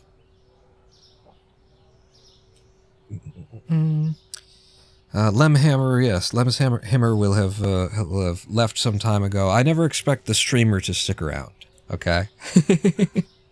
When you raid someone, I know, I do this. When you raid someone, you have been streaming for several hours, and then you raid somebody, and it's like, I need to go relax. So, thank you for the raid. I know you're gone, but thank you for the raid. Reason I'm here is because I'm apparently a long-time follower, but haven't been watching a lot, and afraid I can't explain why. Well, probably because I break into, like, Buddhist rants, and people are like, okay. This is weird. Video game channel. It's what we do around here. I'm gonna get this license. I did it. So now we find out what was in that license, because I can barely read this tiny text. So at the bottom of my list, we now have blonde ale, 6-pack of lager, another keg, vodka, whiskey, and wine. Wow. So shelf, shelf, shelf, shelf, shelf, fridge, shelf. There's only one thing that goes in the damn fridge? It sucks. Alright, well, we've got a lot of open shelves, so that's not a problem. What we don't have is a lot of open storage back here. I got a whole rack right there. And if it's going to be beer, this is where I'm keeping the rest of the alcohol right now.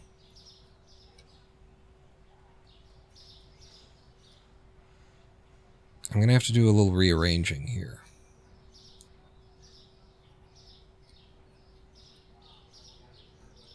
So this is dairy, and then this is alcohol. I could put the alcohol here. 2 racks for alcohol, and then what is still here? This is the overflow shelf, and then this is candy and stuff like... Yeah, so I pull this rack out. Candy and coffee. Box that up for me.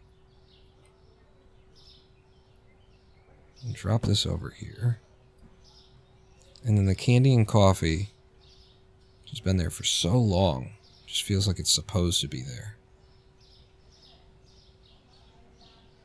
It's like the systems of capitalism that we can rant about. I told Lady Pawn that I was going to end this live stream a little early. And we're already 20 minutes past when I told her that I would probably wind it up. So we should be winding up now is the thing. So this is my overflow rack.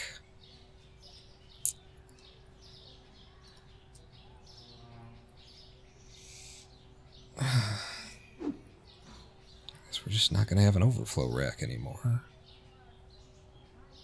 It's just there for extra.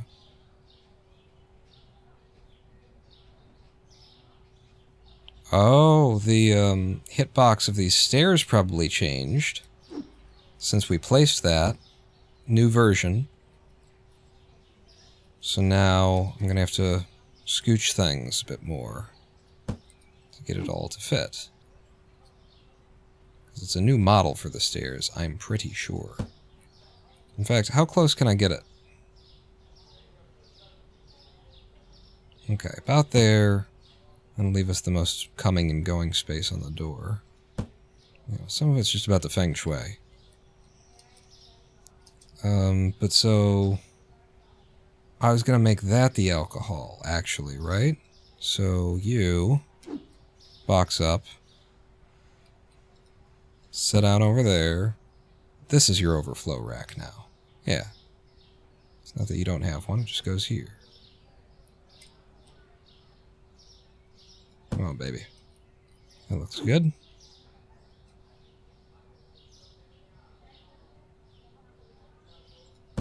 Okay. And so this is all our alcohol stuff. And now we're going to have a whole bunch more alcohol stuff. Which means... yeah, this is still our beer fridge. And we can probably still have that on the aisle there, and then, I don't know. We'll figure it out after we place the order. So now we do our ordering for the day. We only have $3,000. There's no way that I get it. Yeah, I can't do an order for only $3,000. So we're going to have to take a loan. But we'll put our order together first and see how much of a loan we need to take. Before I got derailed, are there any other Zen Center stories that I was going to tell?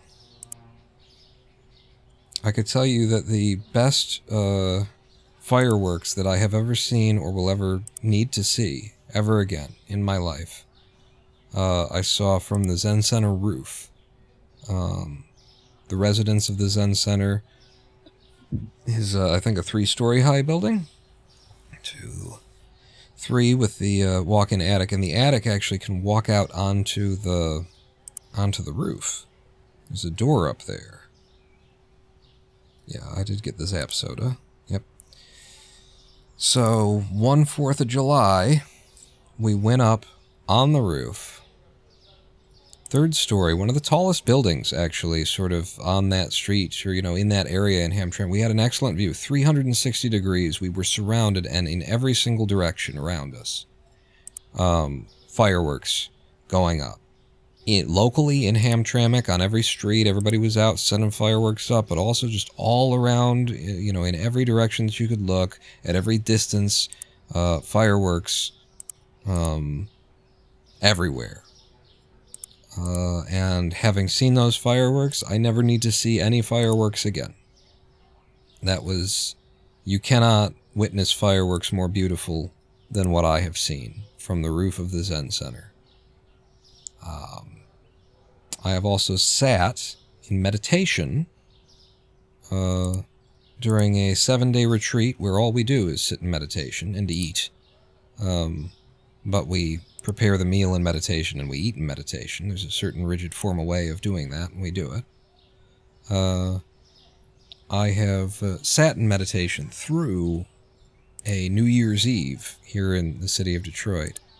And in case you didn't know, in the city of Detroit on New Year's, everybody in the city brings their weapon, their gun, their firearm out into the street, and they fire several rounds into the sky at midnight.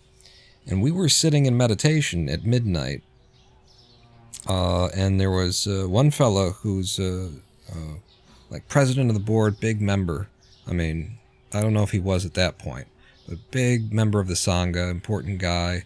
And it was his first time doing the 7-day retreat across the New Year at the Zen Center, and he's from Canada. And he tells that story. He's like, wow. And the way that he tells the story is the first time that ever happened, that he was sitting there with us on that thing. He's from Canada, and everybody just starts shooting off their guns. His thing is like, there was no like, I get it. He says, I get it that you go out, you shoot your guns on New Year's. I can comprehend that. But there was no hooting or hollering. There was no celebration. It was just pop, pop, pop, pop, pop, pop. It was just people, cold, dead, stone, no emotion, just firing their weapons. I expected to hear a woo, ba ba ba ba ba ba ba, but it was just ba ba ba ba ba ba. It's just people shooting. And I love it. I love that. I love that was his response to it. It will always stick with me. And I now live in Detroit, so every New Year's that happens. And living in Detroit, you completely understand it. A big part of the New Year's Eve coming out with your gun and firing it into the air is to tell your neighbors, I'm armed. It's to tell the people in your neighborhood, don't fuck with me. Don't try and steal my shit. There is a bit of that. Like there is a posturing that has to happen in a poverty-stricken inner city. And if you're not participating in the posturing, then you might be, somebody might try and test you. Be like, I didn't see him out shooting any guns. Okay, in order to place this order, I just need like another $1,000. So we go to the bank. I'll take the $2,000 loan. And then, boom, order placed. We got everything in. And now I need to like shelve my new products and then price them. In fact, I'll set the price while I let them get some of the products that I can't shelve out of the way, so I can find what I need. So let's go to the pricing. Bottom of the list, brand new stuff.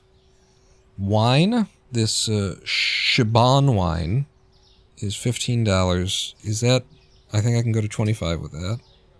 The whiskey is big ticket item, $22.25. $13.70, so we'll do $13.50.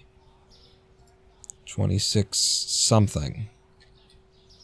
I think it's 56, so I'm going to do $26.50. And then $13.04 is a straight $13 on the 6-pack of beer.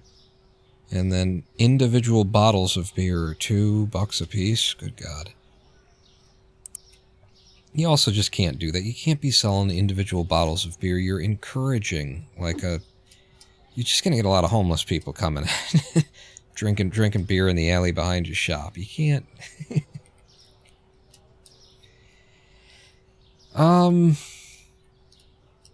So this is when I make the decision. How am I going to set this up? I kind of like the idea that the liquor is right there because it draws your eye and then you realize the liquor's back here.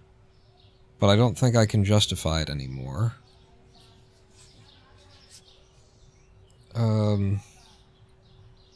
If this is going to be the beer fridge, I don't think we've got enough room for shelves.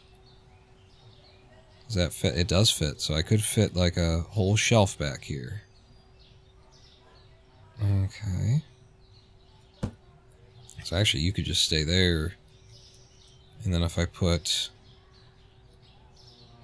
one of our unused shelves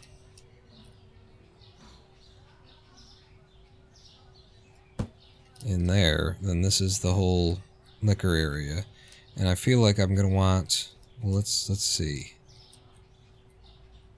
I've only had 6 kegs out so far. How much crap do I have to shelf? Are you vodka? You look like a kind of vodka. I'm going to presume this is vodka, so we should have the 2 vodkas together, so they go over there. We have the box beers on the end caps together. I like that idea. But yeah, 2 vodkas will be there. Chuck it. I'm gonna move the vodka display to here.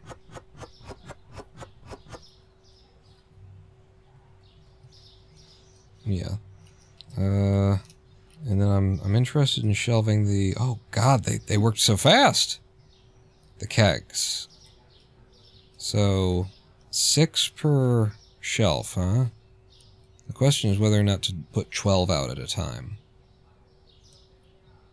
Double stack them. Depends on how much you get. So start by just having 6 on the bottom.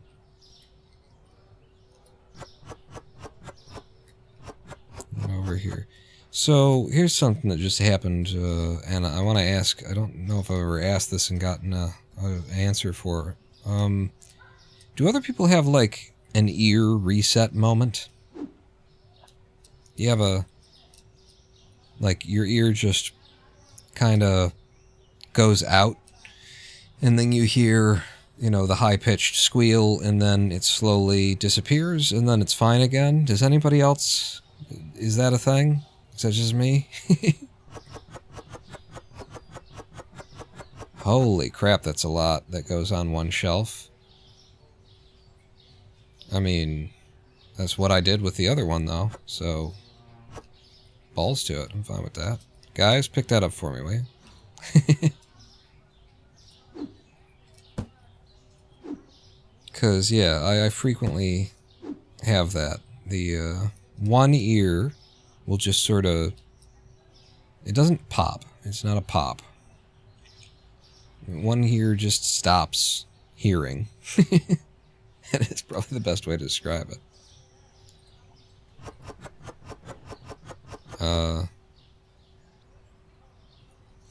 And so it stops hearing, and then I hear the tinnitus, and then the tinnitus just fades away over the course of the next 15 to 30 seconds, and then it's gone. It is a thing, and usually a sign of increased blood pressure. Okay. Okay. Yeah, it happens to me. What is this? Is this cognac? We got cognac? Or is that just another kind of whiskey? That could be like a... Oh, no, that's whiskey, vodka, wine. Right. Yep, I got it. I get you. That's good to know. That's been happening all my life. All my life. And honestly, it doesn't happen that much these days. Probably, you say blood pressure, probably because I'm bedridden with disability. So I'm not standing up that much. Yeah. So this is the one that I already put there. Now I just shelve it on the back here. So how do these shelves end up looking? Because, you know, at this point, I could just have it all on one thing. No, you're using two for each of these. I can consolidate in the long run if I need to.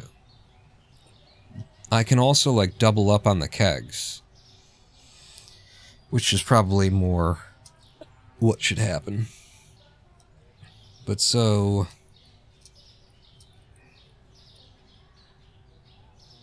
whiskey and wine, vodka, kegs, beer.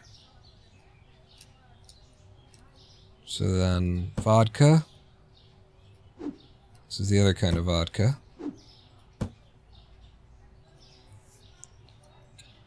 And then we got whiskey and wine. There's kegs, though. And there's 2 kegs there, 2 kegs here.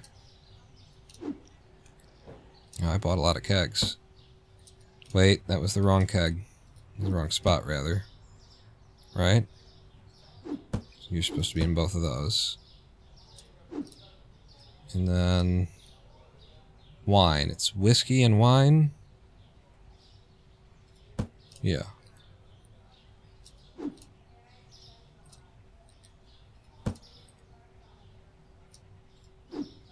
Oh, right, and I forgot the beer. Regular beer.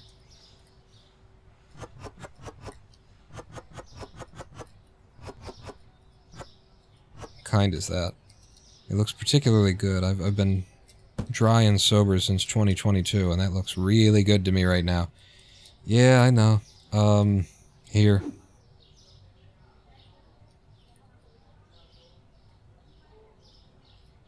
Tell you what I could do. Tell you what I'm gonna do, friend. You have 4 of those.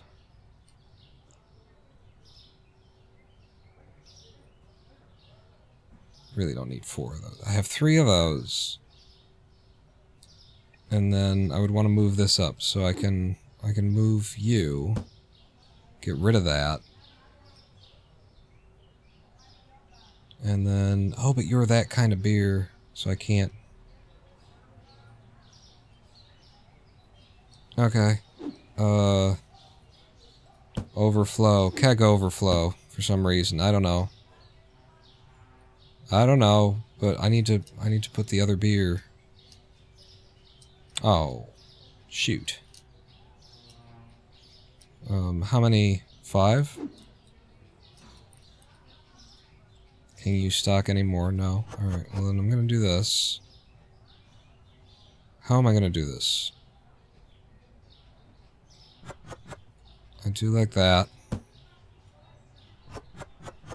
do like that. Pick that up. Put you back. And now this allows me to grab one of these. And mark that as the place where those go. Now that it's marked, I can put you back. Claim these 5. Put it on the ground. Restock. And bada bang bang boom, somebody comes along, cleans up my mess. No? You don't? Well, screw you then. Looks like it's that one. Yeah, it's gotta be that one. Okay. We have a pretty serious liquor area now. And apparently the next buy gets us even more liquor. I saw there's another type of vodka, at least in the next license that we get. We're also under the weight of a loan that I'm going to pay off before the day is out, because screw these people. I've already priced everything, so let's do one more day with our new products, and we're going to call it a live stream. Hang on, let me just pick this up. No? Make sure the store is clean at the beginning of the day. I got the windows. Windows are good. Okay. Am I opening the store? I'm opening the store. I'm gonna have one more day to this live stream.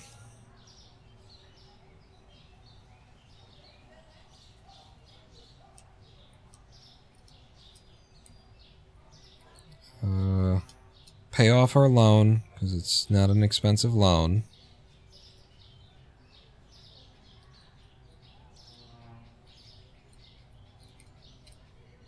I don't know, seems like the camera has been doing its job pretty well on the thieves so far, huh? I think I can probably slide it a little bit more to the right, try and catch more of that back area, because the front is really only that one display rack here. So now, you know, I'm worried that this won't count. If I'm stealing from here, that the camera won't see it. Hello, sir. Welcome to the store. Nice of you to one person to finally walk in after the store's been open for 2 goddamned hours. It's lovely. I love it. I love living on a STROAD, to bring it back to where we started. It's beautiful. The town is beautiful. Good work. I just wish I didn't live on a STROAD. I wish my offices weren't on a STROAD.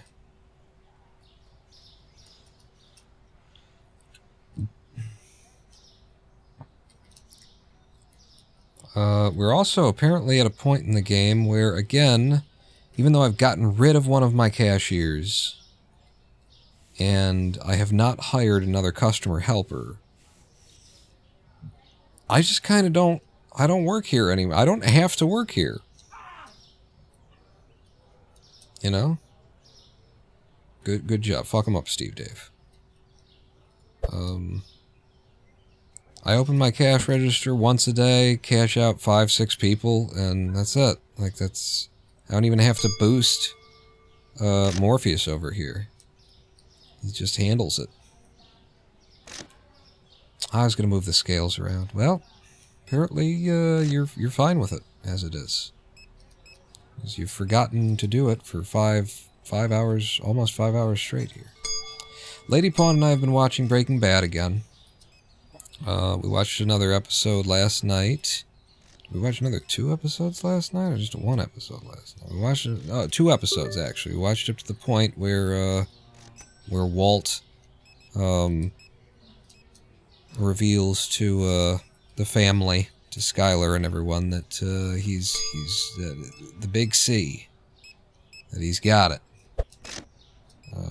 So we're 4 episodes in, and some of these stories, or rather some of these episodes, the titles are really cool. Like, when you're watching the show, I don't think that they have been, like, flashing the titles. Maybe they start doing that in later seasons. The title of the episode gets flashed on screen or something, but it's not there at this point. And so seeing these titles is pretty neat, because one of them, I think the second episode of Breaking Bad, the first one is just called Intro. The second one is called You Can't Find the Tomato. The second one is called Where's My Tomato? The second one is called The Cat's in the Bag. That's what the second one is called, and this is what I love about this. The third episode is called And the Bag's in the River. I like that. It's very clever. It's very clever. Name one episode, this thing that's kind of like, how does that relate to the, I don't understand. And then the second episode comes along, it's like, oh, I see. Cat's in the bag and the bag's in the river.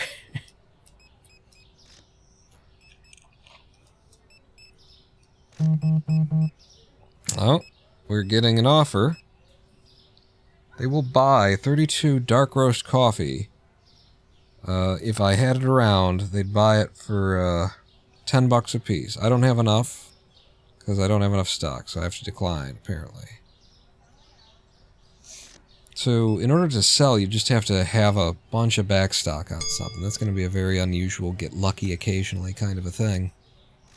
But I do like their additions. We did have to go down to low graphics quality because I think it's just because it's too much mesh. There's too many polygons going on here. And the thing is, like, modern gaming and modern 3D now thinks that there's no such thing as too many polygons. And go fuck yourself. Like, you're wrong. You're very, very wrong, but, you know, there's some really clever things that have been done with GPUs in the modern era that make it so that you can have an enormous amount of faces being calculated and textured. But it's just, even if polygons were free, don't you care? Don't you care? You know, even if it didn't matter how many faces, don't you give a damn? Doesn't it matter to you that you're just wasting? You don't need, you know, 100,000 to represent a single building, but maybe you're using that money. Don't you care? I don't think that that's necessarily their problem here. It could be if they used AI to generate all this. Like, every single one of these windows, it does make me think they used AI, because every single one of these windows has quite a bit of topology to it to get this. This isn't being faked with normals. That's a lot of topology per window, and look at how many windows there are, and they're across every building, and look at how many buildings there are. It's a bad thing that's happening to 3D and to gaming. AI. It's a bad thing. It is a bad thing. You know, people go, oh, but we could, the production times have gone down, the costs, and so it opens up how, you know, you can get into the field so much, and it's like, yeah, you know what that really comes down to? You know what that means? That there's going to be, like, such a low overhead, such a low barrier. It means that you got people who have no fucking idea what they're doing, who have no good ideas, who just, you know, you got 16-year-olds, and they're going to be cranking out games that actually look like pretty okay, because an AI made it look pretty okay, and it has no value whatsoever. It's not good, and the Steam is just going to be flooded with shit, garbage, absolute garbage, and it's just going to, like, it's going to hurt indie gaming more than anything. The checkouts are full? Well, let me open one for you.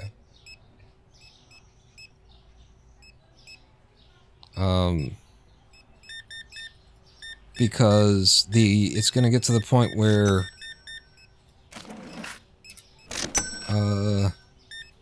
there's so much trash floating around out there that the only thing that you can trust to be worth your money is a AAA game, and honestly, AAA games aren't really worth your money for how much they cost and what you usually get out of them, in my opinion. I don't go in for AAA almost all of the time, because it's overproduced, it's corporate swill, it's not good. It's not good. There's never anything challenging about a game that was produced by taking rich people's money in investor class. You don't get anything that's new or interesting. It's just rehashing of old shit, and, you know, but it's got the best graphics. Yeah, the best graphic, best fucking lipstick on a pig. I don't want to kiss it. But so you're going to create like a situation with the ease of access of just tell an AI, I need a dragon, and it cranks out a dragon that is completely unoptimized, and you know, but maybe it looks good. It'll eventually look as good as somebody who's been working for 20 years just be able to say, give me one, and then you'll have one. When it's like that, and you can just crank out the game that's in your head, it's just gonna increase the amount of swill that's out there to the point where people who are making good shit, who know what they're doing, who have dedicated their lives to, you know, the art, the industry, and who actually care, are going to be drowned out by the overwhelming din of the average public being able to ask ChatGPT to make them a game. And, you know, the good shit is just going to get lost. And people who could have built careers and created franchises and things that would have enriched all of our lives are just not going to get found in their time or in their day. They're not going to make the money. They're not going to make the thing. They're not going to be able to keep doing that. And they're going to, it's just centralizing things more and more. AI is nothing good for gaming. It is nothing good for 3D. It is only good for people who don't care. which is the people who are just in it to make, just there to see someone else do some work, and at the end of the day, they get a return on their investment. The investor class. That's the only thing that this is good for. And have a nice day. And get the fuck out of my store! And thank you for shopping at GTFO Mart. That's the experience they pay for. They if I didn't do it, they'd be angry. If I didn't tell them to get the fuck. Like I paid extra to shop here. It did prove to me that I do have to actually open my cash register at the end of the day, but again, it's like I check out I do one row of people, and that's all I need to be here for. But this is going to bring us to the end of this live stream. It was one of the shortest in recent memory, but we're almost to 5 hours, so it's not that much shorter than usual. And we got a bunch of fun stories out of it. The Zen Center stuff. You hurry up? How much? I didn't get to see. It better have been a lot. Held us open, you wee babby of a man. For the next day. Oh, I should have repaid my loan before the day even ended. $6,773. 3 products not found, 2 found expensive. I gotta figure out what's expensive in here. Let's do our pricing. And this is why they need to put a column in the game over here that, like, get rid of one of these. I never look at the last changed or the pre. I don't need to know that. Give me a column that shows me how much over or under market price I have set my price. That's what I need to see. And then I can fix this problem in no time. Wait, what am I doing? You're $5 is the market price. That's what we're doing. $5. Oh right, and we can do this. $10.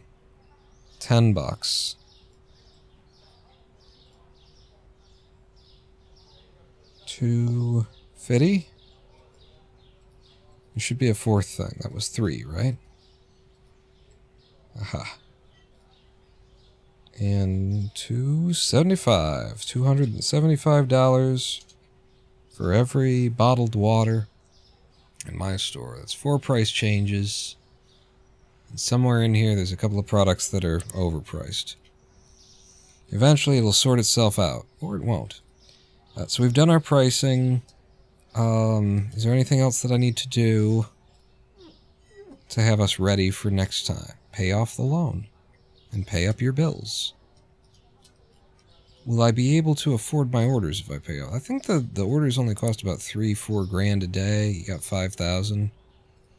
But if I pay back the loan, then I won't be able to afford the orders. So no, don't pay off the loan, and we leave it with the loan.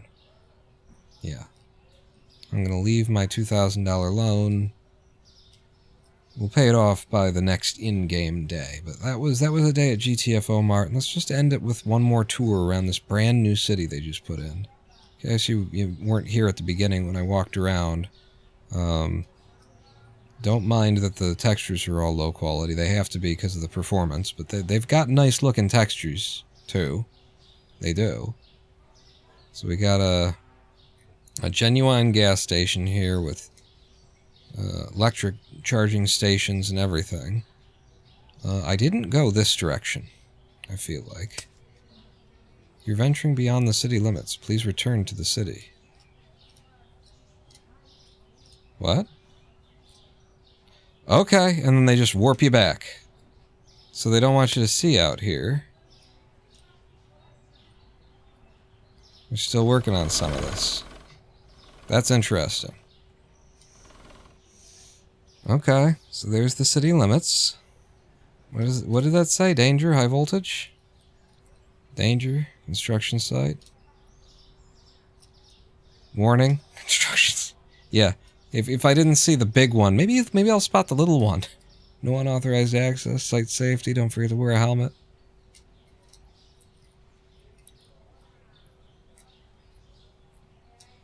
I would have liked it better if there was, like, you know, put something that shouldn't be in there. Have some goddamn creativity, you know? If somebody steps on something and jumps up, you gotta put some Easter eggs in your damn thing.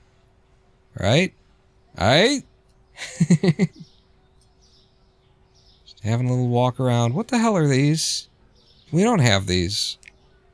Listen, I know that the team is from another country. We don't have these. I actually don't know what that is, and maybe in New York, those things, maybe you do have those, but we don't have the... Yeah.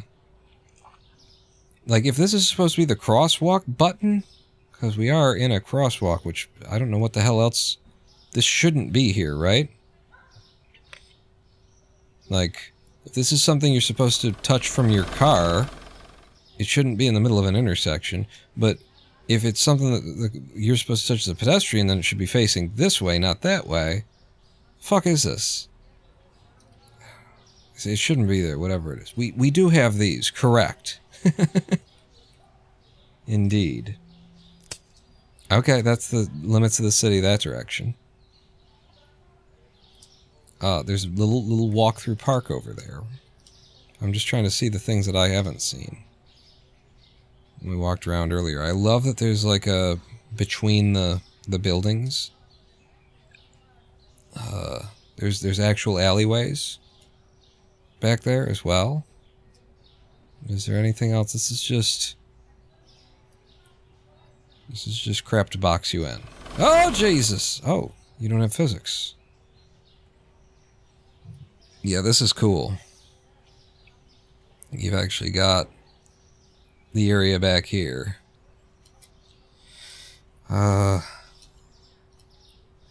not sure where in New York you get this. It's supposed to be New York City. This is a very nice outback. I feel like actually if you get this nice of a space behind your apartment, that you wouldn't have that kind of air conditioning. I feel like that's like a $5,500 a month for a 2-bedroom apartment, kind of a luxury right there.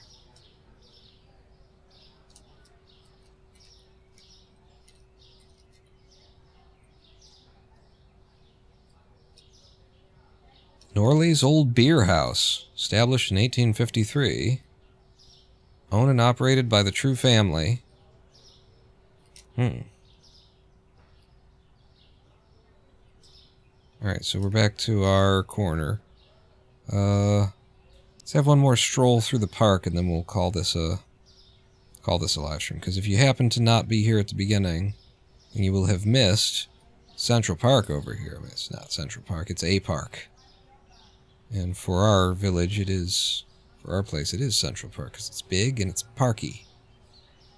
I think it's back here, yeah. Are you physical? That doesn't seem right. Now I'm driving. Damn it. That was interesting, though. We got to see how the cars move. Did you see how it was jittering? That.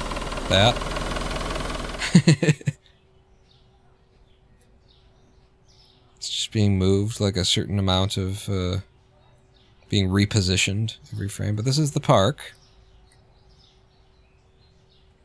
And look, the trees in this park actually work. They don't, like, flicker like the other trees, so yeah. You need to, guys, you need to texture coins at the bottom of this fountain. One of this, yeah. It's got to be a mixture of pennies and nickels and dimes, and occasionally a quarter from somebody who's like, really, like, what are you doing? That's just wasteful.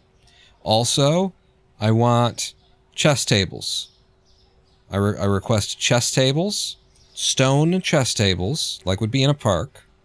So it's stone, and then the black and white is just like it's part of the thing, so that people can't steal or chisel it off or something like that. That's what you get in these parks. So chess, and with the stone and the chess. What is this? And a sword coming out. No. What the hell is this? A bird bath? I guess just to sit here and look at the birds Washing their nether regions. That's... Oh, right, and then there's this stone. We found this earlier. This... You can't get past that without jumping. So, get on it. And then we're back to the... So actually, it's a faster way to get to the park. Is if this is the gas station, it's just to come through the alley around the corner from our store, which is right back here. And that was another day at GTF Omar. We now have a city. I have given you a city. That was probably used a lot of AI. I mean, this could... You make one window, okay? You make one window. That's a bit of roughness mapping. That's no big deal. You make one window, and then you array modifier, and it's not that big of a deal to like put it there. It's just it seems like a lot of geometry. It's like a lot of geometry to me, like these in particular. Some of it can be normal mapped, and it looks like it hasn't been normal mapped. This is why I think AI was involved in this, because it doesn't look like that's not cheating. That's not saving any resources. That's just unless it's been painted, texture painted on it, it just really looks like it's physically there. All of those ridges. That one, not so much. Yeah, that one actually looks like that's just a plane. Okay. So that looks better then, because then you just got like... I can count all the faces there, it's fine.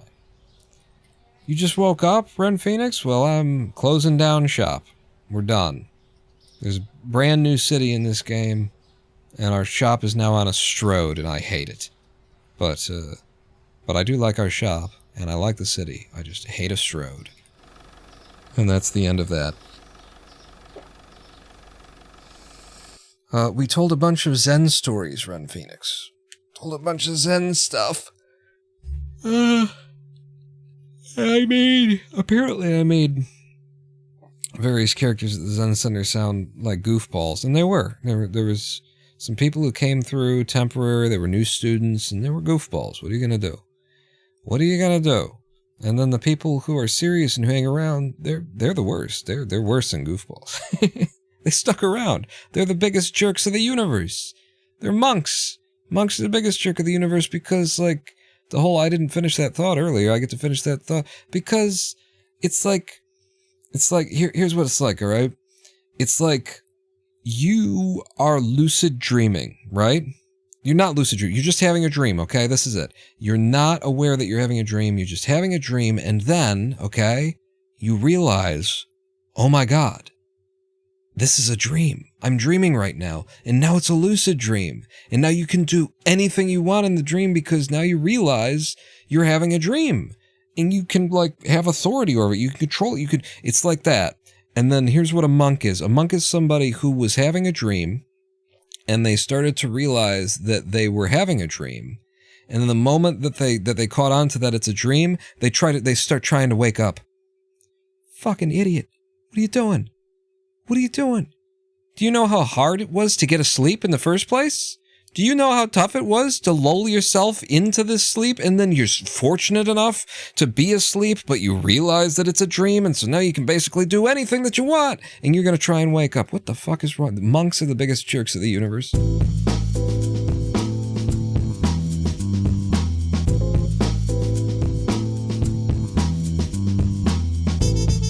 And I am the Ronin Paul.